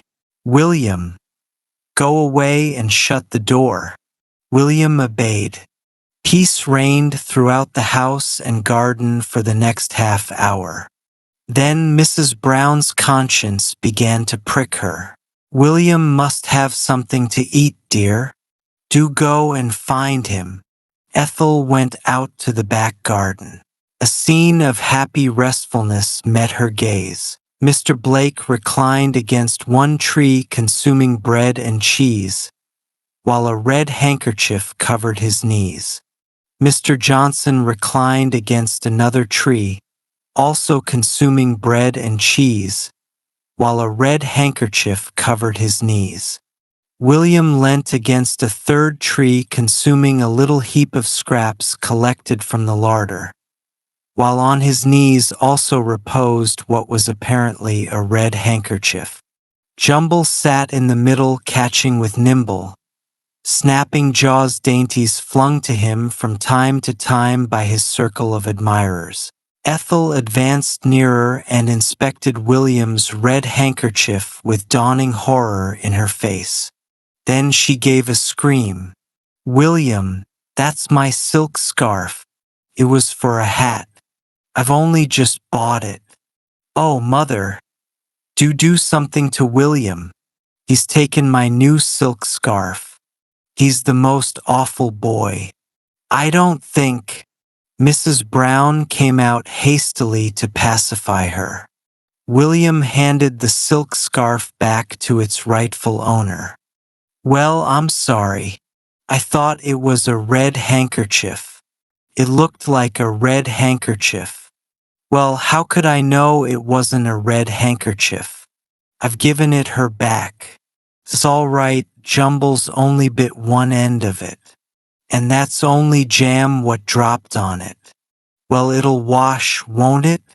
Well, I've said I'm sorry. I don't get much thanks, William continued bitterly. Me giving up my half-holiday to helping you removing, and I don't get much thanks. Well, William, said Mrs. Brown, you can go to the new house with the first van. He'll be less in the way there, she confided distractedly to the world in general. William was delighted with this proposal. At the new house there was a fresh set of men to unload the van, and there was the thrill of making their acquaintance.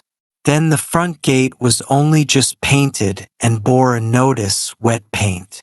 It was, of course, incumbent upon William to test personally the wetness of the paint. His trousers bore testimony to the testing to their last day, in spite of many attempts at cleaning them. Jumble also tested it, and had in fact to be disconnected with the front gate by means of a pair of scissors. For many weeks, the first thing that visitors to the Brown household saw was a little tuft of Jumble's hair adorning the front gate. William then proceeded to help to the utmost of his power. He stumbled up from the van to the house, staggering under the weight of a medicine cupboard, and leaving a trail of broken bottles and little pools of medicine behind. Jumble sampled many of the latter and became somewhat thoughtful.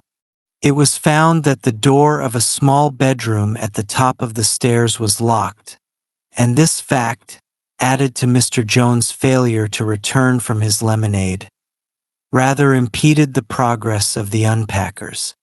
"Break it open," suggested one. "Better not. Perhaps the key's inside," suggested another brightly. William had one of his brilliant ideas. "Tell you what I'll do," he said eagerly and importantly. "I'll climb up to the roof and get down the chimney and open it from the inside." They greeted the proposal with laughter. They did not know William. It was growing dusk when Mrs. Brown and Ethel and the second van load appeared. "What is that on the gate?" said Ethel, stooping to examine the part of Jumble's coat that brightened up the dullness of the black paint. "It's that dog," she said. Then came a ghost-like cry, apparently from the heavens. "Mother!" Mrs. Brown raised a startled face to the skies. There seemed to be nothing in the skies that could have addressed her. Then she suddenly saw a small face peering down over the coping of the roof. It was a face that was very frightened under a superficial covering of soot. It was William's face. "I cannot get down," it said hoarsely. Mrs. Brown's heart stood still. "Stay where you are, William," she said faintly. "Don't move." The entire staff of removers was summoned.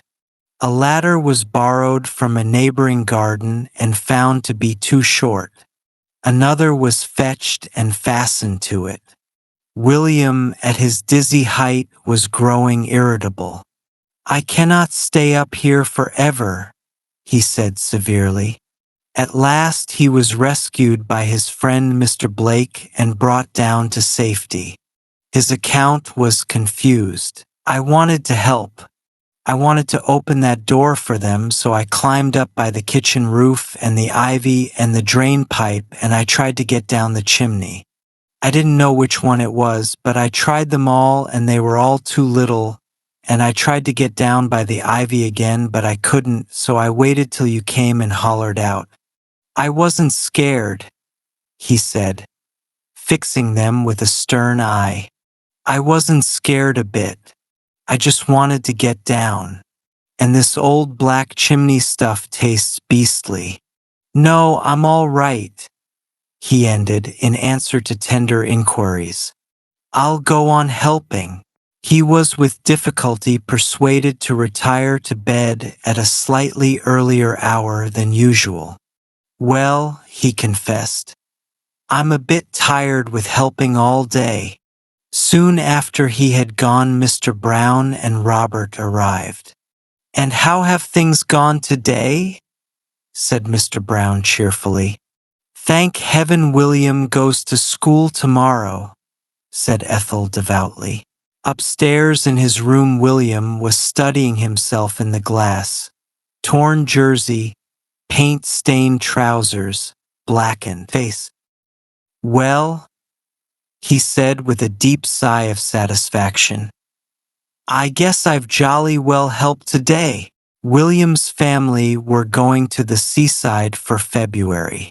It was not an ideal month for the seaside, but William's father's doctor had ordered him a complete rest and change. We shall have to take William with us, you know, his wife had said as they discussed plans. Good heavens, groaned Mr. Brown. I thought it was to be a rest cure. Yes, but you know what he is, his wife urged. I daren't leave him with anyone, certainly not with Ethel. We shall have to take them both. Ethel will help with him.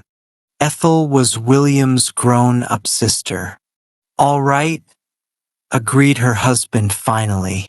You can take all responsibility. I formally disown him from now till we get back. I don't care what trouble he lands you in. You know what he is, and you deliberately take him away with me on a rest cure. It cannot be helped, dear, said his wife mildly. William was thrilled by the news. It was several years since he had been at the seaside. Will I be able to go swimming? It won't be too cold. Well, if I wrap up warm, will I be able to go swimming? Can I catch fishes? Are there lots of smugglers smuggling there?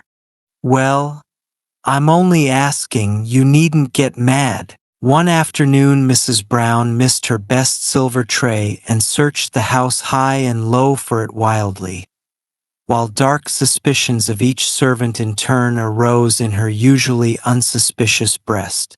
It was finally discovered in the garden. William had dug a large hole in one of the garden beds.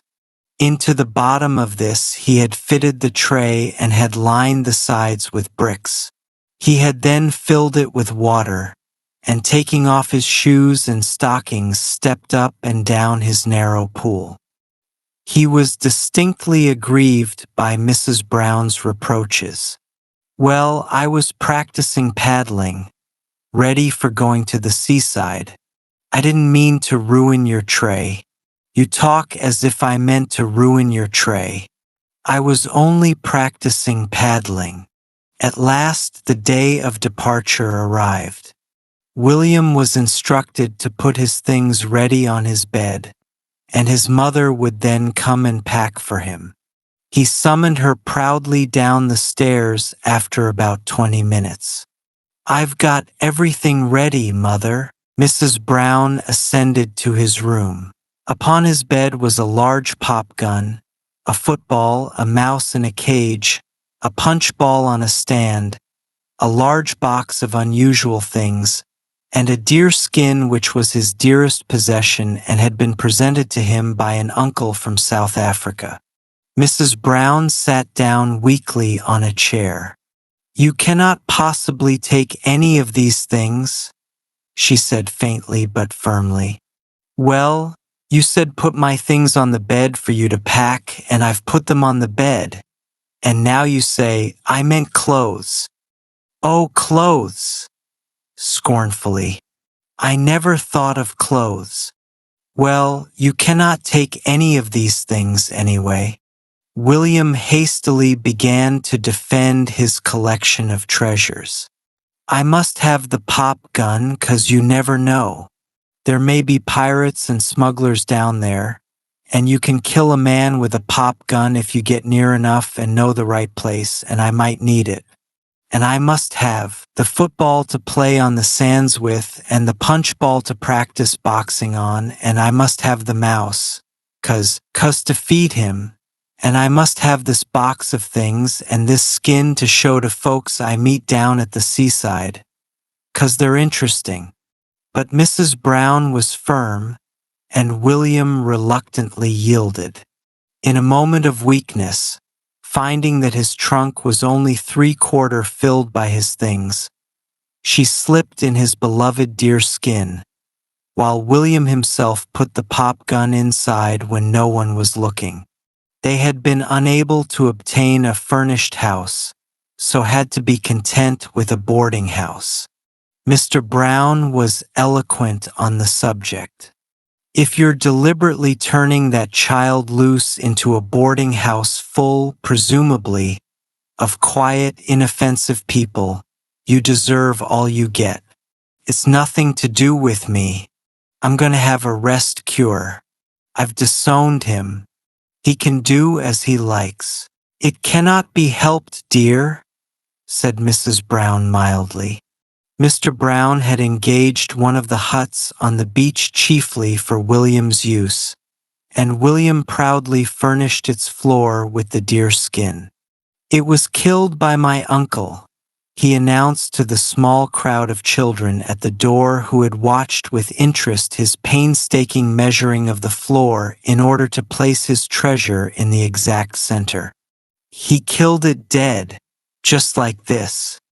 William had never heard the story of the death of the buck, and therefore had invented one in which he had gradually come to confuse himself with his uncle in the role of hero.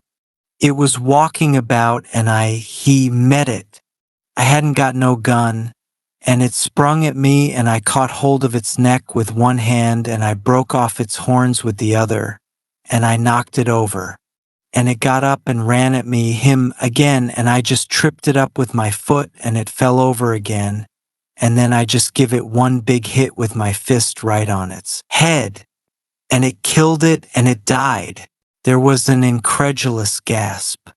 Then there came a clear, high voice from behind the crowd. Little boy, you are not telling the truth. William looked up into a thin, spectacled face. I wasn't telling it to you, he remarked, wholly unconcerned. A little girl with dark curls spoke quite needlessly in William's defense. He's a very brave boy to do all that, she said indignantly. So don't you go saying things to him. Well, said William, flattered but modest, I didn't say I did it, did I? I said my uncle, well, partly my uncle. Mr. Percival Jones looked down at him in righteous wrath. You're a very wicked little boy. I'll tell your father, I'll tell your sister. For Ethel was approaching in the distance, and Mr. Percival Jones was in no way unwilling to converse with her. Mr. Percival Jones was a thin, pale, aesthetic would-be poet who lived and thrived on the admiration of the elderly ladies of his boarding house, and had done so for the past 10 years. Once he had published a volume of poems at his own expense. He lived at the same boarding house as the Browns, and had seen Ethel in the distance to meals. He had admired the red lights in her dark hair and the blue of her eyes, and had even gone so far as to wonder whether she possessed the solid and enduring qualities which he would require of one whom in his mind he referred to as his future spouse. He began to walk down the beach with her. "I should like to speak to you, about your brother, Miss Brown," he began. "If you can spare me the time, of course. I trust one do not, intrude or presume. He is a charming little man, but, I fear, not truthful. May I accompany you a little on your way? I am, much attracted to your, family. I, should like to know you all better. I am, deeply attached to your, little brother, but grieved to find that he does not, adhere to the truth in his statements. I, Miss Brown's blue eyes were dancing with merriment. "Oh, don't you worry about William," she said. "He's awful. It's much best just to leave him alone. Isn't the sea gorgeous today?" They walked along the sands. Meanwhile, William had invited his small defender into his hut. "You can look round," he said graciously. "You've seen my skin, what he killed, haven't you? This is my gun. You put a cork in there and it comes out hard when you shoot it. It would kill anyone impressively if you did it near enough to them and at the right place. And I've got a mouse and a punch ball and a box of things and a football, but they wouldn't let me bring them," bitterly. "It's a lovely skin," said the little girl. "What's your name?" "William." "What's yours?" "Peggy." "Well, let's be on a desert island, shall we? And nothing to eat nor anything, shall we? Come on." She nodded eagerly. "How lovely!" They wandered out onto the promenade, and among a large crowd of passers, bemoaned the lonely emptiness of the island and scanned the horizon for a sail. In the far distance on the cliffs could be seen the figures of Mr. Percival Jones and William's sister, walking slowly away from the town. At last they turned towards the hut. "We must find something to eat," said William firmly. "We cannot let ourselves starve to death." "Shrimps?" suggested Peggy cheerfully. "We haven't got nets," said William. "We couldn't save them from the wreck." "Shellfish? There aren't any on this island." "I know. Seaweed. And we'll cook it." "Oh, how lovely!" He gathered up a handful of seaweed and they entered the hut, leaving a white handkerchief tied onto the door to attract the attention of any passing ship.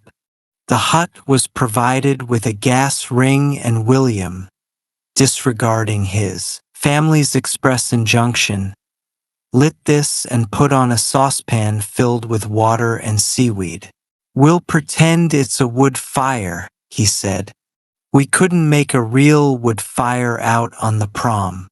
They'd stop us. So we'll pretend this is. And we'll pretend we saved a saucepan from the wreck." After a few minutes, he took off the pan and drew out a long green strand. "You eat it first," he said politely. The smell of it was not pleasant. Peggy drew back. "Oh, no, you first." "No, you," said William nobly. "You look hungrier than me." She bit off a piece, chewed it, shut her eyes and swallowed. "Now you," she said with a shade of vindictiveness in her voice. "You're not going to not have any." William took a mouthful and shivered. "I think it's gone bad," he said critically. Peggy's rosy face had paled. "I'm going home," she said suddenly. "You cannot go home on a desert island," said William severely. "Well, I'm going to be rescued then," she said. I think I am too, said William. It was lunchtime when William arrived at the boarding house. Mr. Percival Jones had moved his place so as to be nearer Ethel. He was now convinced that she was possessed of every virtue his future spouse could need.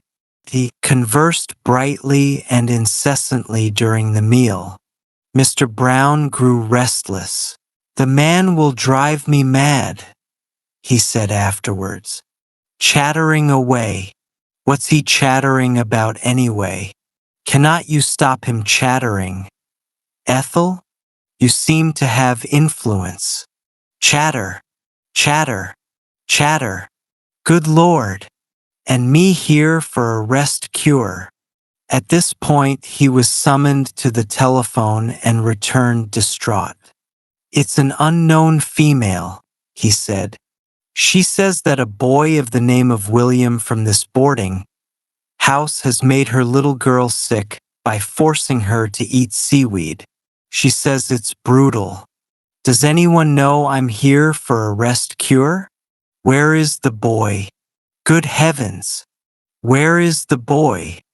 But William, like Peggy, had retired from the world for a space. He returned later on in the afternoon, looking pale and subdued.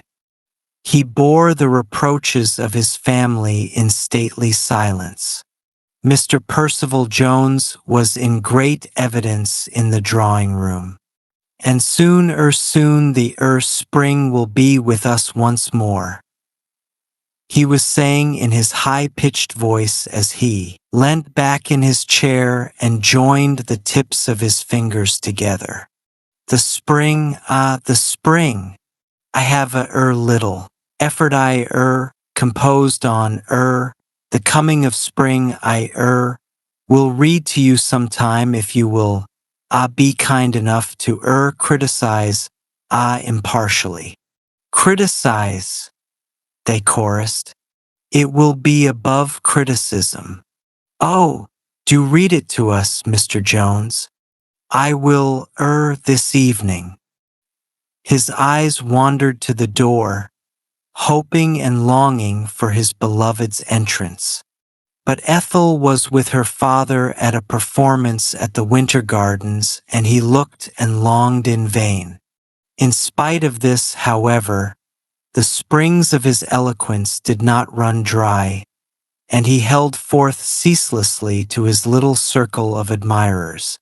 The simple pleasures of nature.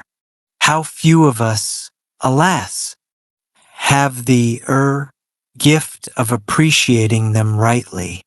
This little seaside hamlet with its sea, its promenade, its winter gardens. How beautiful it is. How few appreciate it rightly. Here William entered and Mr. Percival Jones broke off abruptly. He disliked William. "Ah, here comes our little friend. He looks pale. Remorse, my young friend? Beware of untruthfulness. Beware of the beginnings of a life of lies and deception." He laid a hand on William's head and cold shivers ran down William's spine. "Be good, sweet child, and let who will be clever, as the poet says." There was murder in William's heart. At that minute Ethel entered. "No," she snapped. "I sat next a man who smelt of bad tobacco. I hate men who smoke bad tobacco." Mr. Jones assumed an expression of intense piety. "I may boast," he said, "that I have never thus soiled my lips with drink or smoke." There was an approving murmur from the occupants of the drawing room. William had met his father in the passage outside the drawing room. Mr. Brown was wearing a hunted expression. "Can I go into the drawing room?" he said bitterly. Or is he chattering away in there? They listened. From the drawing room came the sound of a high-pitched voice. Mr. Brown groaned. "Good Lord," he moaned. "And I'm here for a rest cure and he comes chattering into every room in the house. Is the smoking room safe? Does he smoke?" Mr. Percival Jones was feeling slightly troubled in his usually peaceful conscience. He could honestly say that he had never smoked. He could honestly say that he had never drank. But in his bedroom reposed 2 bottles of brandy, purchased at the advice of an aunt in case of emergencies. In his bedroom also was a box of cigars that he had bought for a cousin's birthday gift, but which his conscience had finally forbidden to present. He decided to consign these 2 emblems of vice to the waves that very evening. Meanwhile, William had returned to the hut and was composing a tale of smugglers by the light of a candle. He was much intrigued by his subject. He wrote fast in an illegible hand in great sloping lines, his brows frowning, his tongue protruding from his mouth as it always did in moments of mental strain. His sympathies wavered between the smugglers and the representatives of law and order. His spelling was the despair of his teachers. "Ho," says Dick Savage, he wrote. "Roll the bottles of beer up the beach. Fill your pockets with the tobacco from the boat. Quick, now. We are observed." He looked round in the darkness. In less time than what it takes to write this, he was surrounded by policemen and stood, proud and defiant, in the light of their electric torches. "Surrender!"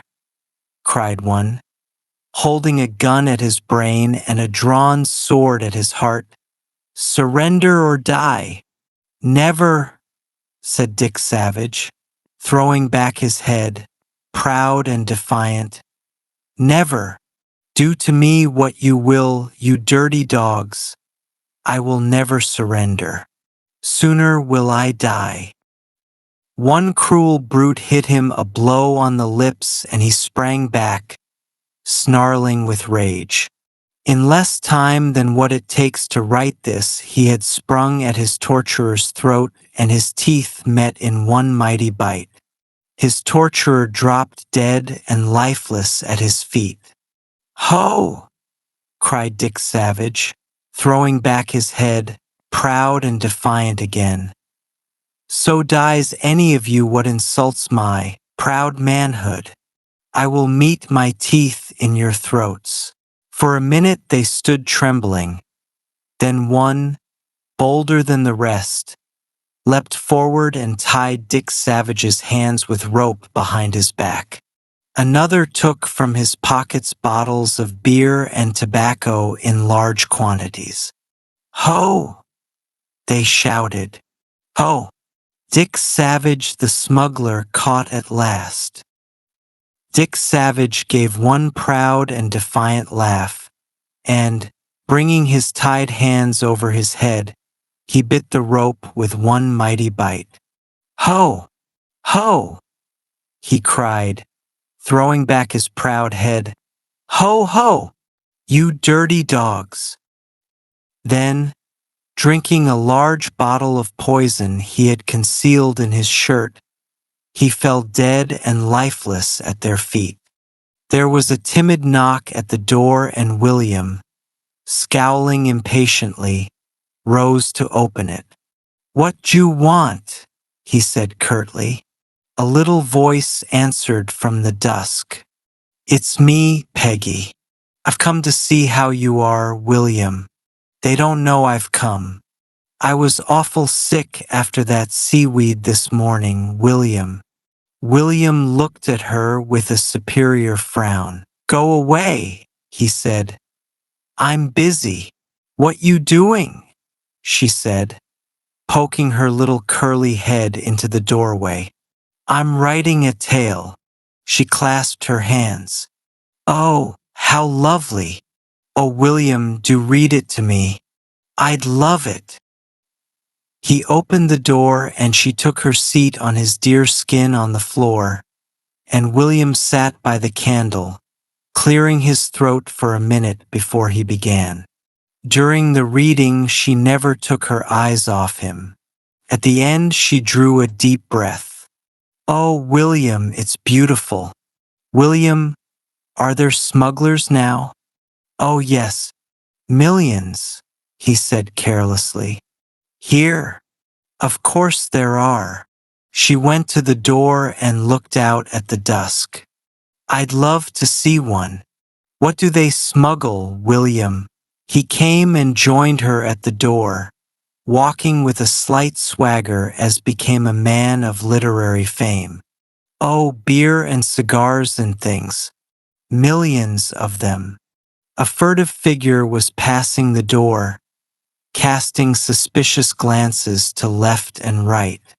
He held his coat tightly round him, clasping something inside it.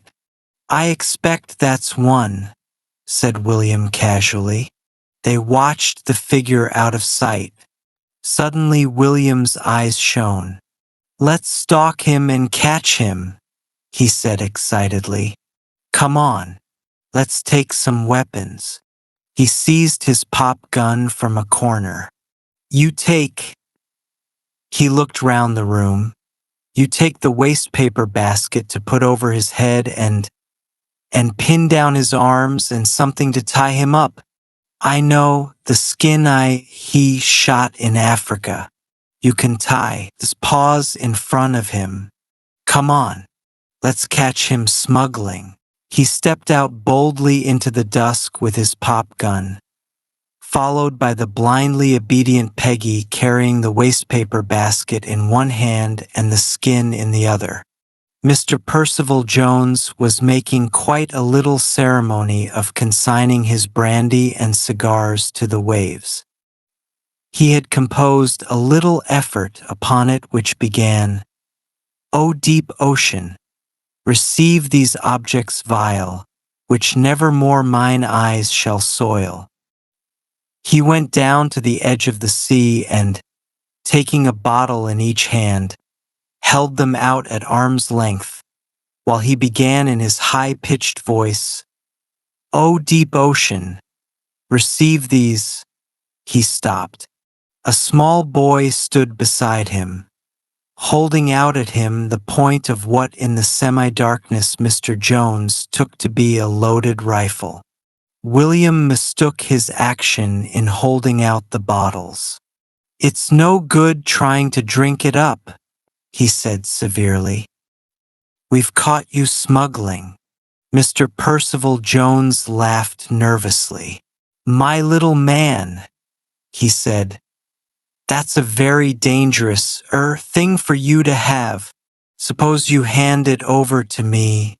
Now, like a good little chap." William recognized his voice. "Fancy you being a smuggler all the time," he said with righteous indignation in his voice. "Take away that nasty gun, little boy," pleaded his captive plaintively. "You don't understand it.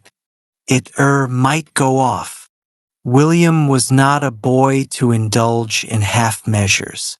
He meant to carry the matter off with a high hand. "I'll shoot you dead," he said dramatically, "if you don't do just what I tell you."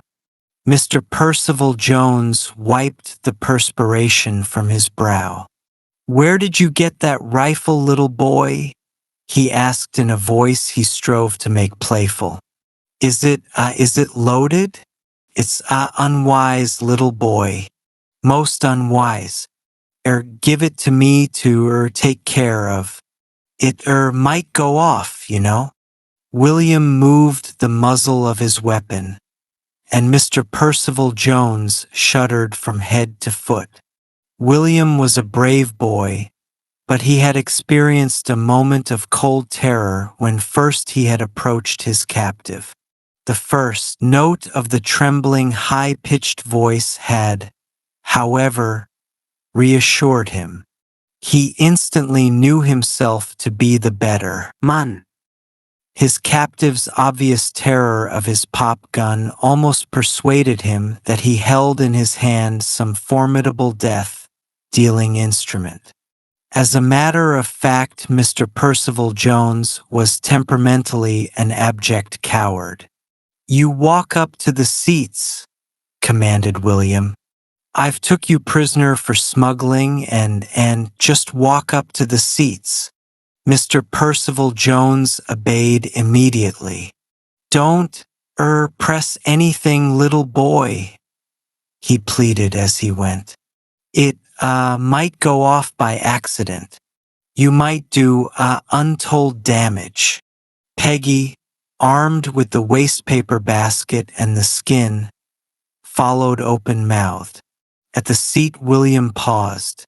"Peggy, you put the basket over his head and pin his arms down, case he struggles, and tie the skin what I shot round him, case he struggles." Peggy stood upon the seat and obeyed. Their victim made no protest. He seemed to himself to be in some horrible dream. The only thing of which he was conscious was the dimly seen weapon that William held out at him in the darkness. He was hardly aware of the wastepaper basket thrust over his head. He watched William anxiously through the basket work. "Be careful," he murmured. "Be careful, boy." He hardly felt the skin which was fastened tightly round his unresisting form by Peggy, the tail tied to one front paw. Unconsciously, he still clasped a bottle of brandy in each arm. Then came the irate summons of Peggy's nurse through the dusk. "Oh, William," she said, panting with excitement. "I don't want to leave you. Oh, William, he might kill you. You go on." "I'm all right," he said with conscious valor. "He cannot do nothing, 'cause I've got a gun and I can shoot him dead." Mr. Percival Jones shuddered again. "And he's all tied up and I've took him prisoner and I'm going to take him home." "Oh, William, you are brave," she whispered in the darkness as she flitted away to her nurse. William blushed with pride and embarrassment. Mr. Percival Jones was convinced that he had to deal with a youthful lunatic, armed with a dangerous weapon, and was anxious only to humor him till the time of danger was over and he could be placed under proper restraint. Unconscious of his peculiar appearance, he walked before his captor, casting calming glances behind him. "It's all right, little boy," he said soothingly. "Quite all right.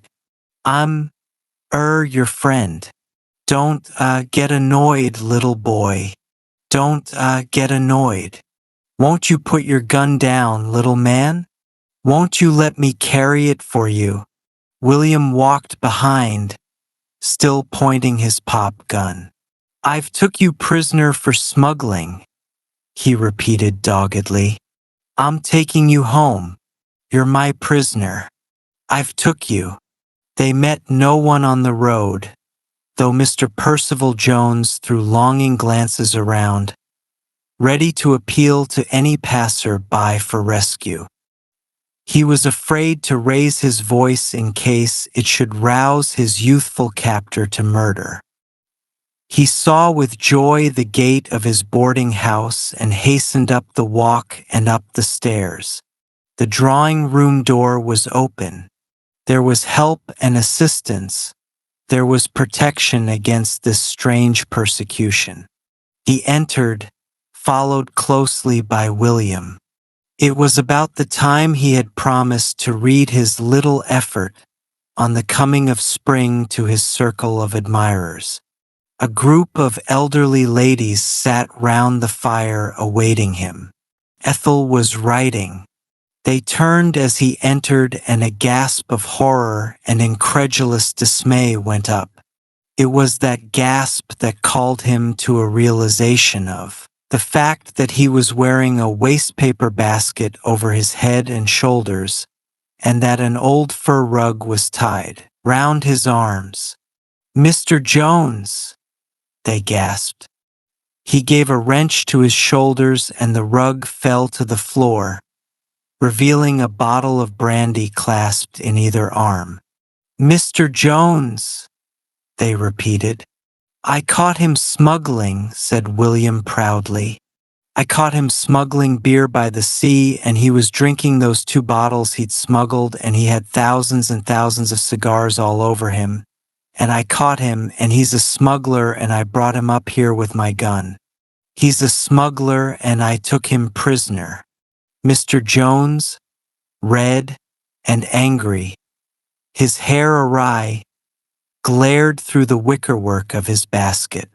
He moistened his lips. "This is an outrage," he said. Horrified elderly eyes stared at the incriminating bottles. "He was drinking them by the sea," said William. "Mr. Jones!" they chorused again. He flung off his wastepaper basket and turned upon the proprietress of the establishment, who stood by the door. "I will not brook such treatment," he stammered in fury. "I leave your roof tonight. I am outraged, humiliated. I disdain to explain. I leave your roof tonight." "Mr. Jones!" they said once more. Mr. Jones, still clasping his bottles, withdrew, pausing to glare at William on his way. "You wicked boy! You wicked little untruthful boy!" he said. William looked after him. "He's my prisoner, and they've let him go," he said aggrievedly. 10 minutes later, he wandered into the smoking room. Mr. Brown sat miserably in a chair by a dying fire beneath a poor light. "Is he still chattering there?" he said. "Is this still the only corner where I can be sure of keeping my sanity? Is he reading his beastly poetry upstairs? Is he—" "He's going," said William moodily. "He's going before dinner. They've sent for his cab. He's mad 'cause I said he was a smuggler. He was a smuggler 'cause I saw him doing it, and I took him prisoner, and he got mad, and he's going. And they're mad at me 'cause I took him prisoner. You'd think they'd be glad at me catching smugglers, but they're not." Bitterly. "And Mother says she'll tell you, and you'll be mad too," and Mr. Brown raised his hand. "1 minute, my son," he said. "Your story is confused. Do I understand that Mr. Jones is going, and that you are the cause of his departure?" "Yes, 'cause he got mad, 'cause I said he was a smuggler, and he was a smuggler, and they're mad at me now, and—" Mr. Brown laid a hand on his son's shoulder. "There are moments, William," he said, "when I feel almost affectionate towards you.